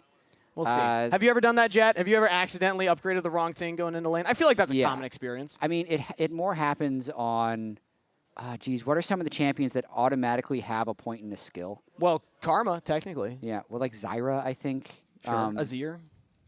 You can accidentally put a point in the wrong ability and be really screwed at level 1. Yeah.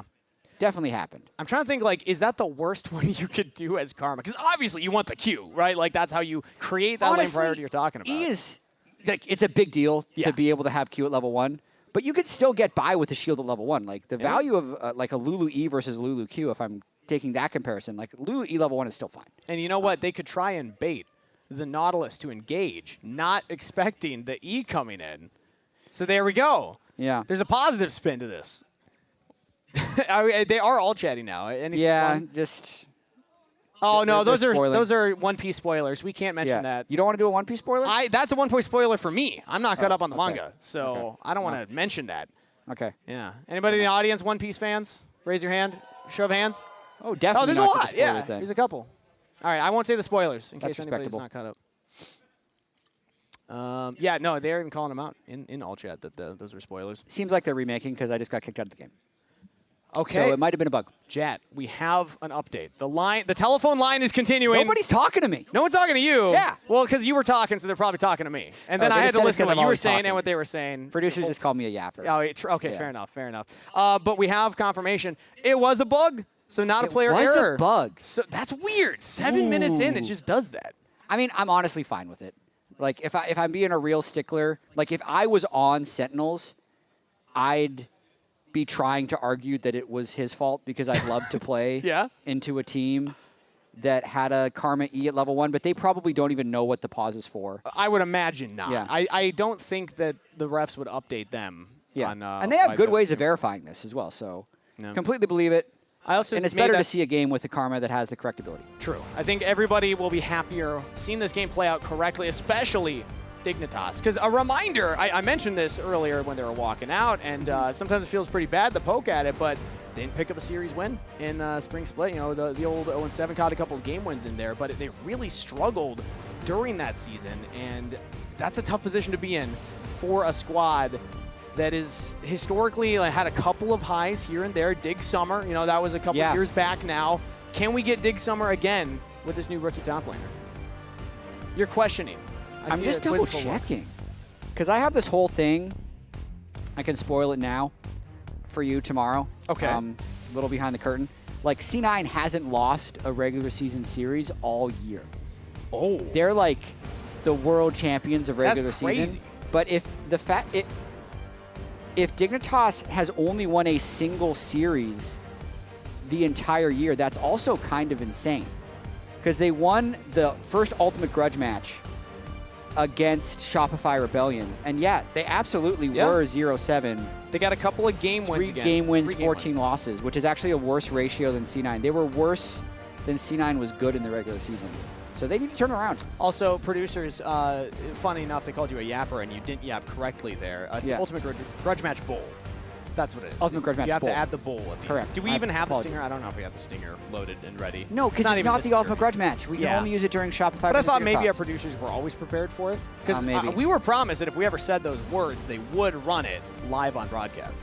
Only during the Ultimate Grudge Match Bowl. Like, was that stipulated? I didn't hear it that. just doesn't make sense if you run it in other places. Well, I Like, agree, We but I'm say it just- during C9 FlyQuest, and suddenly that's the Ultimate Grudge Best Match to Bowl. be prepared, Jed. You never know. It is best to be prepared, but at a certain point, you're just confusing people. All right, somebody just yelled Kangas in the audience and has a sign right now. It says, please stun Jed. Give me the stunner. Well, you know what? If the pause takes a little longer, maybe we'll resort to that. You know, we'll get me and Jed up on stage. No. If I'll find a new co-caster. The only person that can get stuns is Raz because of his ridiculous physical comedy abilities. I don't know how this guy Raz does can it. sell a stunner. Let me tell you. He flipped over the back. If people haven't seen this clip, he flipped over the back of the couch and landed on his head and was just totally fine. And he stayed in that position with his legs up. You did no practice, you had no discussion, and you just did it naturally. Both of those were completely one takes. I asked him for the first one, did we want to rehearse this? And he said no. He said, nah, do it to me live. He might we'll figure it actually out. be in the wrong profession. It's perhaps, he's a very good analyst. Yeah. He's potentially better at physical comedy. Or it proves that we need to lean more into WWE broadcast style for the LCS. I think we need to get players to do it. I'll call APA out. I told him, hey, go stun Raz. And he said, I'm not going to do it. He wrestled in high school. Yeah, he probably would have hurt Raz. He might have just done a real move. He might have just like Winter Soldier activating. Just like, just going to completely demolish Raz and his whole career. His head's probably not that strong. All right, well, it looks like the players are getting back and ready to hop into game here, so the pause has been sorted. I imagine we had to go back through either a Chrono Break or redraft. Regardless. Yep, had to do a full redraft, but we're back in. There we go. Dignitas versus Sentinels. Thank you for your patience, everybody in the audience and everybody back home. We are back for game number 1, and already an early flash out of Huhi and a response from FBI. Yep, they did the quick little run 3 people bot lane, try and land that first Nautilus hook, end up trading Flash for Flash support for 80 carry, and now Darkwings is going to be a little bit late to the wave, but should generally be okay. I'm going to check to see if he loses any minions. They can see him on this ward. I almost always favor, though. And he's fine. Being the Nautilus with the Hex Flash, you know, you're kind of fine anyway. You're just going to be going into the brush, trying to get control there, Hex Flashing out. FBI now is in a much more scary position. Yeah, it's actually a really good play because the Karma Nautilus want to take bush control really early on in the game, so sending 3 people down there, not only were they able to get the flash, they were also able to clear the ward that got placed. So you can see there's no wards available anymore for Dignitas' bot lane. And already, big chunk onto Ignar means 1 potion down there, answered back onto Huhi, who has not chugged 1 yet. We'll see how that bot lane priority continues. I imagine still the Caitlyn and the Karma, but we heard FBI had some nerves about the upcoming game, so let's take a listen. Guys, I'm nervous. I feel like my traps are going to look funny. Don't they look funny when you're not nervous too? I'm always nervous when I play Caitlyn. Oh. I'm 27, bro. Like,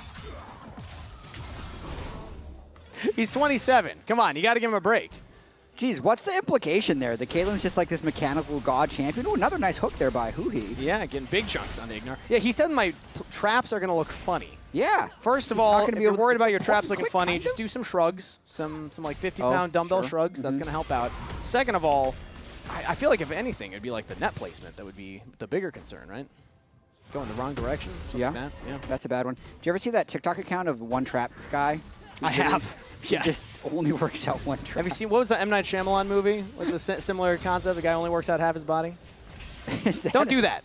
PSA for folks back home. Bad Probably going to idea. cause some issues. Top lane currently going the way of Denethor. And speaking of, let's get to know him a little bit more in case you missed the start of the show. 22-year-old top lane rookie joining us in the LCS, known for his carry top lane picks and also a couple accolades under his belt in CLOL and playing in Tier 2 NACL. As bot lane 2v2 trades come in, FBI and Ignar back off the worst of it. Yeah, really interesting counterpunch there from Rahel. The lethal tempo Ezreal scary early on. That was barrier spent by FBI, but here they're going. Hanbok's here though. As well, the root onto Ignar, but now damage back onto Hui. It's first blood to FBI. Traded right back, and it's a double now to Hanbok.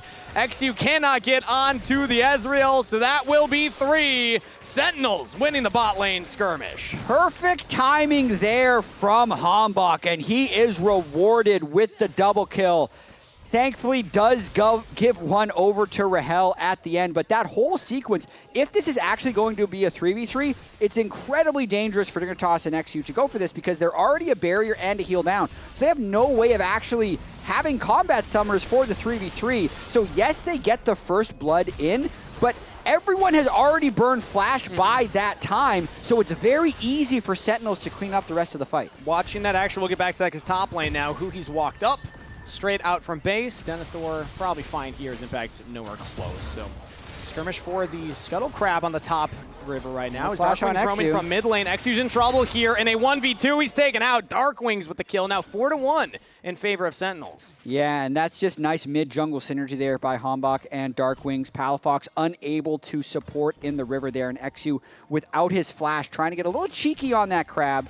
So Hanbok finds him and makes things go from bad to worse. The only good thing that's happening for Dignitas so far this game, I feel like, is actually Denethor is doing okay at the start of the lane on Jace. Yeah. Everything else is a little bit on fire. Look at that. He must have been like a rare card pulled out of that pack right there, because he's got the gold lead right now individually over Impact, but everywhere else on the Rift right now is Sentinels colors. Not by the biggest margins, but still, it counts. Yeah, and on that note, we'll see how Denethor ends up doing against Impact here, because Impact actually has a long history of being the top laner who gets to face rookies during their debut. He's the welcome party. It's a very specific stat. The fact that this has happened 6 times where these players' first ever LCS games were against Impact, and only Sniper was able to win. That was a Riven game where they came from behind in that game. So we'll see what Denethor is able to do.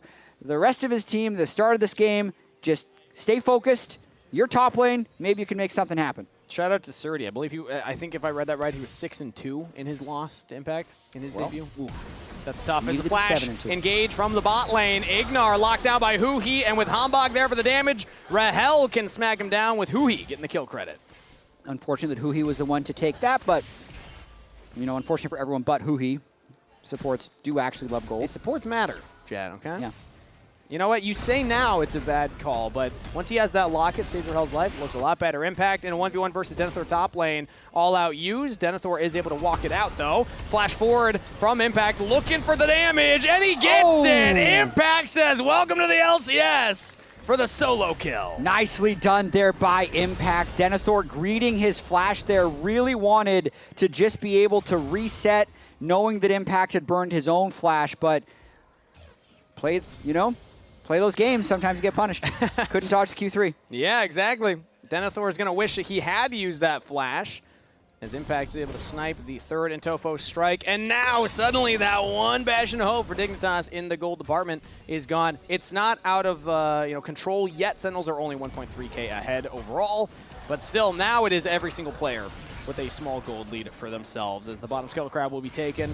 Let's see if the Dragon is focused here by Sentinels. Yeah, he's walking around, not going to go for it. It is a very concerning start just based off of the team compositions, though a lot of times when you have Karma, Caitlyn, Orianna, the idea of that team comp is you have Perma Prio in bot and mid, and then you can be first on objectives and make them walk into you, but they don't have the Prio. Yeah. So they have mostly just squishy people that can't walk in, and there's a lot of engage options on the side of Sentinels.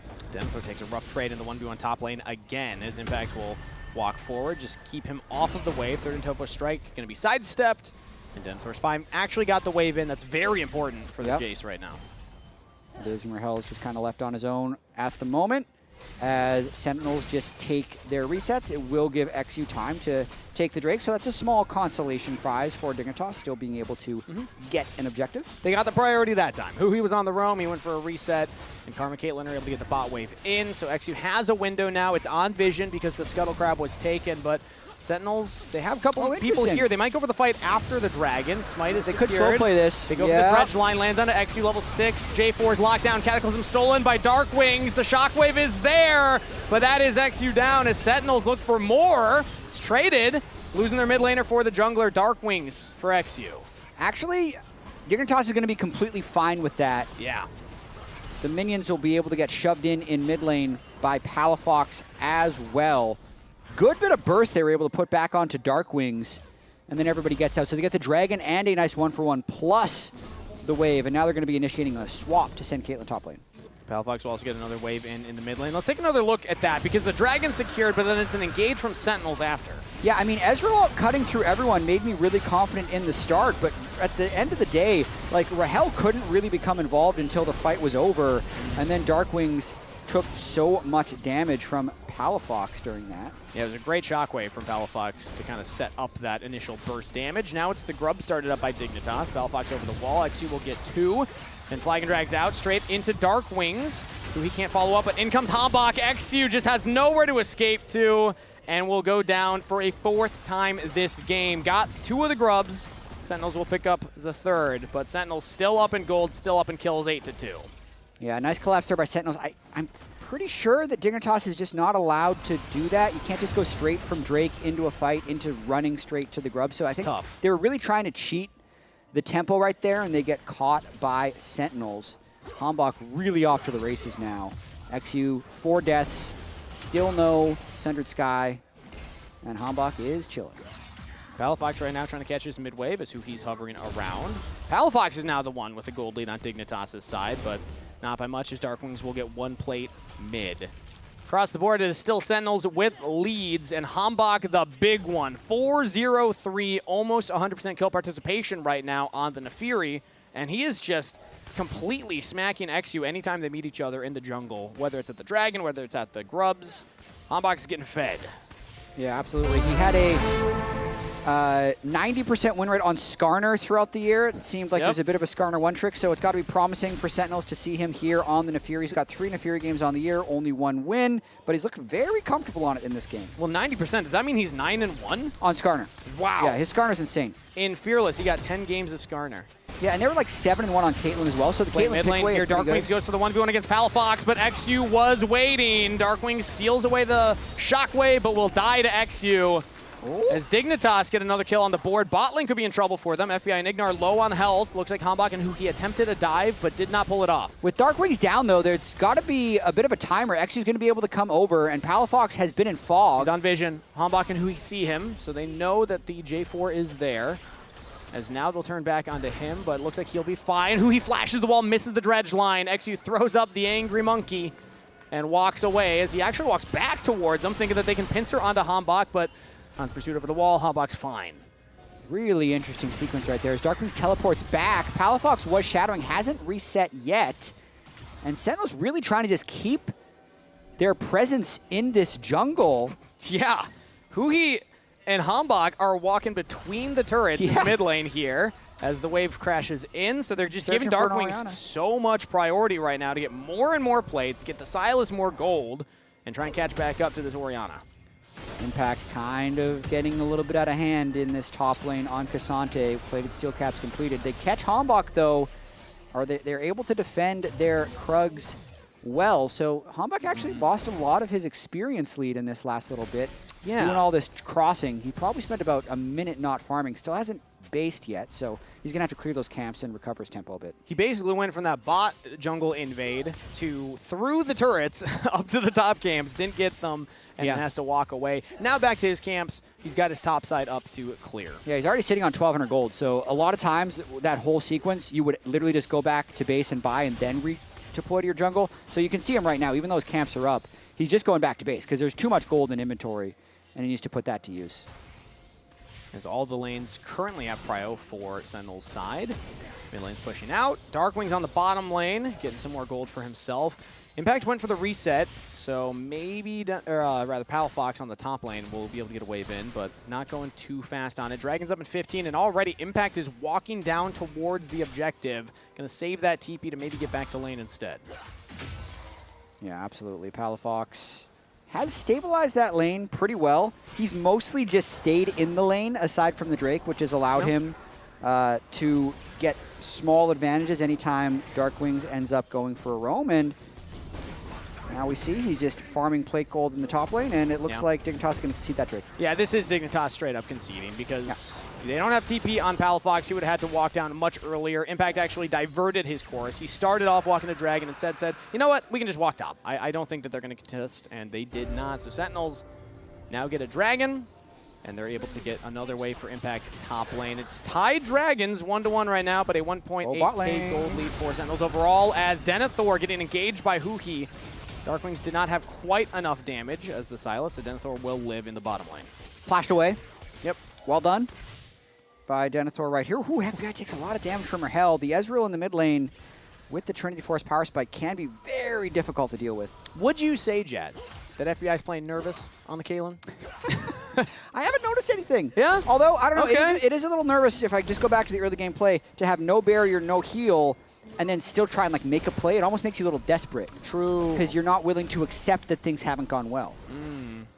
As we want to give a quick reminder here, the LCS Championship is going to Gas South Arena in Atlanta, and tickets are available. Scan the QR code on your screen, get your tickets, come say hi. We had mullets for Spring Split. What are we doing for the Gas South Arena? Gas. We're bringing the gas. We're going to bathe.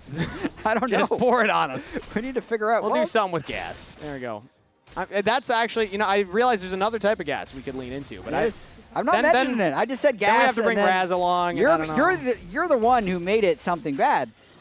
Well, I feel like, I just watched Dune. We're bringing the gas. All gas, no brakes. All gas, no brakes. Exactly. Yeah, that's the type of gas we're bringing. In the South. There we go. Atlanta, Georgia. Make sure to get your tickets. I plan to be there. You going to be there, Jet? I hope so. Hope you're there. Hope to see you, buddy. Dignitas right now, the nervous 80 carry, has a backup in the mid lane here. Ignar's hovering around the Caitlyn. Exu's in the top line brush with the control ward, so unspotted, but Sentinels are not going to give them an opportunity to engage. Instead, they are just happy to farm it out. 3 minutes for the Dragon. Herald is now on the Rift, so maybe that's where we look at action, but it's actually top lane. Denethor getting some damage on Impact as a teleport comes in from Palafox, but Impact just walks it out. So Dignitas teleport in Palafox essentially for a 5-man play at the Herald. Yeah, they should be able to get this unless Darkwings wants to make a fight here. He can teleport in if he'd like to. So it's really on Sentinels if they're choosing to do something because they traded up hugely already. They got 2 turrets for this. I think it's fine for them to not go for it. Darkwings gets the bottom turret. Hambach was hovering maybe to look for a smite steal, does not get it. So Dignitas secure the Herald, but will give up a turret for it. Yeah, I mean, look at those lanes already in mid and bot. That's too much that Dignitas sacrificed for that. I really don't like the play to 5-man the Herald. And now double turns. Everyone resets and Palafox sticks around. Sentinels are now making the play on to Palafox in the top lane. He's got the backup of Ignar here to keep him safe. The shields from Orianna and Karma. Now the re-engage on to Huhi. Palafox with a kill. Exu Cataclysm on the Hambach, who's trying to escape. They went between the turrets. Might have been unwise. All out from Impact to carry Exu to the waiting arms of his mid laner. Exu will live. Barely gets out, so Dignitas actually defend the play. Pretty nice by Palafox. Giga Brain, Palafaker at the moment. Roa build into the Archangel's build, so he's going to be very tanky here. That plus the Karma Shields is making it really difficult for Sentinels to actually finish off any of these kills, and the fight continues. Yeah, the Herald went down, did not get the turret, and now Darkwings looks for the play up here with the help of Hambach jumping in onto Denethor, but again, the Karma Shields. Too much for right now. Dignitas get their top laner and support out of there, but the crucial thing is the Herald was used, did not get a full turret. True. Only got the plates, 1 plate remaining in that top lane, as I imagine Sentinels will now get their 3rd turret of the game. Yeah, and there's still a 3,000 gold lead for Sentinels in this game, so they're still fairly comfortably far ahead. Rahel still working on completing his Manamune into a Muramana, and Impact is still going to be extremely difficult to kill because the only one who can really do damage to him is Palafox, and Palafox is going to want to use his damage elsewhere. And he's also, like you highlighted, going for a tankier build. This is not the one-shot big burst Orianna build. This is the survive the Nefiri, survive the Sylas that are going to be jumping on top of you build.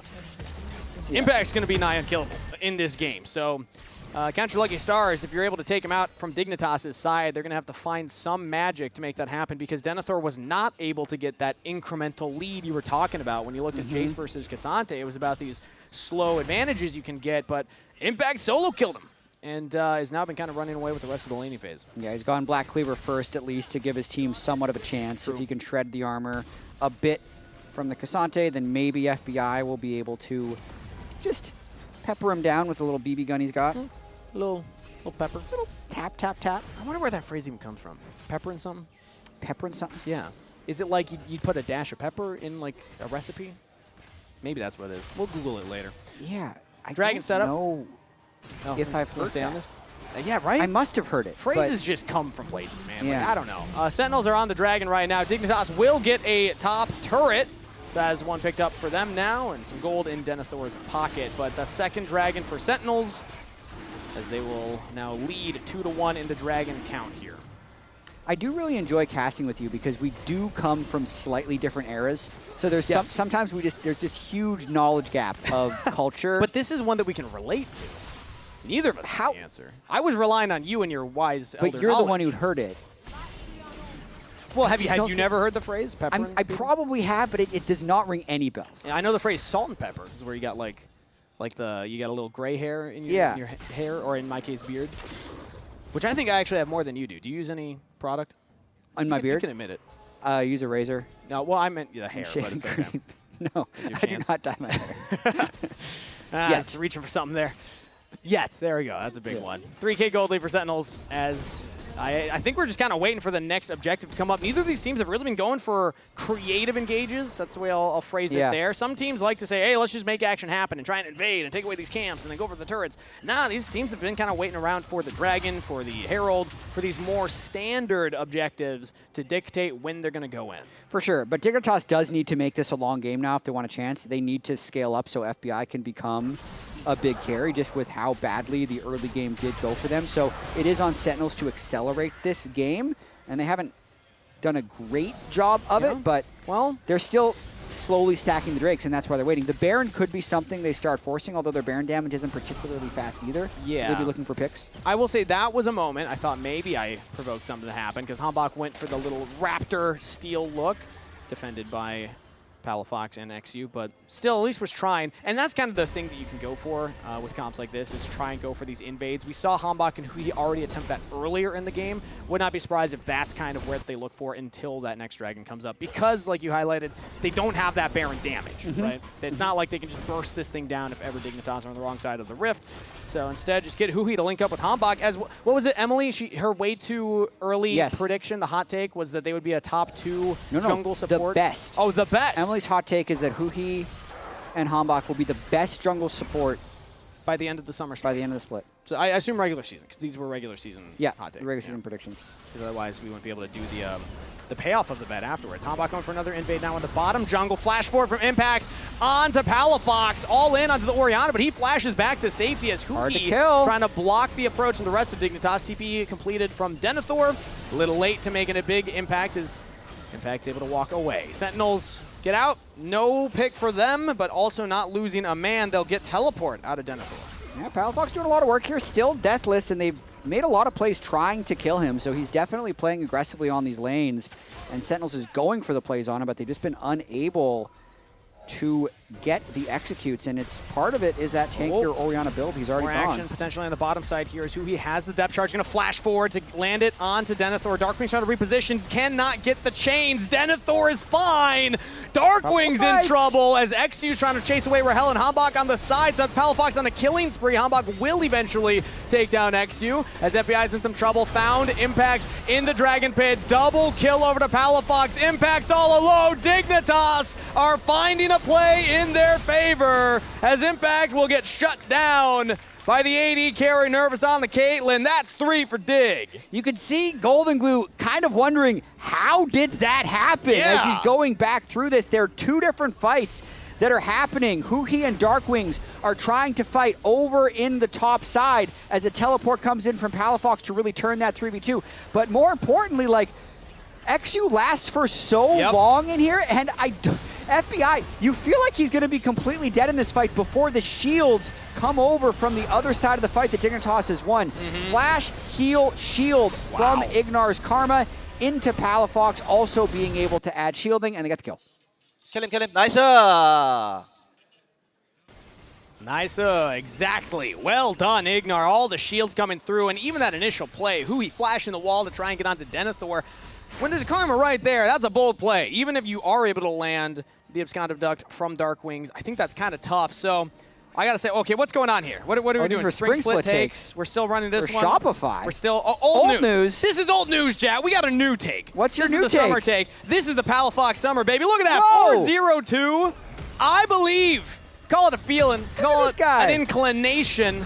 I think Palafox is going to have a glow up this summer. He looked much better in spring split from his lock-in debut and much better from last year. So I'm excited for this player, NA mid laner. We don't have many left in the league, but he's showing that he has been improving over the last couple of splits. That's incredible foresight by you, Kangas, to be ready with that for this game. That was a happen. graphic I requested before he went 4-0. Yeah, it's not like they could have made that live. There's Those no things way. take a lot of time. Yeah, exactly. I asked for LCS resources to make that. Did you caster curse him at this moment, though? Because this is a I very hope not. important dragon fight could for be. Dignitas. They're still down in gold, even though they seem to be coming back in the game. They don't have to go for this. They could give It's it up. very It's hard only for the them to third walk dragon for Sentinels. Very hard. Kind of locked down here. Spent a lot of time around that bottom line brush, and the team already walked away, but now we got back to safety. Impact and Huhi were not fully committed to keeping XU in place, and instead it will just be the dragon taken by Hambach. Dignitas did not find an angle in, and they didn't even get the mid wave into this mid turret. As now Huhi engages in onto FBI. Impact's trying to get on top of him as well, but Huhi actually goes out first. FBI is fine. Hambach will eventually dive through and take down the 80 carry as Denethor will fall as well. Hambach and Darkwing stepping up when Sentinels needed to get onto the crucial carries. They'll find two. And Sentinels just decide to full send through everyone on Dignitas right there. XU had avoided a few of the initial engages, and then a massive fight just breaks out. I think that's how they need to be able to play these fights, is just go straight through to Caitlyn rather than trying to kill this really tanky Orianna, who is going to be building a Zonias as well. Nicely played there by Sentinels. Let's take another look at that engage because it looked rough for FBI at first. Yeah, I mean, nice hook there by Huhi straight onto FBI. That allows him to pick up that first kill as everyone just chases through onto him. And then Denethor ends up just being the unfortunate recipient of the reset and a Fury ultimate, so they get the 2 for 1.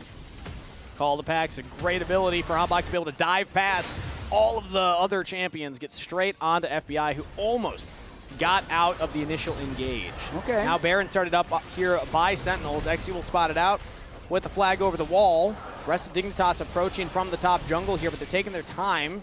Baron down to 3/4 health, but again, it does not go down quickly against the Sentinels composition. So FBI have some time, Dignitas some time to get their 80 carry into Very risky. position. I mean, they're getting the mid push right now, so I'd imagine they're thinking of pulling off of this. Ace and Hole will just be used onto Darkwing to poke him out a little bit. Palafox will catch this wave. Impact's keeping it leashed for now, but will back off. Sentinels do not commit to the Baron, and instead Dignitas will have an opportunity now to try and catch these waves. It's pretty interesting the type of game that XU is having right now, because he's definitely died a lot falling behind, but he's going to have Death Stance GA and then also Orianna and Karma Shield, so he's going to end up being like a decently tanky engager for a while. He still feels like he's having impact in these fights, even though he's so far behind in the game. Currently, though, I think that dragon's going to be where we see the kind of game made or broken for either one of these This squads. soul fight, If for Sentinels can get the soul, that's pretty big for them. Their Cassante will just be straight up unkillable at that point with Chemtech Soul. Whereas Dignitas still got a bigger hill to climb, even if they're able to take that and deny the soul from Sentinels, because they'll need to pick up a few more, but at least buys them some of that time. Yeah, FBI hitting that 3-item power spike as well is going to be pretty important. Interesting that he went for the rapid fire instead of something like LDR to try and get through impact early. Yeah. I don't know if I love that. No, that is true. I mean, yeah, you're going to be able to do a lot more damage to Hambach, to Darkwings. Maybe that's the goal here. RC is one of these items where in almost every situation, the stat efficiency of the item is just worse than pretty much every other Zeal upgrade, but there's just, you cannot fight the feeling of not being able to hit. Sure. And you just want that extra little bit of range so that you're able to do something. It is dopamine. Otherwise, it feels like you're never able to enter the fight. When you get that extra range headshot, ooh, that's great. But let's see if it bites him. Because, again, you're able to get more damage, more poke onto things like Darkwings and Hambach before the fights, but it means you will be doing less damage to Impact, who has currently been kind of the brick wall for Sentinels as Dignitas look to engage onto Hambach here. They use the Cataclysm in the top river. Flash out from Hambach. He was all alone and is now down a Summoner. Yeah, bunch of ultimates expended there by Dignitas on that attempt onto Hambach, but getting the flash.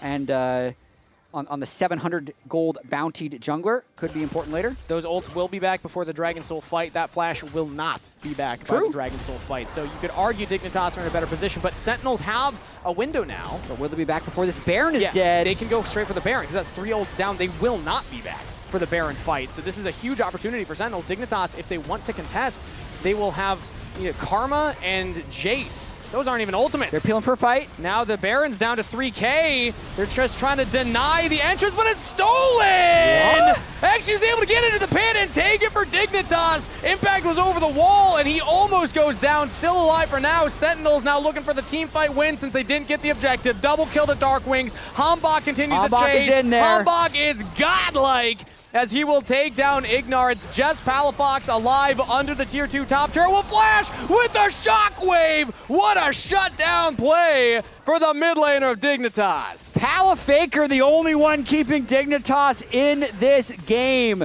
Nice steal by Xyu, but then everyone else loses the Baron buff outside of Palafox. And crucially, I think these death timers that we have with the spawn of this Chem Soul is going to allow the Soul to go over to Sentinels. Watch this one more time. Let's see how he steals this. I mean, I believe Sentinels just fly over the wall, and then Xyu just flies in, I think. Unless... So he flag and drags over. He just flash smites. Flash, yeah. Yeah, flash smite. 69 smite health. auto. Nice auto. Yeah. It's the smite auto from 1460. But then the fight is a wash because, as we talked about, no ultimates, right? No Jarvan ult, no Orianna ult, no Caitlyn, Flash, or Barrier by the end of this fight.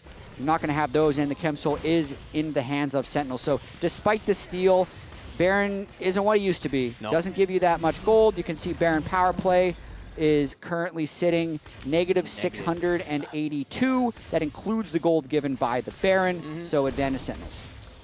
And also, even though Palafox had a really fancy-looking kill there at the end, there's just one kill, and he's the only one with Baron. So Denethor is able to get that bottom turret, the outer turret, even without the Baron.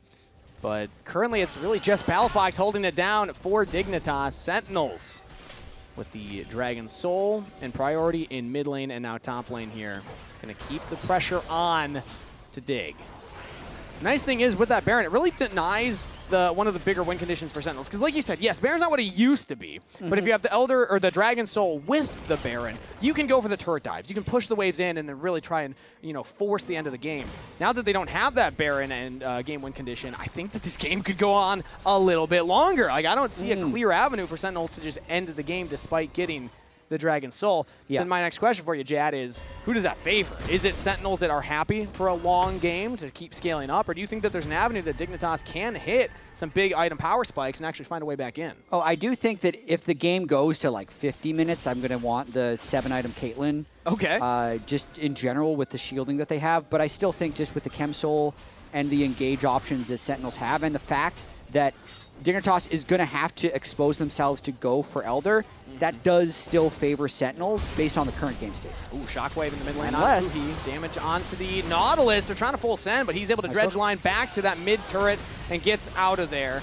That's one ultimate down. As now Hambach looks for the re-engage onto FBI. Big chunk of damage. As the flash forward, Hui will continue the engage. Hui goes down, but he bought the space for the team. FBI stays alive for quite a while, but Rahel with the double kill is unleashed. Xyu goes back in. Denethor trying to get the damage in. They got the 80 carry. Whoa. As it's just the mid laner and top laner left for Sentinels versus Dignitas with Denethor and Xyu. Now, Darkwing's looking for the Proto Belt engage. They're not going to find it, but essentially a 3-for-3 trade in what looks like a great start for Sentinels. Yeah, the start of that fight made me think the game was going to be over. But then the late turn by Denethor arriving to kill FBI, I'm going to have to see again because Palafox ended up kind of taking a bunch of time at the end of this fight. But okay, the way it started is just FBI getting a little too far up, right? They're able to get a big engage onto him and chunk him completely out.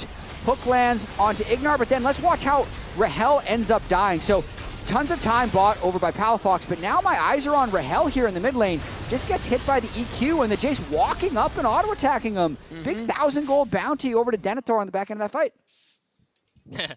The traps should Shiva. The traps were good there, I bet. Traps, yeah. You're saying he was nervous about it. The trap placement's looking a little funky. But hey, he stayed alive for quite a while. That's twice now who he's gone in for a dredge line and not used the depth charge on FBI. It happened in the mid lane. He instead uses it onto the clump. That time he used it onto Palafox, and then FBI got like 4 more autos off there as a invade happens from Hambog. He's actually able to, I believe, smite that away. Yeah, he's able to take away the red buff.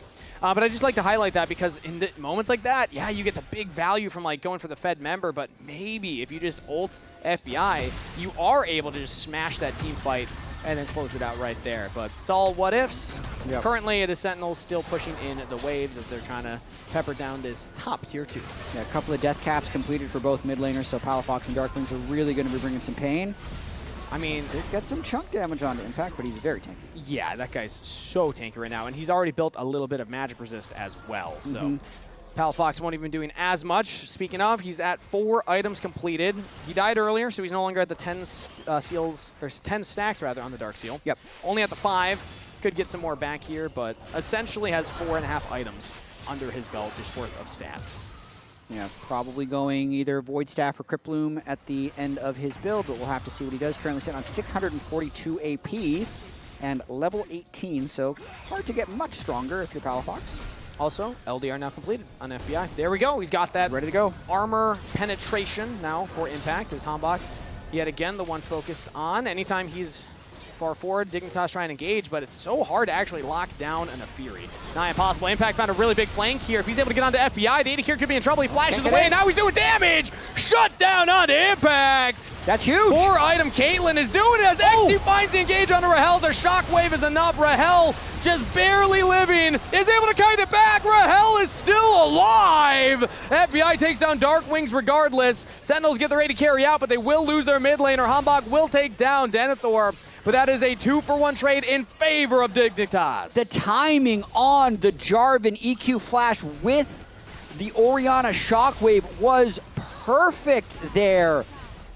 Let's see if they're able to capitalize off of it, though, because Denethor died, and Impact will be able to TP back in 20 seconds for Baron's the Elder, down to 4K. So Baron's probably gone. Yeah, Baron's going to be gone. Hambog's not even going to go for the attempt. But if they hold them off, that means they're going to be able to get Elder, which would just make the game longer and longer. Yeah, everyone should be able to make it back. Super interesting, though. Teleport coming in on the bot side. Looks like they're going to want to contest this. Yeah, I think so. They will have the Shockwave back. They will not have Cataclysm for XU.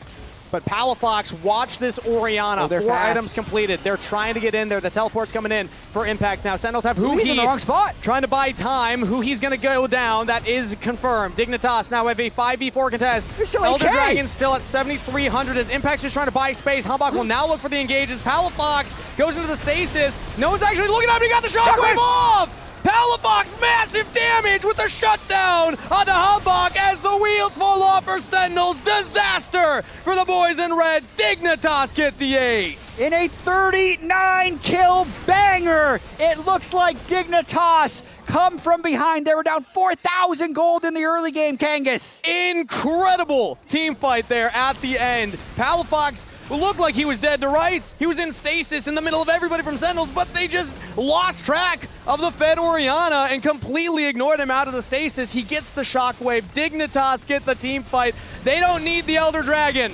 They already had the Baron. They're just gonna barrel it down the bot lane here. 4 members strong, he's trying his best, but he will not be enough.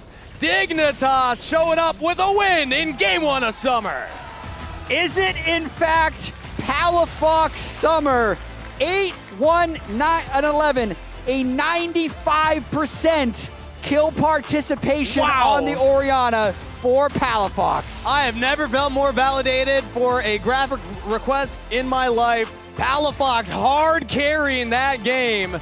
The one with the gold lead throughout and the one to clutch the Shockwave at the end. Palafox is my player of the game. I only have one question for the lounge. Is it or is it not Palafox Summer?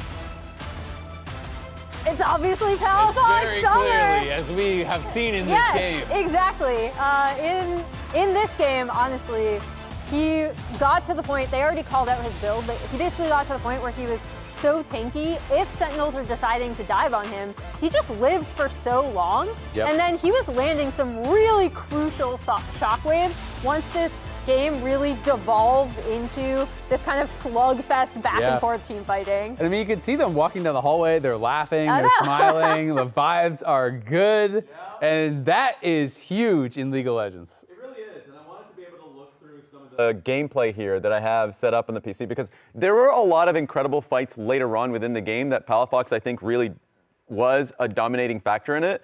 For me, it was the early portions of the game when they were really far behind that they had some great reactions. So if you can actually catch me as I'm playing this part of the game out, is because Sentinels has great map control here. And if you end up showing me, I think something that they end up having here, perfect. Palafox recognized he is threat. He's under an immense amount of threat here. Ignar and XU are leaning towards him. He's clearing out this vision, but he recognizes that he is going to be the play. And so what I loved about this is, of course, burning the flash, backing away, was not this part, because he absorbs this immediately. Oh, I guess it's not running. I see, I see. We are looking is frozen. Okay, that's fine, even though I was playing it. Hopefully it will be able to get. Oh, I see, it's probably on this PC. I'll just play through here. It's no problem. Or the backup PC. Yeah, there we go. I'm on the backup PC. Because it's literally in the exact same spot anyways. So the play ends up fizzling, which is one thing that sucks for Sentinels, but they at least get TP from Denethor. They back away, they don't lose too much. Sentinels thinks they're sneaky. They're like, okay, wait, we need to base. But also, they have TP from Impact. We can maybe make a play on Denethor because he thinks he can pick this wave up, right? So immediately, two things happen here. First and foremost, TP comes in from Impact, but XU, trying to be a little cute here, says, actually, I can have a jump on Rahel. So while Rahel is trying to connect on the play as they're trying to get the kill on towards Denethor, Ignar did not complete his base at all. And as the TP is immediately coming through, Palafox, who was the initial target, recognizes the play is happening and TPs immediately onto the play. And so not only is this happening here, and of course, they're just getting completely pushed off, but this play that I kind of talked about initially, of XU getting the jump on towards Rahel, sure, XU ends up dying here, but critically, not only does he pick up the pressure from Hambach, but Impact, who initially TP'd to join in this play, was literally confused. He's like, wait a minute, what play am I going for? Am I joining this play, this play, this play, this play? I'm not too sure. So it was a play that was set up by Sentinels specifically, but I think how Dignitas discombobulated it was incredibly effective and gave them, I think, the jump start that they needed in a really poor early game. Yeah, I mean, and you could tell how of two minds they were, because Huhi is alt flashing in, right? Yeah. He's very clearly thinking the Impact on that TP is coming in behind him, that they're going to have the damage to kill him. But instead, Impact is going the other way, Rahel is getting cut off, and it just became, like you said, like a little bit messy, a little bit disjointed, and they kind of started losing out on multiple sides. And that was the first time in the game that it felt like there was this kind of big hitch in the momentum for Sentinels, and the game kind of ground to a halt a bit. For sure. And the only one member from Dignitas that had a lead was Palafox. And the player of the game for this one is undeniably Palafox. Yeah, he had unanimous. his best game, I think, in a very long time. So many of those later team fights that you got to see within that game was like his incredible Orianna ulti. He was also under immense amount of pressure from a dive composition, and I think he played out those fights really well. So it's nice to see, and if you get games like those that they can really support, then Dignitas is off for a running start this split. Yeah, absolutely. I mean, I think it was a really good start, and I think overall Dignitas definitely should be happy that they won this game. I wanted to talk about, one of the Dragon setups. I'm not sure if we have the clip or not, but just one of the things I was kind of looking for improvement from for Dignitas was this Dragon setup where they decide that they want to contest and they send all their members mid, and they kind of end up in this like decision paralysis where they're kind of just waffling, right? Dragon is being soloed. You're not fully committing to pushing in mid and getting the tower. You're not going to side lanes. You're kind of just milling back and forth, trying to decide what to do. Then once the Dragon dies, they realize, oh God, we got nothing. Let's try to push up and actually make something happen. But no one is playing with FBI, and Hui just walks up and gets a free hook on him, gets the kill. They don't even get a single auto attack on the tower to proc off the Crystalline Overgrowth. And this is one of these things where it's like the complete opposite of what Lion would have done, right? Lion, if they don't feel like they have a good setup, they're taking your camps, they're pushing the side lanes, they're being able to get some sort of incremental advantage. And this is where you need to see growth from a team like Dignitas, where if you cannot contest, that is fine, but do something else. Commit to one direction or the other. True, because there was a lot of, I guess, negatives, but I think from Dignitas' perspective, if you can have a player like Palafox this game or an FBI in the next game, then maybe you can get a good win or two, but they do need to work on certain aspects of their team play. Absolutely do, but don't miss any LCS action when you get your favorite foods delivered on Uber Eats for less gold. Game 2 is coming up next. We'll see you right around the corner.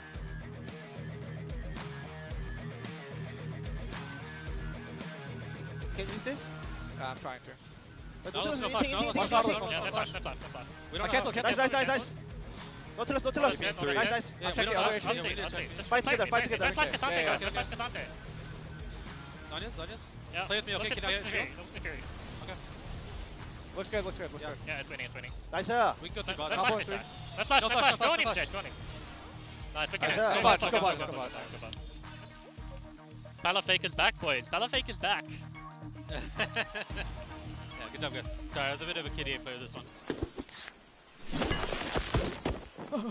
Red Bull gives you wings.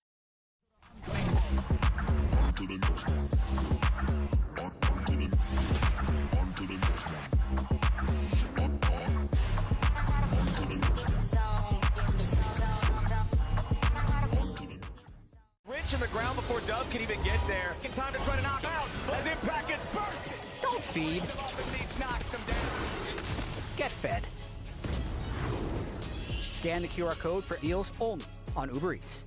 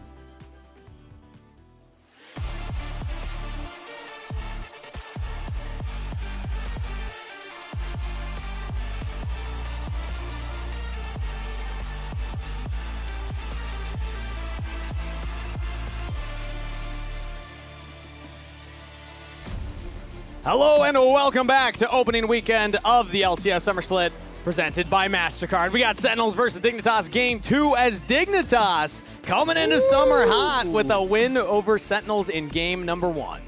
Somehow, Palafaker always comes back. Somehow he returned. 95% kill participation, 8, 1, and 11, 19 of the 20 kills for Palafox, and it was funny. We heard the comms, if you were watching during the commercial break, where at the end of it, FBI's like, woo, Palafaker! And he's like, sorry guys, I was a bit of a KDA player this game, which was kind of true in the early game. He was prioritizing his own farm rather than making it to river fights. But at the end of the day, if you're going to carry the game, I want more of that out of Palafox. I want more selfish play, because I think there's so often in moments where Palafox ends up defending himself from criticism, he's saying like, oh, I might have been 1-6 or I might have been 80 CS down, but I was doing it for the team. No, brother, just carry the game. Yeah. Right? Bring your team to victory, and that was a beautiful game won by Palafox. Also, we got to figure out, you know how like Superman, he's got his glasses. Do you understand how like in lore, they're actually hypnotizing people so that they don't know he's Clark Kent? Oh, people are always like, oh, how could you not tell? It's him. It's just the same guy in glasses. But like, no, they're like hypnotizing people. Like magic glasses. Somehow he unlocked that in game so that they wouldn't see him at the end there when he was in stasis. I'm still claiming they just all dived. They all him. dived past Run the it down Orianna to in Caitlyn. stasis. And then he comes up and just hits the shockwave on everybody. That was an incredible way to end that one. So, hey, it worked out for Dignitas. Palafox Summer. Is it real? I mean, listen, Dignitas has won one series all year. It was in lock-in. They were 0-7 during last split. So I want to be able to give them their flowers while they're up, just in case. True. So you never know what's going to happen. I do feel like Palafox in particular was playing quite well in lock-in. Yep. But not well during Spring Split. Oh, and I think because they played bad during Spring Split, it's been lumped into his entire year being bad. But I do feel like he started strong, and maybe if they were having a lot of disagreements between Photon and Palafox, removing that could actually allow him to play a better game. Being really cope here, really Dignitas positive, but that's a possibility. Hey, I mean, why not be positive? They got the win. They were behind for a lot of the game, but what matters is the tick mark at the end. That's in favor of Dignitas on our screen. Let's catch up on the pick and ban so far. It's Poppy, Skarner, Lee Sin banned away from Dignitas side, and no surprise, Lock with the Nocturne and the Vi ban from Sentinels, because Dignitas having first pick, Lock's off the table. I do not expect to see that this weekend. I think everyone's going to be banning that. So it is Syndra locked into Denethor. Yeah, a couple of, at this point, flex picks. So could be Syndra, Victor, anywhere on the map at the moment. We saw very standard bot lanes and draft overall in game one, but I don't know if that is going to stay the same, especially with these two initial picks. Like, if you're going to first pick Syndra, you're almost always willing to flex it. Exactly, yeah. Denethor's locking it in, but we expect that for Palafox or FBI. Yeah. Honestly, if you look around the world, like, expectation could be FBI, but if you're looking at Palafox's last performance and he says, slam me Syndra, I'm slamming him Syndra. I'm letting my mid laner pick it after that level of carry performance. The answer is Victor and Bard on the side of Sentinel, so who he gets to pilot? Well, Bard. Palafox Syndra, here it comes, because they're definitely just running a standard bot lane Lucian Melio. Not even holding it as a flex is interesting. But what I will say is that if you didn't hold this as a flex, you kind of have to lock in top lane. Because if you pick your support, you don't know if you're going to be going AP with that. So I think going out along the lines of give Denethor the rookie top laner counter pick still could be the angle here. So I don't hate it, but it does mean the Dignitas are 2 games in a row now not going for the mage bot. 2 games in a row now, Sentinels not going for the mage bot. We have traditional AD carries for both of these comps. Traditional bot lanes, traditional NA mid laners playing control mages against each other. Yeah. This is real League of Legends here, Candace. This is League of Legends as David Freak truly intended. This is League, baby. Does Freak season only... Oh, wait, what? Photo cards. Oh, we're opening a League photo card. No. Oh, we're not going to watch it? No, we got to get the camera back. I got to know what they open. Can you show it to me? Where are they? Okay, the camera's going back. Hopefully we get that back on camera. I got to know what they actually pulled. Oh, here we go. Okay, we got Darkwings. Okay, beautiful. Ombak, Impact. Are those Sentinel-specific player cards? Oh, that's awesome. Look at the who. He's giving us the heart with the Teemo hat. Now they can't get swept after that. Oh, is that a foil? Look, it's shiny. I think that's a foil. Really nice. Let's go. Can I get a Sentinels player pack? I need a booster pack. I got to talk to somebody at Sentinels after this. Yes, you do. Yeah. All right, well, there's a man on screen right there. He's going to be piloting the Bard, one of my personal favorite champions, not only to play but also to cast. I just love how flexible that champion can be, and I honestly love it into things like the Melio, because you're able to catch out Melio out of position with your Tempered Fate. Suddenly, that's a very dead, squishy support.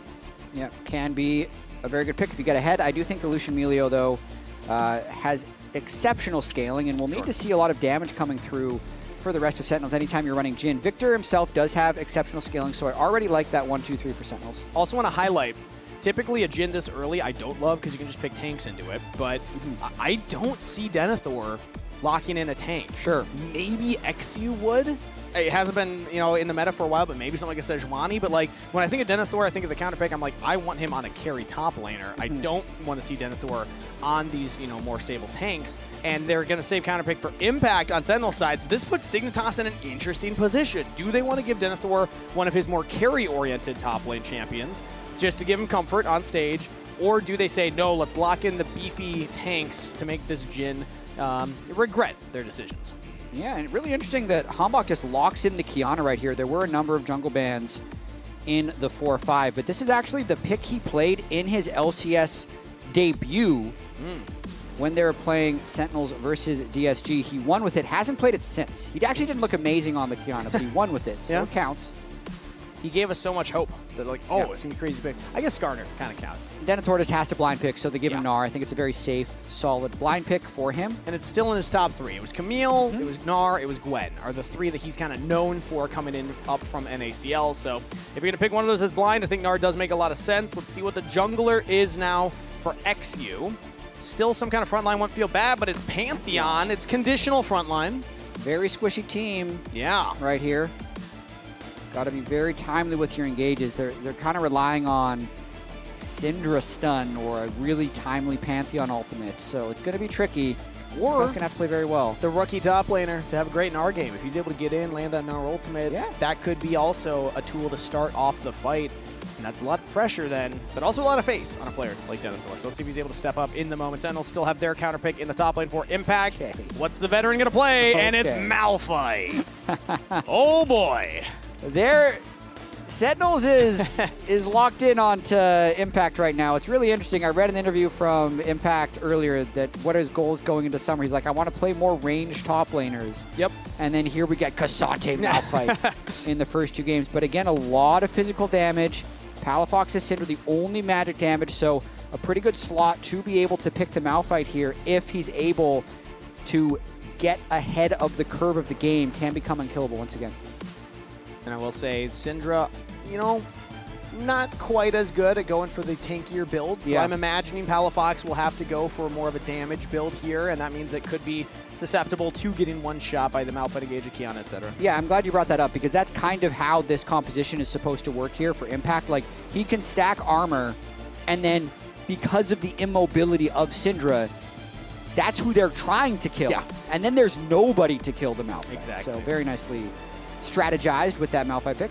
Let's see if he's able to pull it off here. Sentinels down 0-1 in the best of 3 to start off Summer Split. They had a top 3 finish in lock-in, finished 5th out of 8 teams in spring. So a downward trajectory. They're hoping to correct that course now as Dignitas picking up a game win and potentially their first series win since the lock-in tournament. Putting a lot on the back of Denethor, the rookie top laner, to find those engages, to find the avenues in for the team to follow up, and Palafox in his Summer Split here to have another big carry performance. Let's see if Dignitas can pull it off or if Sentinels can put some brakes on the hype train of Dignitas. Sentinels versus Dig, Game 2. Very underwhelming Game 1 for Sentinels. They had the lead, couldn't quite close out the game. Do not want to drop this opening best of 3 to Dignitas. And Dignitas would love to get a win. They were unable to get a win throughout all of spring.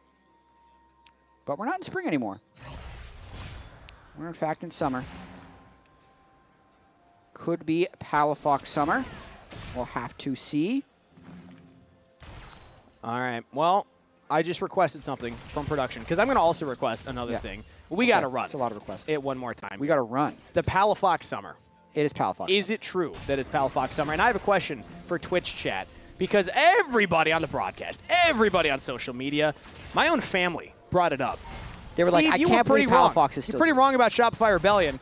But then, hey, look at this. This next take, Palafox Summer. Is it true? I'm going to ask for a Twitch poll right now. Let's see if the fans believe me. That's a good request. It is Palafox Summer now. Is it Palafox Summer, yes or no? Yes or no. Simple question, simple ask. Let's ask Twitch. You have to decide now. You have to be a prisoner of this moment. No, you cannot wait till after the game. In fact, let's not even wait another few moments, as he's already taken a big chunk from Dark Wings.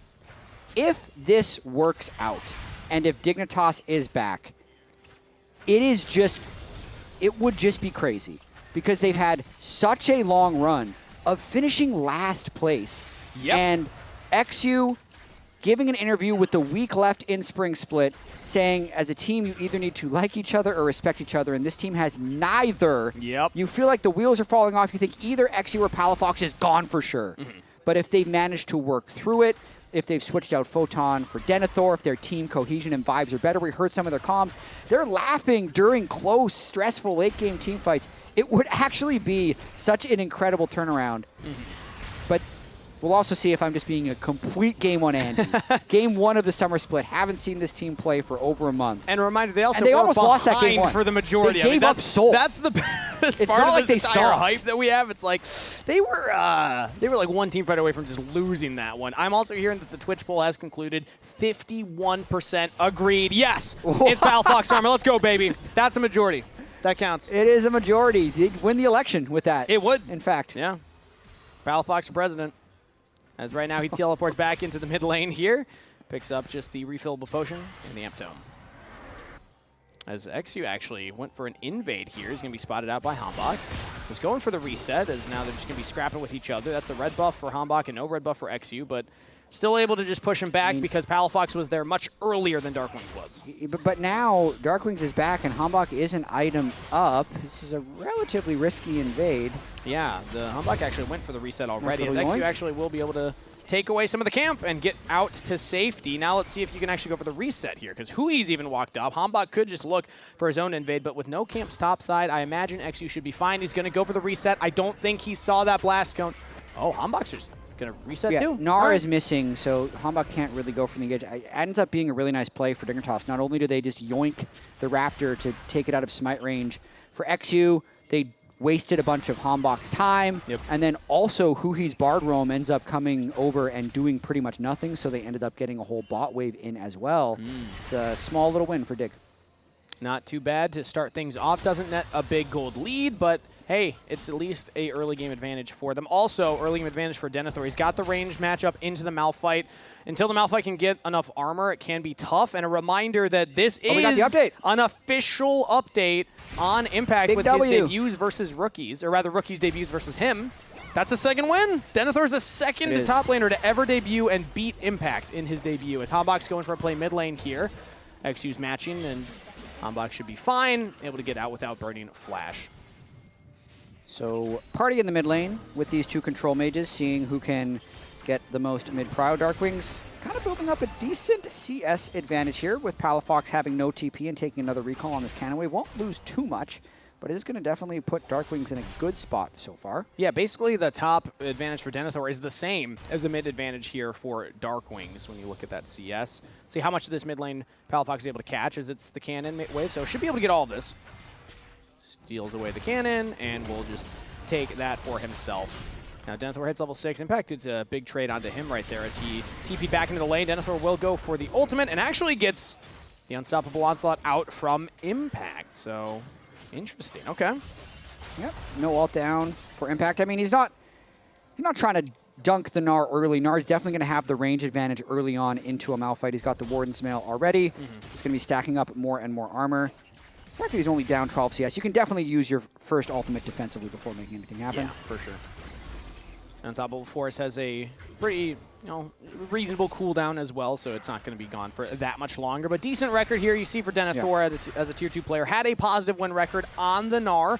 And again, when you're looking at his champ pool, whatever he could blind pick, this does make the most sense. So let's see if he's able to translate that positive win rate now to the LCS, because Tier 1's very different. Not a lot of rookies have been able to make that transition, as FBI is going for a trade onto Rahel, who he's getting some damage in as well onto the AD carry. So Dignitas take the worst of that trade. Impact trying to punish Denethor here, manipulate the wave, while XU is making a play bottom. Very smart veteran play there by Impact. Just hold the wave, freeze it, deny several minions, and catch up in CS. And that's what Impact's known for. It's just safe laning, as well as the tank play that he's been pulling out so far in this series. Reset's coming in for Dignitas. Ignar's not able to get it off in the alcove, so delayed slightly. And Sentinels are just going to keep being annoying, stopping these resets. Low mana for both bot lanes, but Sentinel should be able to get this wave in. Ignar will stop the Deadly Flourish from preventing the back from FBI, so now FBI can get back in faster and catch this next wave. Yeah, I know this is a bit of a strange thing to say about Impact, but I feel like he is the most insanely good laner in losing matchups. Yeah? Like, I think his laning is criminally underrated when he's in losing matchups. So, because, like, how do you become such a good weak side tank player? It's because he's always relevant in the game. That's often because he just knows how to lose as gracefully as possible and also find windows to get back in the game when he's actually not stronger. I don't think the strength of his is to take winning matchups and carry the game, but his laning in the inverse of having a winning matchup is insanely good. As currently, he's only one wave behind Dinar in this matchup. Denethor will be building towards that Black Cleaver first, you have to imagine. I mean, I guess maybe Triforce, but I still feel like against all that armor, you're going to want some of that shred. But Phage completed regardless, as he's actually rotating down the river here. Flash out from Darklings as the Grand Starfall is used, as XU looked like he was going for the stun, and Darkling's still trying to walk away, but is not able to get out of there, and that's Denethor with first blood. Really nice play there. It's actually a old school League tactic. If the enemy is freezing the wave, leave. Yeah. And go make something happen. Palafox gets the flash out of Darkwings early, which guarantees that XU is going to be able to flash stun once he ults in. And then they kind of brought the farm to get the kill onto Darkwings. Cost them a bit. They're going to do an objective trade right now, but I think that's still advantage Dignitas. Yeah, XU's going to get the grubs. Denethor got the gold from the kill, so even though he left the lane, and Impact's able to catch up and is now even in the CS department, first kill gold is pretty nice for Denethor. Absolutely. Going to try and be as powerful as possible on the Gnar, already make something happen. Next, he's going to go for another battle on the Raptor Pit once again. On a Hambach. Yeah, I mean, Darkwing's went all the way down as Hambach's going for the ultimate onto XU, trying to take the trade here. XU's trying to just get his mid laner to join in, throws up the Aegis Assault, and is not able to prevent the damage at the tail end. Impact, meanwhile, engage onto Palafox, and that is 2 kills for Sentinels. Whew, that is a solo kill. Yep, for Hambach. I'm not sure if XU's E was on cooldown, but he's unable to block basically any of the damage by Hambach, and then because Palafox, with no flash, was moving up the river to try and defend him, he ends up dying as well. So all the good work that XU and Palafox had done up until this point kind of goes away with Hambach finding that play. Yeah, Edge of Ishtel perfectly timed there from Hambach right at the end of the Pantheon E, so that the damage immunity is not able to keep him alive. Let's take another look at that. I believe he should have had it here. Yeah, XU has everything at the start of this play. Hambach just gets the stun. Waits a little bit. Grabs the rock again. And XU was pretty much just stun locked for a lot of that. Yeah. And then Impact able to just get the Unstoppable Force down. He just shoved in the wave. He is on his own timer. Palafox ends up falling. And even if, yeah, that's a tilter as a mid laner. When your jungler dies, you try and help him out, and it costs you your lane as well. Especially when it's the inverse of what just happened moments before. Palafox used his flash to follow up on Darkwings, and his top laner roamed. This time doesn't have flash. Impact roams and is able to capitalize on Syndra. No mobility. We talked about the importance of that earlier. And Impact gets a kill for himself. Hambach gets a kill for himself. It's now 2-1 in favor of Sentinels with close to a 1,000 gold lead at the end of all the plays. It's really just Denethor currently that's ahead for Dignitas still. Absolutely. Going to be trying to split push as much as possible on the Gnar, because the Malphite will still be a big force in a lot of these team fights. And Kangas, I hope this isn't the end of Dignitas Summer. Yeah. Oh, that would be a I hope very quick Summer isn't over. Very short-lived summer. Over just like that. That'd be the worst summer break ever. See if we can pull this one back, but... Well, FBI, let's see if he's able to get back here. As Temper Fate will go down onto the turret, buying the time for the dive. Hambach easily picks that one up. Sentinels pull off the kill and get a magical journey to safety. They're out of there. Perfect crime. Beautiful play by Huhi and Hambach. Some support jungle synergy on the dive right there. Turn the turret off, kill everyone, go through the magical journey, and MasterCard Power Spike item. Denethor does have the Black Cleaver. He's going to need it to cut through all the armor of Malphite with the Frozen Heart. It helps in that solo lane as well as in the team fights, because if FBI wants to do damage, if XU wants to do damage, you want that cleaver to shred through. As now, play in the mid lane here, Supreme Display of Talent! On to Palafox. Hambach got a killing spree as the coach laughs along. Hambach's giving us some highlight reels right now on the Kiana. Huhi roams top lane as Denethor will look for the solo play onto Impact. Gnar ultimate to the wall, but with Huhi slowing him down. Ooh. Tries to flash, but Impact still lands the ultimate. Denethor in a lot of trouble, but he's got the wave. He's trying his best to get out of Impact, and it's just not meant to be. Impact with the kill. Did Impact flash predict Malphite out there? Like ult far enough behind him that if he flashed backwards, he's going to be able to hit it? I think he did to find the actual kill on that onto Denethor. So everything just breaks right for Sentinels. After Hambach finds the solo kill in the jungle, he's able to go in, punish Palafox. They make the beautiful dive bottom lane. And then Huhi on the roam is able to get them winning the top lane as well. I gotta say, stocks are pretty high for Emily Rand's way too early summer split predictions here. Huhi's all over the map. Hambach's popping off. These two are making work happen. Let's take another look at that top lane play. Yeah, and let's watch this one more time. I've been told they're going to give us slow motion on the Malphite Unstoppable Force. Is it outplay or misplay? I think that's an outplay. Yeah. He goes right through him, but he's clearly clicking past him as Denethor tries to flash backwards and still gets hit. If you do that ult and Denethor chooses to walk back to the right, not going to work. I go. No flash, no. Yeah. I go where, Palafox? No, that's how it feels when a Fed Kiana comes in your lane. True. It just, if Kiana gets on you and you're immobile, you have no way to play. Ooh, another dive attempt here as Denethor has the turret behind him, and Hambach was not able to get close enough. Too tanky. Curtain call used, only the 4-shot will land. Yes, too tanky. Impact is here, though. They could look to force it. 5 seconds until the Unstoppable Force. Malphite could just hard commit, not going to go for it. His top lane now, Darkwings has to back off from that turret. It could be a race for first turret. Teleport coming in from Sentinels into the bottom lane. They're teleporting Darkwings down there, but top turret's in some trouble here. I think Sentinels would win this race, though, because top turret did not take a lot of turret plate damage. Well, it was a nice defense there by Denethor to at least buy a lot of time and then run away. Darkwings would have been counter-dove in the top lane, so that's why he backed up.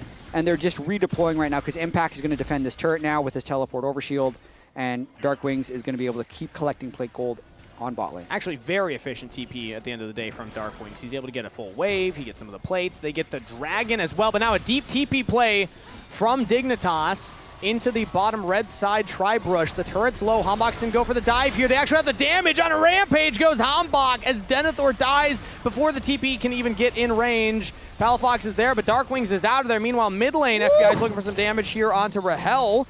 Colleen did a lot of work, but not enough to get the kill. Flash out from Darkwings, flash fall from Palafox. Darkwings is not out of enemy territory yet. Caught out in the bottom jungle as he will go down. Darkwings falls at the end, but the sequence overall is still very good for Sentinels. You can see they've opened up a 4,000 gold lead. Crucially, Rahel didn't die in the mid lane right there. You can actually see objective bounties are on. That's how far ahead Sentinels is after that sequence. Taking down the top turret and also having the 2 Drakes. And that's got to be tough. You can see on Denethor's face there on the player cam, I think a little bit of frustration for the rookie top laner. If he had just stayed alive on that bottom turret dive and had the space, bought the time for Palafox to come in, that could have been a much, much better play. But end of the day, not going to find it. Palafox will just get the 1. But a reminder for everybody at home, if you have not yet, the LCS Championship is going to Gas South Arena in Atlanta, and tickets are available now. Scan that QR code so you can go watch Jat live pour gasoline somewhere. We're going to do something with gas. We haven't decided yet. It's all gas, no brakes. All I'm gas, not no going to brakes. pour gasoline on people. But what if we did like a whole, I don't know, do you know how to ride a motorcycle? You do. I do. So you could do motorcycle stuff with gasoline. Well, what if we all did motorcycles? I could teach the whole crew. Well, then I'm going to die because I don't know how to ride a motorcycle. I think you'll be fine. The Herald started up here by Dignitas. Sentinels are in the neighborhood. FBI gets chunked to about half health and is fine for right now. Dignitas will get the Herald, and they might get out of here as Impact coming in from the top lane and taking some damage from XU and Denethor, and his health bar barely moved. So that is a very tanky, armor-heavy Malphite. Yeah, the shield from Malphite's passive, he has 313 armor when he hasn't taken damage for a little bit. Really hard to break that shield. Sentinel support, though, Huhi might be out of position. He's able to take the magical journey to safety throughout the Tempered Fate to buy some time. So ult down for the Bard, as he was very far forward trying to get some vision control. Okay, this is a very similar situation to what Sentinels was in game 1, and they need to be able to close this game. So they have 2 Drakes, they have objective bounties, they have a ton of gold on Hambach. He needs to be the one to carry them to victory because he was really able to get a large lead for them in game one. They were sloppy enough around objectives and team fighting that gave over enough bounties and gold that they then eventually got outscaled. So Sentinels might get a little locked up here if it's going to be game one all over again. Let's see if they can close it out. And so far, Hambach has been able to just style. Like every time he shows up somewhere, there's dead bodies of Dignitas marking the graves. And there's not a lot of lockdown. I mean, there's Pantheon, there's the Syndra, and then, I mean, maybe if Ignar's able to land the Ultra Mega Fire Kick, but like, I'm not seeing a lot of tools to really just immediately shut down the Qiyana outside of XU point and click stun. So I think it's also going to be a lot on XU to try and find where Hambach's approaching from and make sure that they stop the Qiyana from just one-shotting. Because we've seen Qiyana one-shot Denethor and Palafox, and I have to imagine Lucian would also get one-shotted. Yeah, I mean, I think the best bet you have to mark him is going to be Denethor, which is difficult then, because then who is really marking the Malphite? You're kind of telling Pantheon to do that. So it's a difficult puzzle for them to solve. But for now, I do believe Sentinels are just playing the lanes until the Drake and hoping that Dignitas enters the river poorly. Hambach's now 2 items completed. Almost 100% kill participation in a very close position, or similar position in game number 1 around this time. But right now, let's see if he's able to actually transition that into that win. 45 seconds for that Dragon. This is when you usually start to see teams set up for the objective that they want to go for. Sentinels already have 2.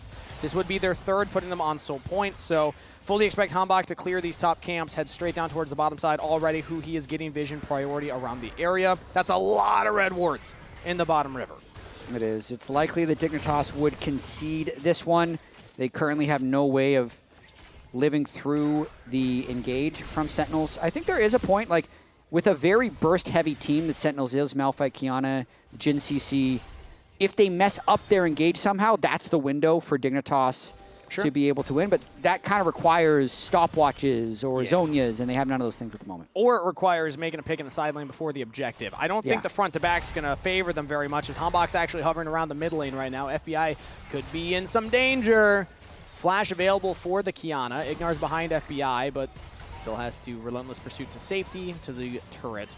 Hambach will just walk down towards that Dragon. I wanted to highlight the fact of the side lane plays because Darkwings had no flash. You have Pantheon ult for XU. Maybe if Darkwings is ever kind of too far forward, you can make the play onto him. But as of right now, it's Sentinels trying to make the play. Palafox flashed on by Hambach and just taken out immediately. Darkwings with the kill credit from the laser, but Hambach doing the majority of that work. Sentinels are the ones to make the pick. Doesn't even use Qiyana ult. Doesn't need it. Nope. Yep. I can see Palafox kind of adjusting his hair there. That's about all you can do to outplay that one, aside from waiting in your Nexus, in which case the game ends anyway. And it's feeling like that's the direction that we're going here. This is only 20 minutes into the game and a 5,000 gold lead, close to at least for Sentinels, as now the Grand Starfall used by XU is going to go through the Magical Journey because who he just got Rahel straight out of the danger zone that is the Pantheon. In comes Denethor, though. They're trying to continue the chase down, but who he gets out with the flash, Dignitas just can't make the pick happen. Dragon, meanwhile, went over to Sentinel, so they got the objective and they get out. That was Dignitas' first look at really using that Pantheon ultimate outside of the first, 5 minutes when they made that play out of Darkwings, and that time they did not get a kill. Yeah, but I agree. With the first tweet there, Hambach is just crushing. Captain Flowers also in our Twitch chat. Woofing on the dog. Hambach is woofing on the dog. Absolutely is. Skarner got banned. He's just going to have to pull out Qiyana. Well, that must have been was a game one tweet. Game 1, yeah. He was until he wasn't. Uh-huh.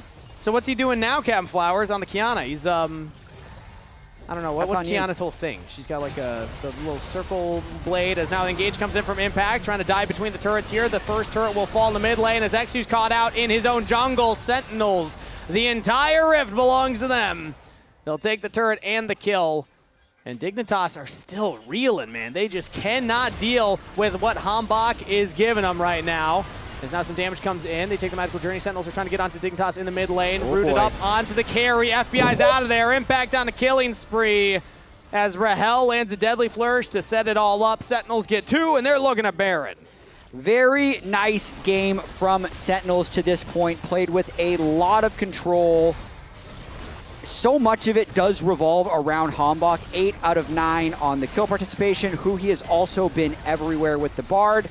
Dignitas really trying to defend this one. They have pretty good Mega Nard timing. It's probably worth an attempt. Yeah, Denethor is close to hitting that Rage Bar. Not going to go for the steal, but they're going to go for the big engage. Denethor is into the pit, trying to take down Humbok. He's able to get him. Baron is secured by Sentinels, but the jungler's down, the top laner's down. Dignitas get 2 as a big shutdown comes in for the jungler. Now Grand Starfall used to stop the retreat path. He's able to lock down the mid laner. Darkwing's in trouble. Aegis Assault is used to block all the damage, but a great stun from Hui denies the rest of Dignitas from following up. So it's only going to be the 2 kills for Dig.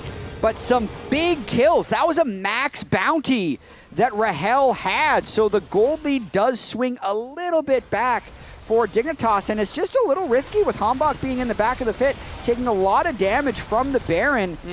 And then you can see Denethor just no hesitation, flies in the back and just kind of chain CCs him down, very close to having a chance of stealing this Baron as well. You can see Hambach focusing on the Baron.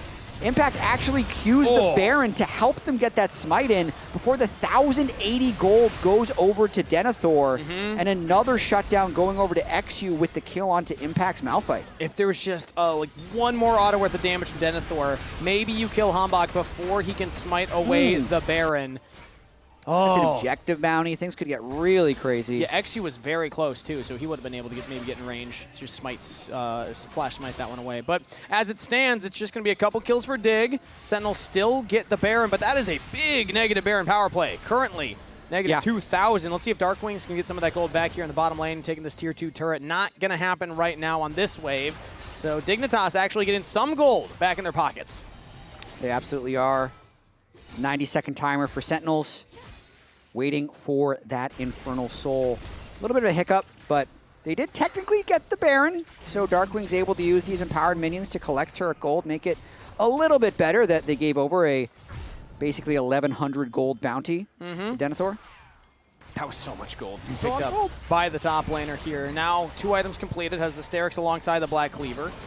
So Denethor is going to be a bigger frontline threat as he's getting TP'd on in the top lane. He got some damage on Impact. He's in the Mega form, trying to jump away, slowed by the Seismic Shard. Darkwings throws a laser at him, but Denethor is back to safety. So TP down for Darkwings. Pretty risky if they chase Grand Pantheon, though. Now, XU's just going to fly over the top and get straight in onto Darkwings. Throws down the gravity field and is able to turn it back around. Temper Fate lands onto XU as the rest of Dignitas were trying to get away. XU now in trouble as Hambach over the wall just deletes Palafox yet again. And Hambach can do no wrong. The double kill for the jungler. Talent supremely displayed there as Sentinels will win another team fight. I mean, they win the team fight. They might win the game. That was 4 kills. We're only 24 minutes in, so the respawn timers are low enough, but that just brings them right back into completely dominating this one. Just a perfect engage by Hambach, followed up by Impact with the follow-up. So it all starts when XU says, I think I can make a play. They then chase up too far, and they really lose track of this guy in the corner.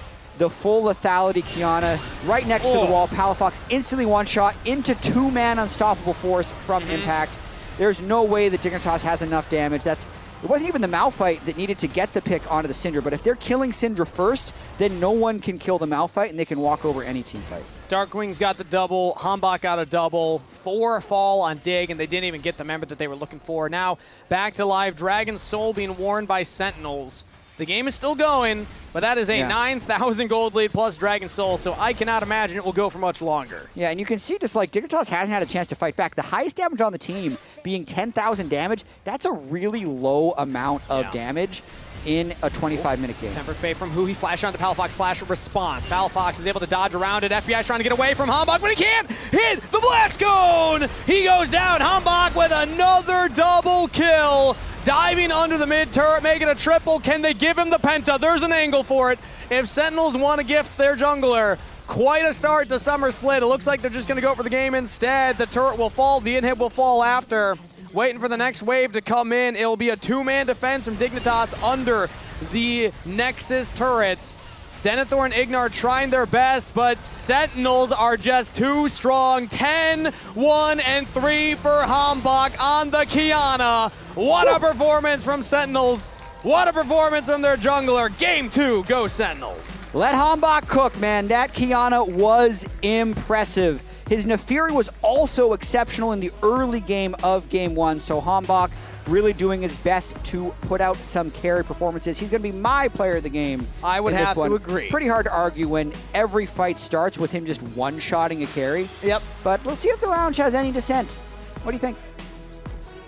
I agree. Yeah, I was gonna say, I don't think there's any dissent. Really? Just for the sake of dissent. You thought about it. Yeah, you thought about it. I saw your face. An angle. There was no angle. We're so back. Yeah. I should not laugh at all to that. Especially because we had already said it. Yeah, we already said it.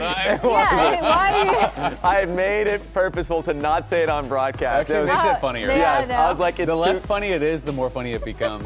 True. I was like, it's too corny. Emily? I'm laughing. Yeah, not corny enough. I actually read some corny reads from our producers too. They thought I was going to change in teleprompter. I did not change. It's like when, a movie is just like kind of bad, it's a terrible movie. But when a movie is really bad, it's a good movie. It's a great movie. That's a great movie. Yeah. And my God, Hambach absolutely cooked XU. I felt, not even just him. Yes, you can get one shot by the Kiana, or you can get two shot with the Malphite behind him. Yeah. I thought the composition was great. Yeah, and speaking of cooking, let's break it down. This week's Pagoda moment. Impact with his predict on the flash from Denethor, showing he still got it. He still got it. The one thing that was surprising to me was that he was mid-wallop animation and he sends the Malphite ulti anyways when you're locked out of the flash. So I was like, what happens if he just doesn't flash? It was actually pretty close too. Yeah. So I was actually really impressed with the predictor. That was one of the best predicts I've seen in a little bit. And it got actually pretty close. So if he does actually flash it, and avoids the ult, maybe he can win in a 1v2. It's hard to know. I think what Impact was trying to do is like basically overlap the hitbox so that if he doesn't flash, you can tag him with the back of it. And if he does flash, he kind of flashes into the front of it. Obviously, if you can see exactly where he's going, you can maybe flash the side, but that's so hard in the moment when it's a point blank Malphite ult. Yeah. You kind of have to insta flash as soon as you see the animation. Yeah, exactly. Spam chat with the Pagoda emote if you guys see a Pagoda moment worthy play. I want to return to Hambach because he's had a lot. Another person that was up there in that top lane at the same time was Huhi, and I had an incredible hot take where I said Hambach and Huhi were going to be the best jungle support duo. Oh, but is this in the Hambach? LCS. This is Hambach cooking XU. Or is it Malphite? As you said. Malphite is also there. Okay. But Kiana is something that I feel like a lot of people see the Kiana locked in. They're like, I don't know. I don't know if you're aggressive enough to pull this off, right? I don't know if you're willing to go for enough plays. And people are sometimes often unsure as to whether there's enough setup.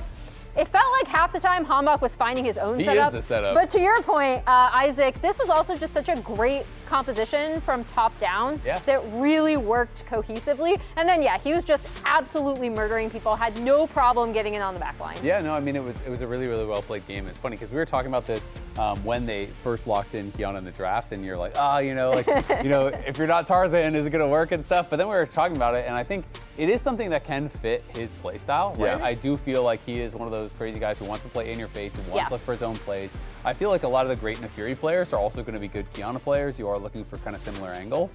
And he's just been playing so well. And I feel like the Malphite was a great pick here too from Impact.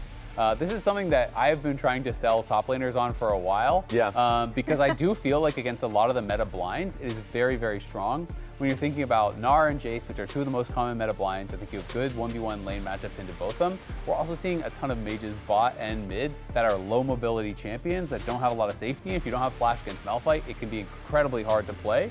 So I feel like this champion really is being overlooked, and I liked seeing it come out in a situation like this. You're playing against Syndra, doesn't really have any mobility, it's flash or death, and you're playing against Gnar, which if you get the lane in a good state, you can actually threaten solo kills and start to build CS advantages. And I'm interested in who is the player of the game for this one. Is it the Hambach? I think it's unanimous. Is it the Malphite? Maybe we can throw the champion. I think it's that graphic. Okay, Hootie also had a good game. I think it's unanimous. 5-5. Yeah. So unanimous Palafox followed by unanimous Hambach. It's funny because when we ended up showing both games from Hambach, his stats, they look like winning stats for both games. But they lost game one. Which is just depressing from Sentinel's perspective. The real question, though, is Palafox Summer already over? Hey, look, it was Summer can have some rainy weeks, all right? That was one. Winter is coming, No, Rags. no, it's a long summer. It's a long summer, okay? It's feeling chilly out there. No, hold it's back. really cold in the studio. Someone find the groundhog. No, it is a long summer. 44% there for Impact. That's quite good. I mean, I think Impact has been, that was a really good game. So there's not much you can say about that. I think some of the invades that Sentinel, Dignitas have been doing haven't really made sense. So they just need to be able to look back on these last 2 games and figure out which early plays make sense for them. Because, hey, if Malphite has push and we see him moving very clearly in vision, maybe it's not a good timer. Those are some moments that I think that are easy lessons. Yeah, and I think if I'm Dig, I'm looking at both games really, right? Because we also pointed out, like, even though they did end up winning game 1, and I think unquestionably the vibes seem to be a lot better on this team than they were previously. I know Cass was talking about it. We showed a bunch of like look-ins to their comms and on camera and stuff. I think you do still have to look at a lot of these macro plays, especially neutral objective setups, which is where I really feel like they've been faltering a bit. You can see it in this game. It's very heavily sided towards Sentinels in terms of Drake stacking specifically. But honestly, last game looked like it should have been this game. You know what I mean? Yeah. Like, with the way that it started, you have a team that was up, 5K or whatever they were. They were up a pretty big amount of gold. They got Soul, and then a couple fights started going bad, and things kind of fell apart. But, like, this very easily could have been a Sentinels 2-0 if it were not for some of the Palafox heroics and for Dignitas being able to crawl that one back in game 1. And it's interesting because I know Cloud Siski had an interview with Impact, and Impact just believes that internationally, like versus Gen G or so, they felt like they were choking in big moments. So like losing the first game when they had a huge lead kind of aligns with that thought process. But hey, let's see it claw back, and maybe they can take game 3. And that'll be exciting. And remember, during the LCS Summer Split, you could win a trip to a League of Legends event. Save your MasterCard as your card on file and make a purchase from the in-client store for a chance to win. Game 3 coming up right after the break. We'll see you then.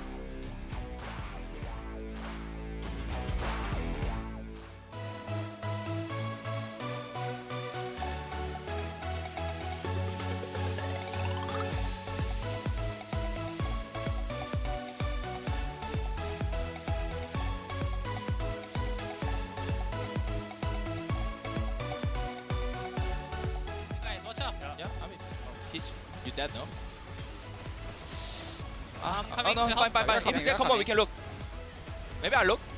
판정 first. 딜러라인 봐도 돼. 나 딜러 볼까? 끝낼 생각 해볼래? 야, 나를 first. You dead? What a performance from Sentinels. What a performance from their jungler. Game 2, go Sentinels.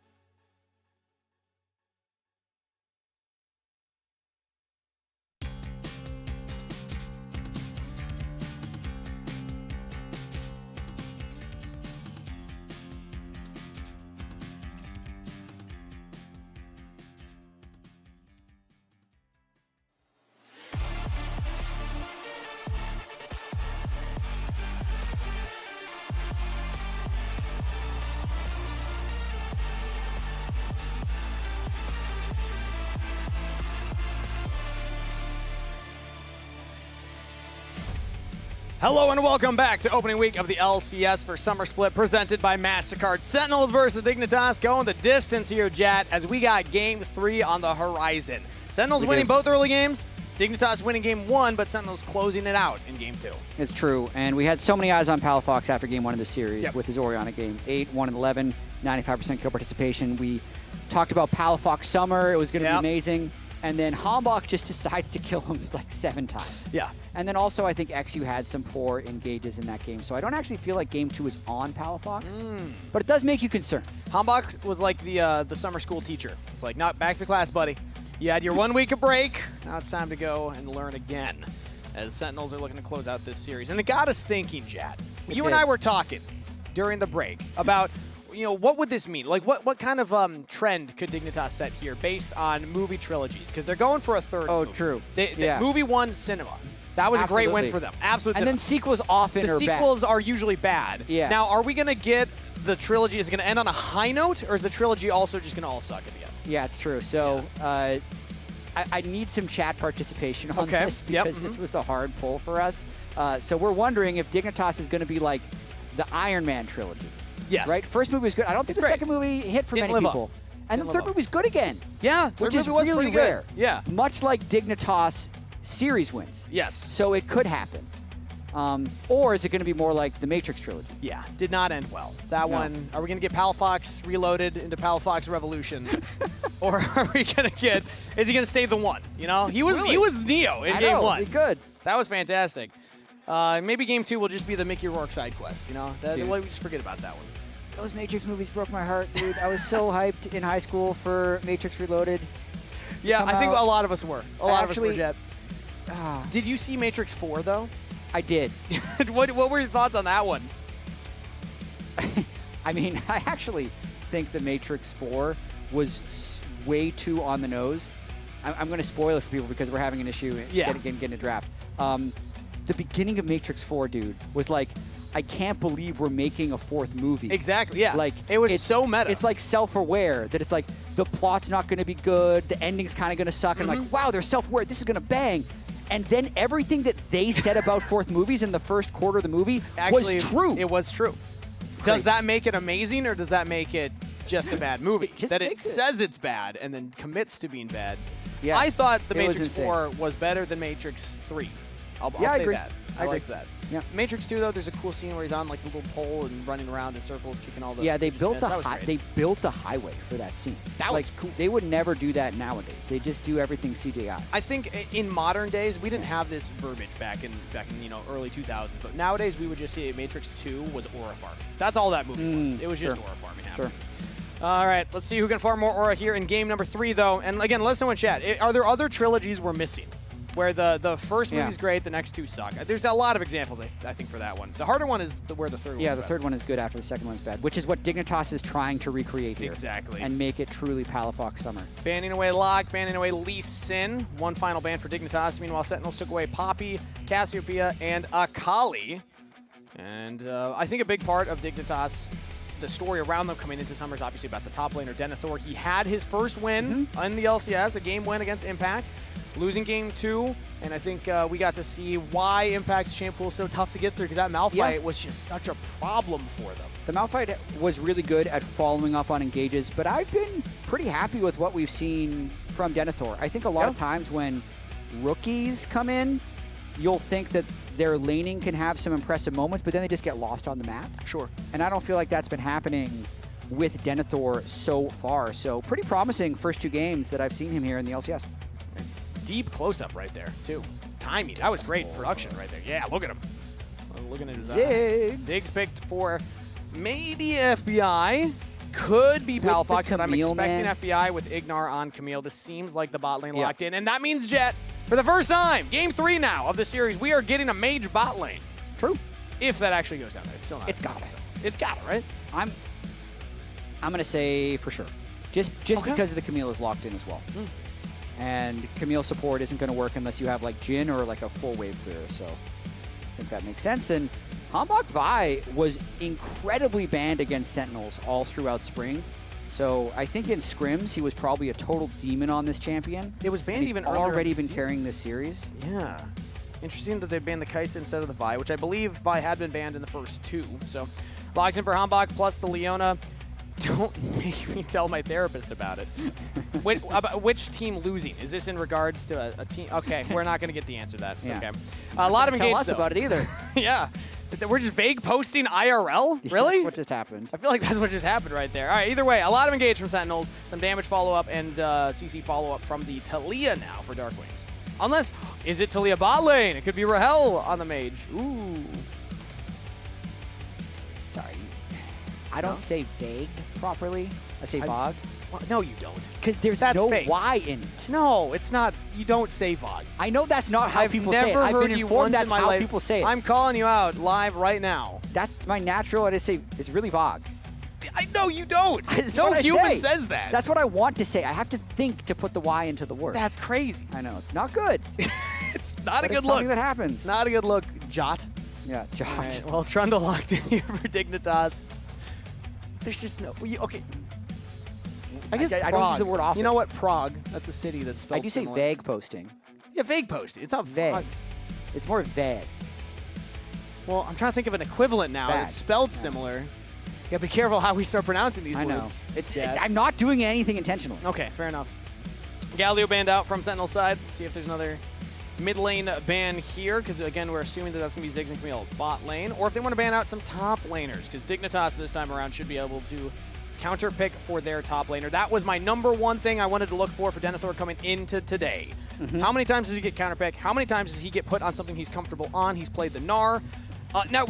Actually, that's important to note. He was a Camille one-trick in Challenger before he went into Tier 2 and Collegiate, so there's a chance that is actually It played could be a top nice lane. flex and then throw like a support down bot lane like a Shen later on, but it's interesting that they decided to do last pick for themselves as their choice rather than picking blue side. These choices, by the way, are submitted simultaneously, so one team gets their preference and then the other team will get whatever preference the other team didn't take. So you have to, like, Sentinels would have to submit blue side and whatever their pick choice would have been, depending on what Dignitas' choice was. And they're actually not giving them counterpick. They're just saying blind pick Ambessa, and they're giving counterpick to Palafox to see the entire team comp before drafting. I guess, because this will tell you, is the Talia going mid or is the Talia going bot? Because that was still a flex being held by Sentinels. It will be Talia mid, Zeri bot, and Shen top lane for Impact. I like 3 tanks Impact in a row. Shen. I mean, he's really... He went through all of Spring Split, basically not playing tanks, and then as soon as it mattered, he tanked up for playoffs to try and make a run. Now he's starting with tanks. Maybe this is his real long game for Impact. He's gonna say, you know what? I've already played the tanks. Maybe we should experiment now that we've won a few games. I'm trying to think what the Iron Man equivalent is to that now. I'm just trying to connect it all back. Everything has to connect to a Marvel movie. Although I guess Sentinels would be a very different one, because we said it from the Dignitas side. From Sentinel side, it would be the first movie's terrible, and then the second 2 are great. Oh, that's almost That's a tougher one. because they never make the second movie. Yeah, you'd have to make a sequel to a bad movie, and usually that doesn't happen.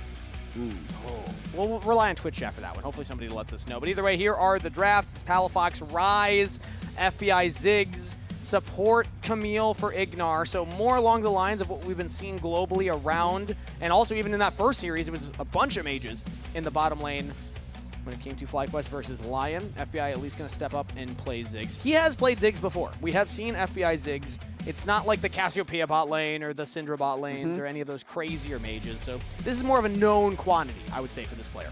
It is, and we're also seeing on the other side Rahel trying to take over the game on Zeri. We don't see much Zeri anymore, but he'll be able to fly into the fight with the Shen ultimate and have engage from Huhi on the Leona. So I feel like that's the plan for Sentinels, is just everybody flying in. Talia, Shen, Zeri, Vi, full engage, full dive for Sentinels. All the carries gonna have X marked on their back, a target on their heads. Sentinels, can they land true as they fire? One more game for either of these teams means a win on the scoreboard to start off their summer split. Riot Games Arena, thank you for sticking around through the day. Give it up one more time for Sentinels versus Dignitas, Game 3. Opening day of LCS, we're getting the big series in Series 2. Couldn't quite get that third game of Lion versus FlyQuest earlier. Second game was super bloody. I thought we were gonna get it.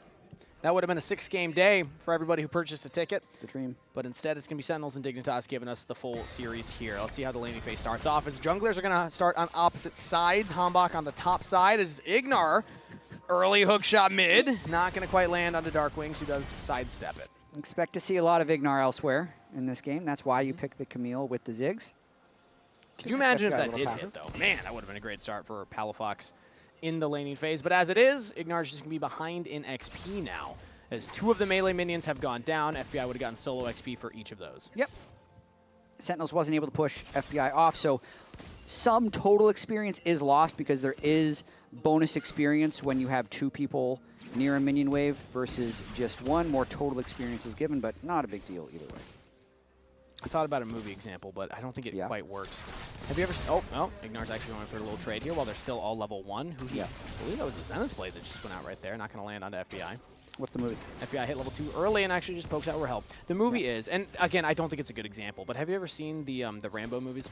Because the first one's like very serious and it takes itself as a serious film. It's supposed to be really good. And then 2 and 3 are like all action movies. So if you just like dumb 80s action movies, I see. The first one might be too intellectual. Much different style. It's a different style. And that's not, I'm not saying it's a bad movie. I'm just saying it's different. And also, game 1, not bad from Sentinels. They just weren't able to close it out as Ignar takes a big chunk of damage here from who he's engaged. Flash forward, gets the Q stun. Rahel with first blood. 2 minutes into the game. FBI now trying to run away. Flash is a little late as the Zenith Blade will go wide from Huhi. Rahel still wants it, finds it! Double kill to Sentinels bot lane. Mid lane. Palafox also gets a kill onto Darkwings. So the more concerning thing is Rahel on the Zeri that is able to have a Shen fly on him later in the game has started 2-0 into the Ziggs. Hilariously, 2 kills, 4 CS. Amazing ratio. But all you need. Palafox and XU also pulled off a kill onto Darkwing, so we'll have to get a replay of that in there shortly. Yeah. I mean, obviously we didn't see that one on screen, but the big one was Rahel with the double kills, now coming back with the Cole and Boots. Now let's take a look at mid lane. I mean, XU was just in the Raptor pit pushing off Hambach, so Darkwing's not respecting the fact that Trundle can just walk out of there, and then just the missed hook shot into stun makes it very easy for Huhi to turn this one around. Ignar trying to play a little bit too aggressively in a lane that kind of just needs the Ziggs to farm up. And then the very last BB kills the Ziggs. And I gotta say, even if that hookshot did land, I don't know if that's enough as mid lane now. Palafox in trouble, did not have summoner spells from his earlier play with the roam from Huhi and Hambach ganking as well. That's 3-on-1 kill onto Palafox. Very nice start overall for Sentinels. Going to try and make sure Palafox can't take over this game from the side lanes. So Impact, I feel like Impact's going to be fine in this lane on Shen. He is such a confident and comfortable Shen player. It's one of his best picks. And this is tough for Denethor. The wave's in a really rough spot. Hambach is pathing towards the top side, so Denethor might need some backup right now, but Ignar's still in the bottom wave. And he's now on Vision, so they know that there's no backup top lane. Ignar's able to hookshot back. Some trade damage onto Huhi. But again, I'm just like, if you're Denethor, you really want this wave to get in because you're in a precarious position otherwise. Yeah, Rahel definitely playing towards the late game as well. With the double kill, he goes back to base and buys just Boots Call. So it's not like he's trying to take over in the early game, but he's investing for the future.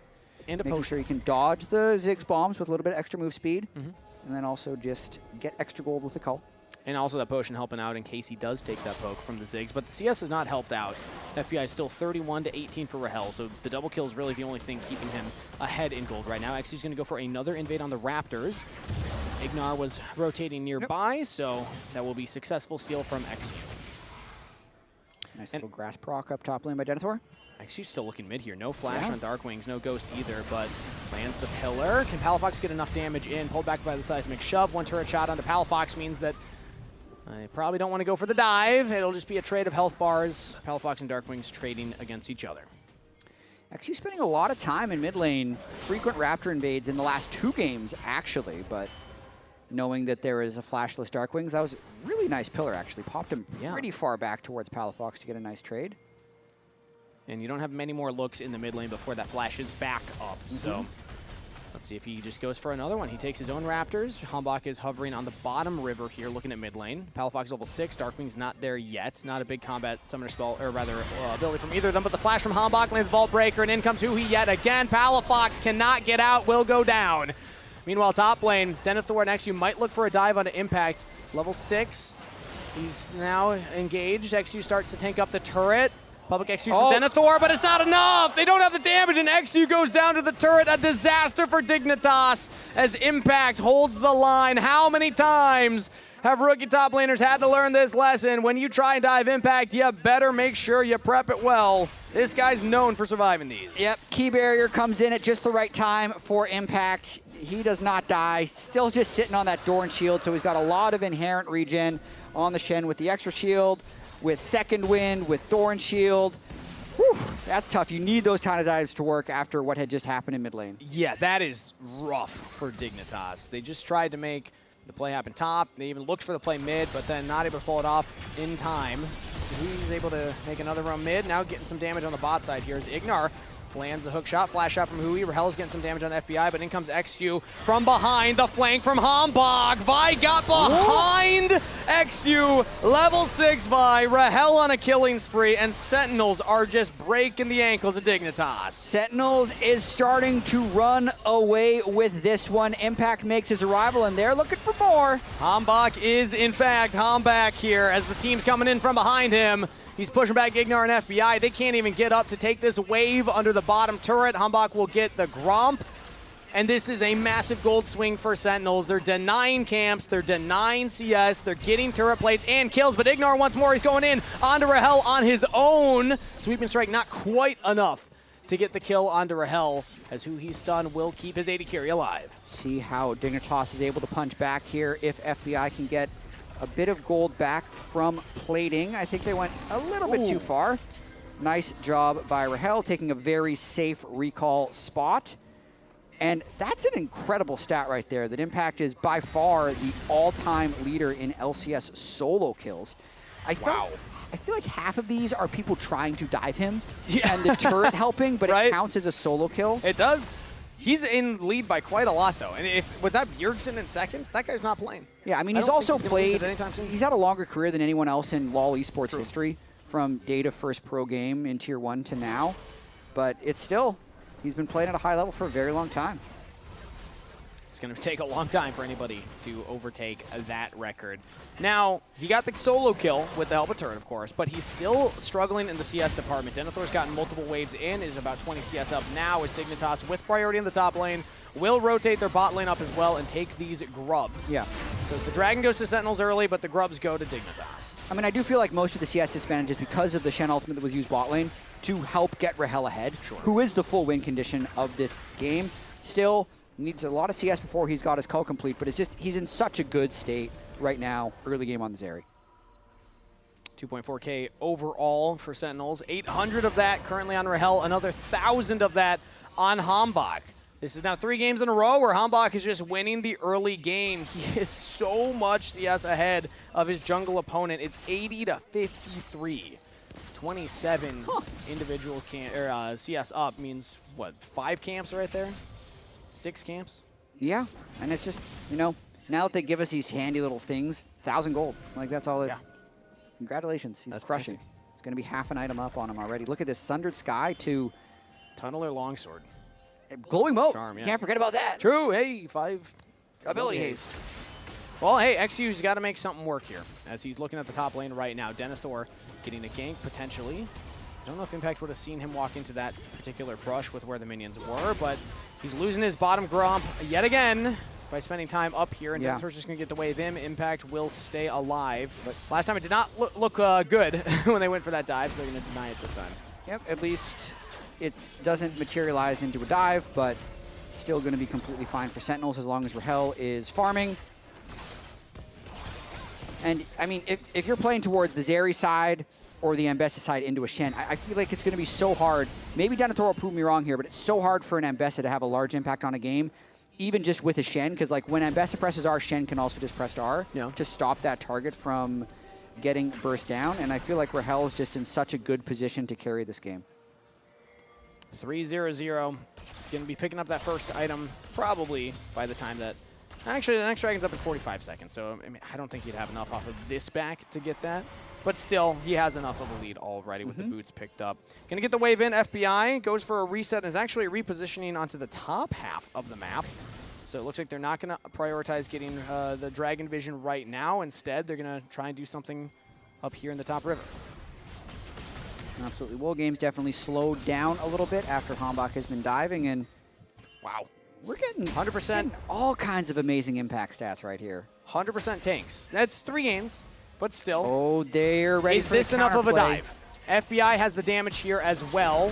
They're still going to need somebody to tank it up. It's the flash engage on FBI, and he's just dead! Impact yet again, outplaying the dive. He's got the entire team behind him as Darkwings, Huhi, and Hambach all join in on the party. You just can't dive this top laner. I mean, that was so beautiful by Sentinels.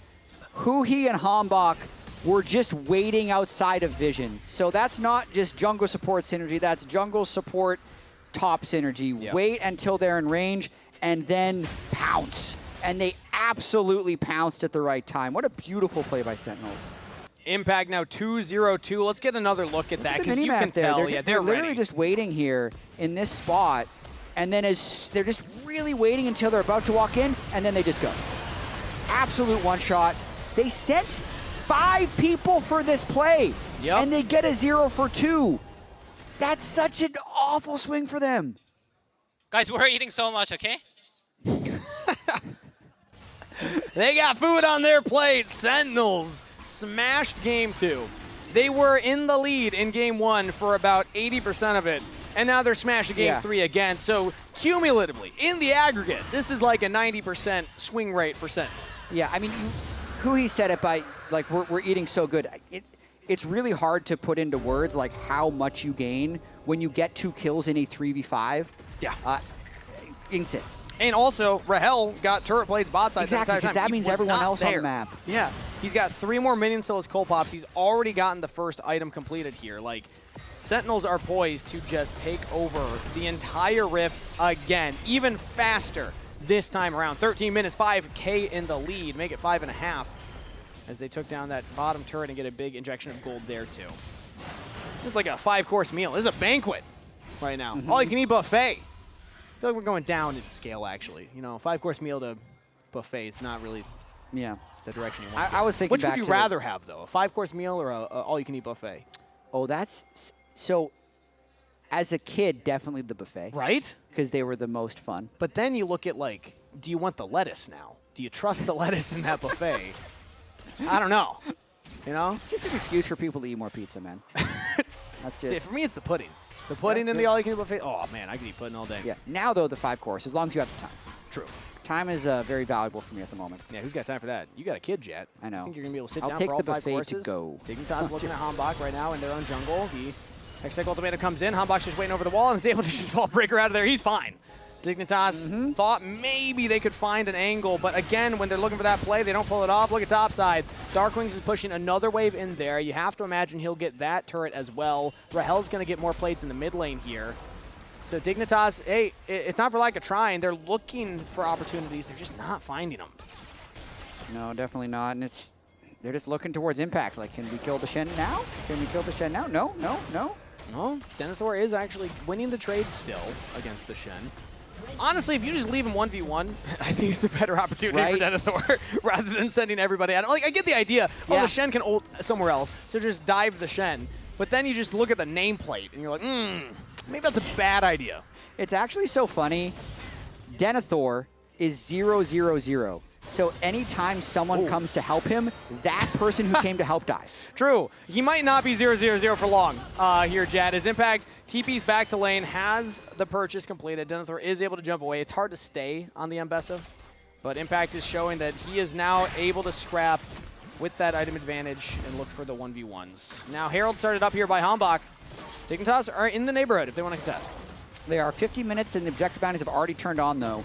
Tells you the current Pillar onto state of the Huhi, game. bringing attention onto the Leona. Heal is used. They're trying to lock down the support. The Shen shield will come in. Sand United not in time as Ignar will be traded. It's a 1-for-1. Supports go down. XU pops the Subjugate, trying to get some damage back onto Hambach with a Vault Breaker. Flash by FBI. Cannot flash away from the ultimate. He will get the kill, but it's traded 1-for-1 yet again. Denethor was trying to get in with the TP, but Impact was able to stop it. Looked like it was being channeled right there. Maybe not either way. It was a 1v1 in the bottom lane. Dignitas will trade 80 carry for jungler and support for support. Yeah, Dignitas takes those. When you're down 6,000 gold in 50 minutes, you can get a 2 for 2. Oh, Impact's still looking for more. He has Darkwings behind him, and Ignar thought maybe he was the one to make the play, but a double kill to Darkwings. The mid laner made it before the support. And the numbers advantage goes to Sentinels. They get 2. They lost track of the Talia, so Darkwings is also off to the races now. Impact really not getting the credit he deserves in this game from the gold department. Actually has the smallest lead of all potential carries on Sentinels. But I feel like he's been the one kind of low-key carrying this game as he works towards his Dusk and Dawn. Whew, slim margins right there. I do like the idea. Typically when you're like, oh, there's the tanky Leona, it's scary to send everything at that, especially with the Shen, but they had the damage there to kill Huhi before the Shen ultimate came down, but Hambach is playing so well. He's able to Vault Breaker in, flash from FBI, but still he has the ultimate cease and desist to follow up and get the kill onto the Ziggs. Damage wasn't there for Dignitas anymore. And yeah, you can say when Dignitas is this far behind, trading equal feels fine, but they almost had more, and that was a little scary. Exactly. But now we have Rahel sitting 5-0-0, 2.5 full items, whereas FBI is just trying desperately to clear the wave, and Impact getting a lot of pressure now down onto the Ambassador side lanes. Ooh, I think we're seeing this mid-turret fall. Yeah, drops the Herald over the Raptor wall. FBI's gonna have to walk all the way back. Kuki's threatening and engage between turrets. Wait for the Herald to hit that turret. Ooh, the Trundle Pillar actually goes up in time, but in comes Rahel with the damage. You're just gonna dive it. Who cares about a turret when he can just kill the enemy team? Double kill picked up for Hambach, but that's traded back 1. Hambach could be in some trouble as well. Low health bars on the rest of Sentinels. FBI, can he land the last bomb? Does not hit it onto Hui, and Rahel is unleashed. Rahel goes onto the turret on his own. FBI out of mana, out of time, out of space on Summoner's Rift. And that is another kill picked up by Sentinels. That is a 3 for 2 trade overall. Rahel's trying to get out of there. Running away from Palafox. Taking the ultimate not very far though. Double kill from Rahel at the very end, but can he get out of here now? Palafox trying to chase him down, but doesn't have the summoner spells. You have to imagine Rahel's out of there. Takes a Blasco to safety. 80 carry out. Ignar still continues the chase. Hextech ultimatum. He says, all right, you got some gold. Go spend it. Give me a shutdown while you do so. Ignar with the kill. 1,000 gold bounty. Would have loved to get that on the rise, but it's the tail end of this play that is still beneficial for Sentinels. Could have gone wrong. The interrupt on the Herald keeps the turret alive, and the turret does a lot of damage during this fight, because if the turret dies and they do this dive, it's a total wipe, but it does allow Dignitas to start turning this one around. However, it is a Zeri who is very fed on the tail end of this fight, pops the flash and barrier to finish it off. Man, that Zeri just completely shredded the Mbessa. That was probably 4 autos for the full health bar right there. As the third dragon's taken from Sentinels outside of the replay. Top lane, looks like Impact will be able to hold this. I don't think Palafox can get up and hit that, so it's going to be the turret saved. Palafox can't even take it down with all of those crystals. Close? No, not going to have it. While we're talking about that, though, reminder, the LCS Championship is going to Gas South Arena in Atlanta, and tickets are available now. All grass, no breaks. Scan the QR code. Absolutely. There we go. Gonna ride your motorbike around in infinite circles. Infinite? Because you can't brake. All gas. Well, you will run out of gas in the tank. Okay. And in fact, that's probably the safest way to stop at that point. Because otherwise, like, what am I going to do? There's a lot of people at FanFest, Chad. That's true. That's a danger. It is a danger. We'll figure out something to do, though. Something to do with it. Again, as long as it doesn't involve the gas associated with Raz, I think we're fine. That man loves his lattes. He really loves his lattes. Notorious. Yeah. Lactose intolerant. Doesn't bother him. I mean, it does, but okay. Well, that's enough strays for Raz. I feel like we're getting a little off topic there. 4.5k gold lead for Sentinels here. As they have not been able to lengthen that. Dignitas have made it interesting, chat. And I'm getting a little excited about the potential of Dig Summer coming back here in game number 3 because they put some brakes on the momentum of Sentinels. Yes, Sentinels got the third dragon, so they're still stacking that and threatening. But like when they had a 5,000 gold lead at 13 minutes, I was like, yeah, this game's over. But now it's less than that at 20 minutes. So Dignitas, this is positive growth. Ooh. I like the cope. Let's, while we have the time. Okay. Much like we had we might not have for a while. We had the time to talk about Palafox Summer when they had won that first game. Let's make the case for the Dignitas comeback, right? Okay. There's a lot of melees on Sentinels, and Trundle's amazing into melees if a fight starts going well. So is actually Ambessa and Ziggs. So if the initial engage doesn't work, the composition, like if this wasn't a giant gold lead, the composition of Dignitas can absolutely fight back into Sentinels, just kind of trying to mob onto people. Yeah, and maybe they find the engage right here. Yeah, Rahel, the AD carry. Everybody's trying to dive in on them, and they got it. Palafox with a kill. Beautiful flip back from Darkwings, though. Could turn the play back for Sentinels, but Huhi's in some trouble. Teleport comes in. Impact's logging down Exu, but a flash back away means that he's fine for now, but only for a moment. Darkwings picks up that kill now on a rampage. It's a 2-for-2 trade.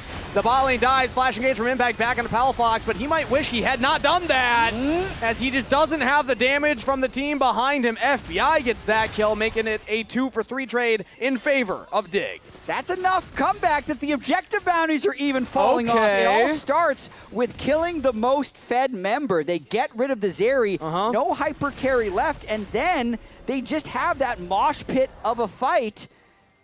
I'm glad we took the time to make the case for Dignitas, Kangas. Yeah, you talked about the ability to dive in onto the carry. Rahel, this is that dive. So the Shen ultimate comes in immediately onto Rahel, and Impact, they kill him before it, so Impact gets stuck in the top lane and actually has to then TP into the fight. So such a perfect engage, being able to burn through also the full Shen ultimate.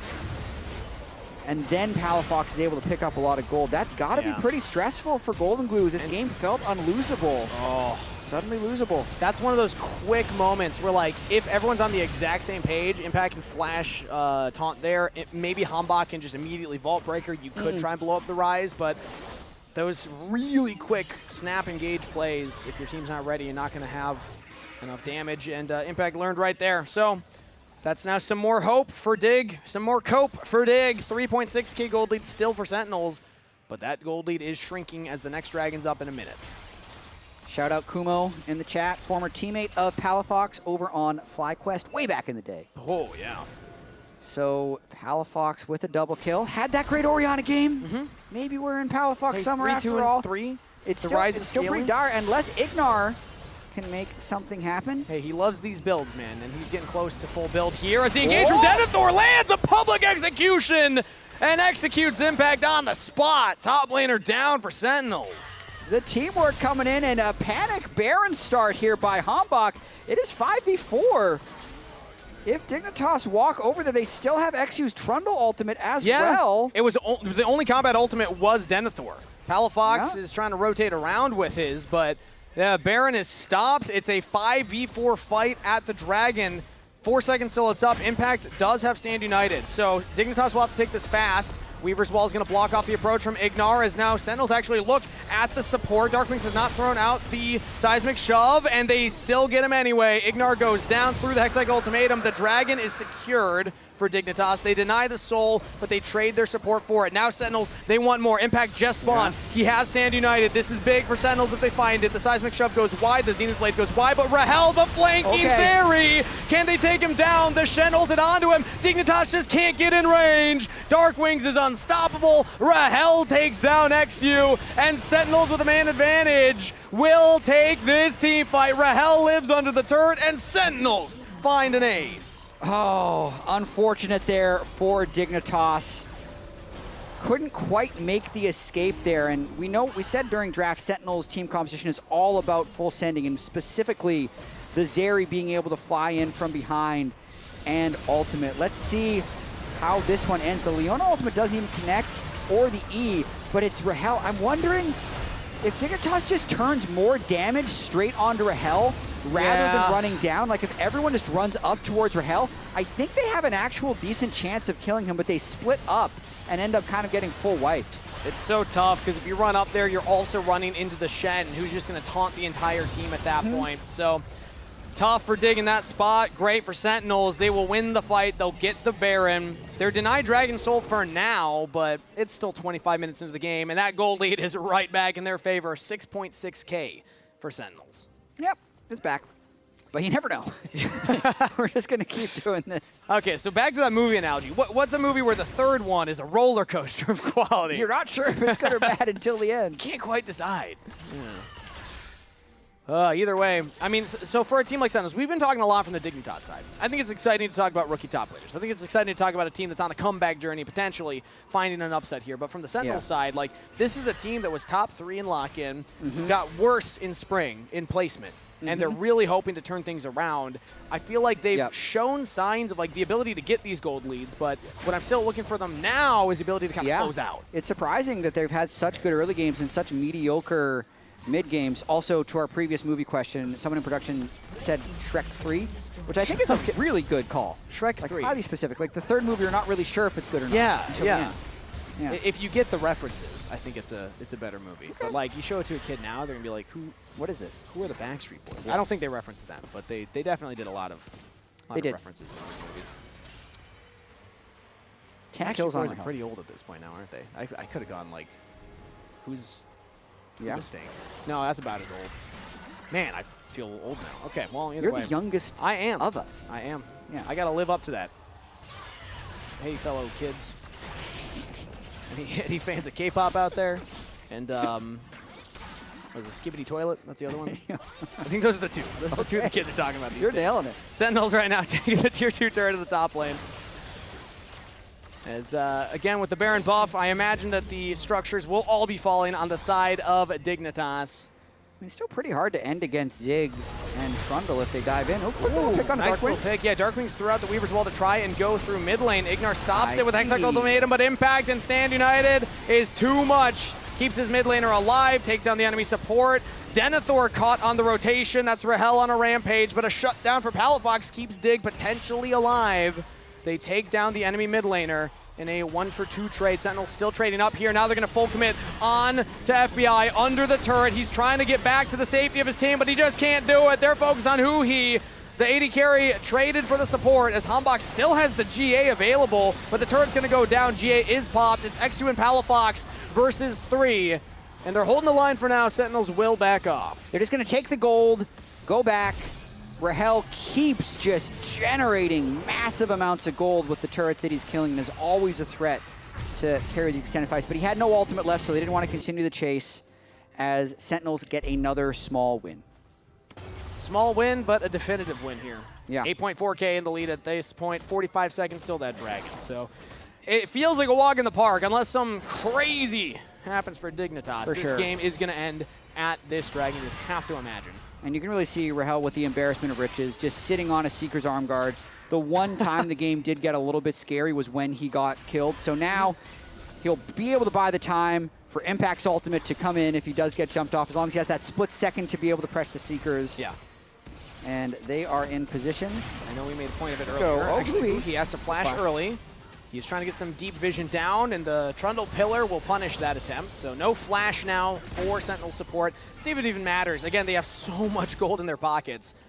Like one flash on the least valuable member, you have to imagine. As Rahel just pops the ultimate, jumps straight in onto XU. Not enough damage to follow up, and if they can just prevent the fight from continuing, Dignitas are trying to cut away, but Hambach says, no, you're not going anywhere. Rahel's trying to get the damage in. He's safe for now. The seismic shove will set up Rahel to get the first kill, and the dominoes continue to fall. A double to Rahel. Hambach on a rampage, and Sentinels putting the final touches on this Game 3 with a decisive teamfight win.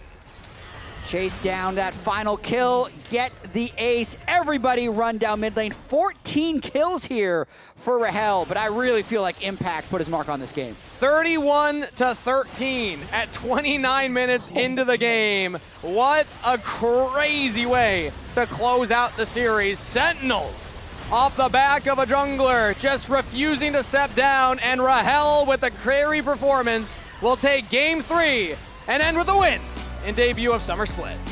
Scary start to the series for Sentinels, losing the first one to Dignitas, but that doesn't matter at the end of the day. Sentinels take the series here. Spam chat with your player of the game. I think this one could be debatable. A lot of big performances in this one. The 14 kills from Rahel, Impact with insane weak side Chen play, and then also some really big team fight engages. But Hambach was also super solid on the Vi, just like flying in over and over again, 8, 2, and 12. Well, a well-deserved bow from Sentinels right there. I gotta say, Rahel getting the double kill to start off is what's gonna earn it for me. I felt like he played fantastic throughout the entire game. Agreed. And, a lot of what he was doing wasn't necessarily like, oh, the team was setting him up. Like that double kill, that was earned. They just got that on their own. You know? They did. I'm gonna say Ignar earned that one for him. Okay. The hook shot into the turret that didn't land. Oh, on anyone. true. I Unlucky suppose. Start to it. Yeah, I But guess. he plays with the lead super well, you know? Yeah. Like 5-0-0, I think it was 7-0-2 at one point, ends the game 14-2-7. Nicely done by Sentinels. As I see Raz is getting ready, he's giving me the thumbs up. So Raz, take it away. I was wondering if I trolled you with that one, but yes, we are ready. And what about a round of applause for the victorious Huhi here? Huhi, how do you feel the current meta is at the moment? Does it fit your vibe, especially since last split it was completely Enchanter meta? Now you're going wild on the map. I mean, I definitely prefer this meta over the last one for sure. It's just fun for me to like kind of move around and make the game hectic. But I think at the same time it's more stressful because like almost every second I'm just telling my teammates, guys, support is missing, you know, like, and everyone is like kind of on edge. But I think it makes it more exciting. How about from, I guess, Rahel's POV? Because I feel like internationally we're seeing a lot of like now mages, like Victor being placed bot lane, just a lot of mages in general. Like, how has it been kind of mixing and matching? I will say I think we're still trying to like learn the metas, still like what's best mages, like also kind of learning the matchups bottom, you know, because it's kind of different than being played mid. So Rahel and Dark Wings are always having a conversation how this matchup is supposed to be played, stuff like that. So I think we're gonna ramp up like when it comes to this meta. And speaking of ramping up, I know at the end of last split it didn't end how you would have wanted it to happen. I know you guys went out to EWC and you guys are flying out. So how would you rate the current series performance and how you guys are ramping up currently? I mean, honestly, I think at EWC I felt pretty good the way how we were screaming and the way how we were playing as a team game. Coming here, I think even though we did have a little bit of practice, like a short amount of practice because we took some break after EWC, I think we're still trying to like warm up, and game one was definitely frustrating, honestly, because I think we were in a perfect position to win and we kind of just threw. But I think it's good that we were able to come back from that mental state. I heard from, I think it was Golden Glue in an interview, talked about how you guys wanted to scram and practice more in speaking English and comms and making everything more streamlined. And I know it's been a challenge for you guys since the beginning of the year. Has that been something you guys have been focusing on coming into this split? I mean, for sure it's something that we've talked about, but I don't know if it's like actually being applied because, you know, people when they're rushed, they'll just talk in Korean and I'll still have to translate for Dark Wings. But at this point, I think Dark Wings also kind of speak Korean for some reason.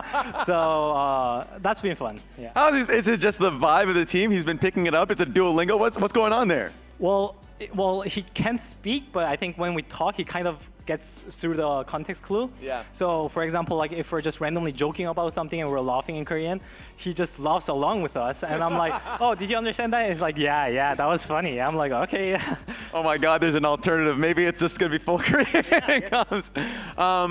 And I guess I heard a story that when you guys did touchdown, you believed you had a bit of a stomach bug, a cyclospore, but it may have been something you misunderstood. Tell me that story. Oh, so I heard that there was like diarrhea virus going on, you know? So we just came from Paris, France, and then I saw so many like posts about like be careful about lettuce and stuff like that. And the way back, I bought a sandwich at the airport. I realized that throughout the eating, in the half of the eating, there was a lettuce there. And I'm like, wait a second, guys. And then on the media day, I'm like, oh, my stomach hurts a little bit, guys. Like, I don't know if I have it.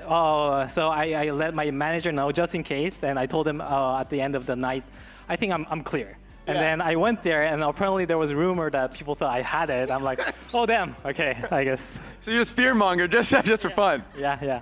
Any message to the Sentinel fans that came out here?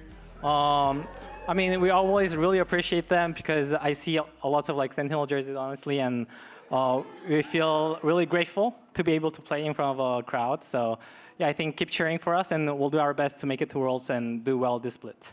Thank you. Congratulations on the win one more time. And round of applause for Huhi once more as we send this one straight back to the lounge. amazing stuff from Huhi. And from Raz, asking the tough questions. We've had some interesting questions today. I know I also threw the cannibalism question to Dokla.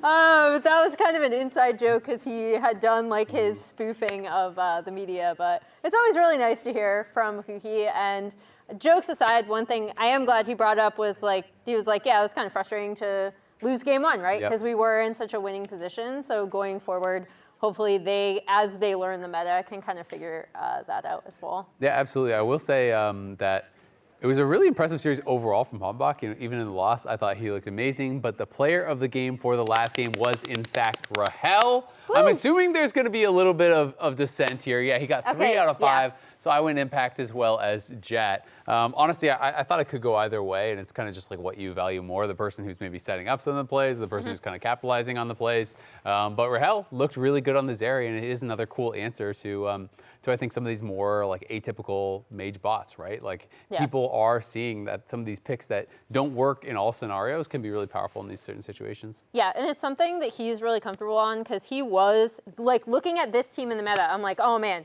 Huhi is gonna love this. Like Hombach is gonna love this. Like I know people are probably flaming my hot take of the Huhi Hombach support jungle duo, but with that bot lane in this meta, the person I was worried about the most was Rahel. So it was really nice to see him on the Zeri show up, have such a great performance in this third game. Here are our players of the game for today. Dokla and Berserker. I know you cast it, but how crazy was that first series, especially watching Lion, who are usually slow and patient and controlled. We pulled the kill difference between their entire split and today, and it was like a, what, like 500% markup or something like that. It was crazy. I mean, it was insane. It was super, super fun series. If you guys missed it, you should definitely go back and watch that one. I know a lot of people are complaining about mage bots, and I think, you know, rightfully so from solo queue and everything, but from my own enjoyment of watching, I am enjoying it for now because it still feels pretty new as far as, you know, in pro play, and it still feels like it's not been figured out to me. And I feel like we're still kind of seeing that evolution in bot lane, and I think that's going to be fun to see throughout the split. You know, getting to see stuff like Silas versus J Spot is not something that was on my bingo card for today. Yeah, and I mean, I, despite being an AD carry player, I actually love it as well. And you still can play standard AD carries, so it's just a matter if you of want to like lose, how you can. That's not true. I've been pulling the numbers on this. I'll update you guys later. Let's update you now with the standings. Obviously, we do have a bunch of teams that have not played. So C9, Kia, Disguised, Shopify, and Team Liquid Alienware all in the middle with 0-0. But both Dignitas and FlyQuest losing out on their series today. And Lion and Sentinels picking up wins. Tomorrow, we have Team Liquid Alienware versus C9, which is the matchup I've been looking forward to the most. Is it Emily's match of the week? It is my match of the week. And I think it's followed by Raz's match of the week. in Shopify Rebellion versus Disguise. Production's yelling at me for spoilers. But yeah. What do you think about, I guess, those team links? Who are you really looking forward to seeing? I mean, I think TLC9 is going to be really interesting because it feels like TL has been ramping up a lot. I thought overall they played very well at MSI. If they can continue that level, that's going to be interesting. And as much as people, I think, are being negative on C9 because they, again, failed to qualify for International, they have been very good in the regular seasons. And I think the addition of Loki and Tactical, them coming back, I think is really, really cool. So I'm excited to see how good they're going to look because I do expect them to be a top team again. At the very least during the regular season, and then we'll see if they can kind of break that curse later on. Yeah, I'm super interested. I saw the kind of lines they ran in the Super Invitational, so I'm wondering if they stick with those. I'll give a presentation on 7-man rosters tomorrow, so don't miss that if you're really interested. But that's it for us today. We will be back tomorrow at 4 p.m. Eastern, 1 p.m. Pacific for Team Liquid Alienware versus C9. Thanks for joining us today. We're back! Let's go! Woo! See ya.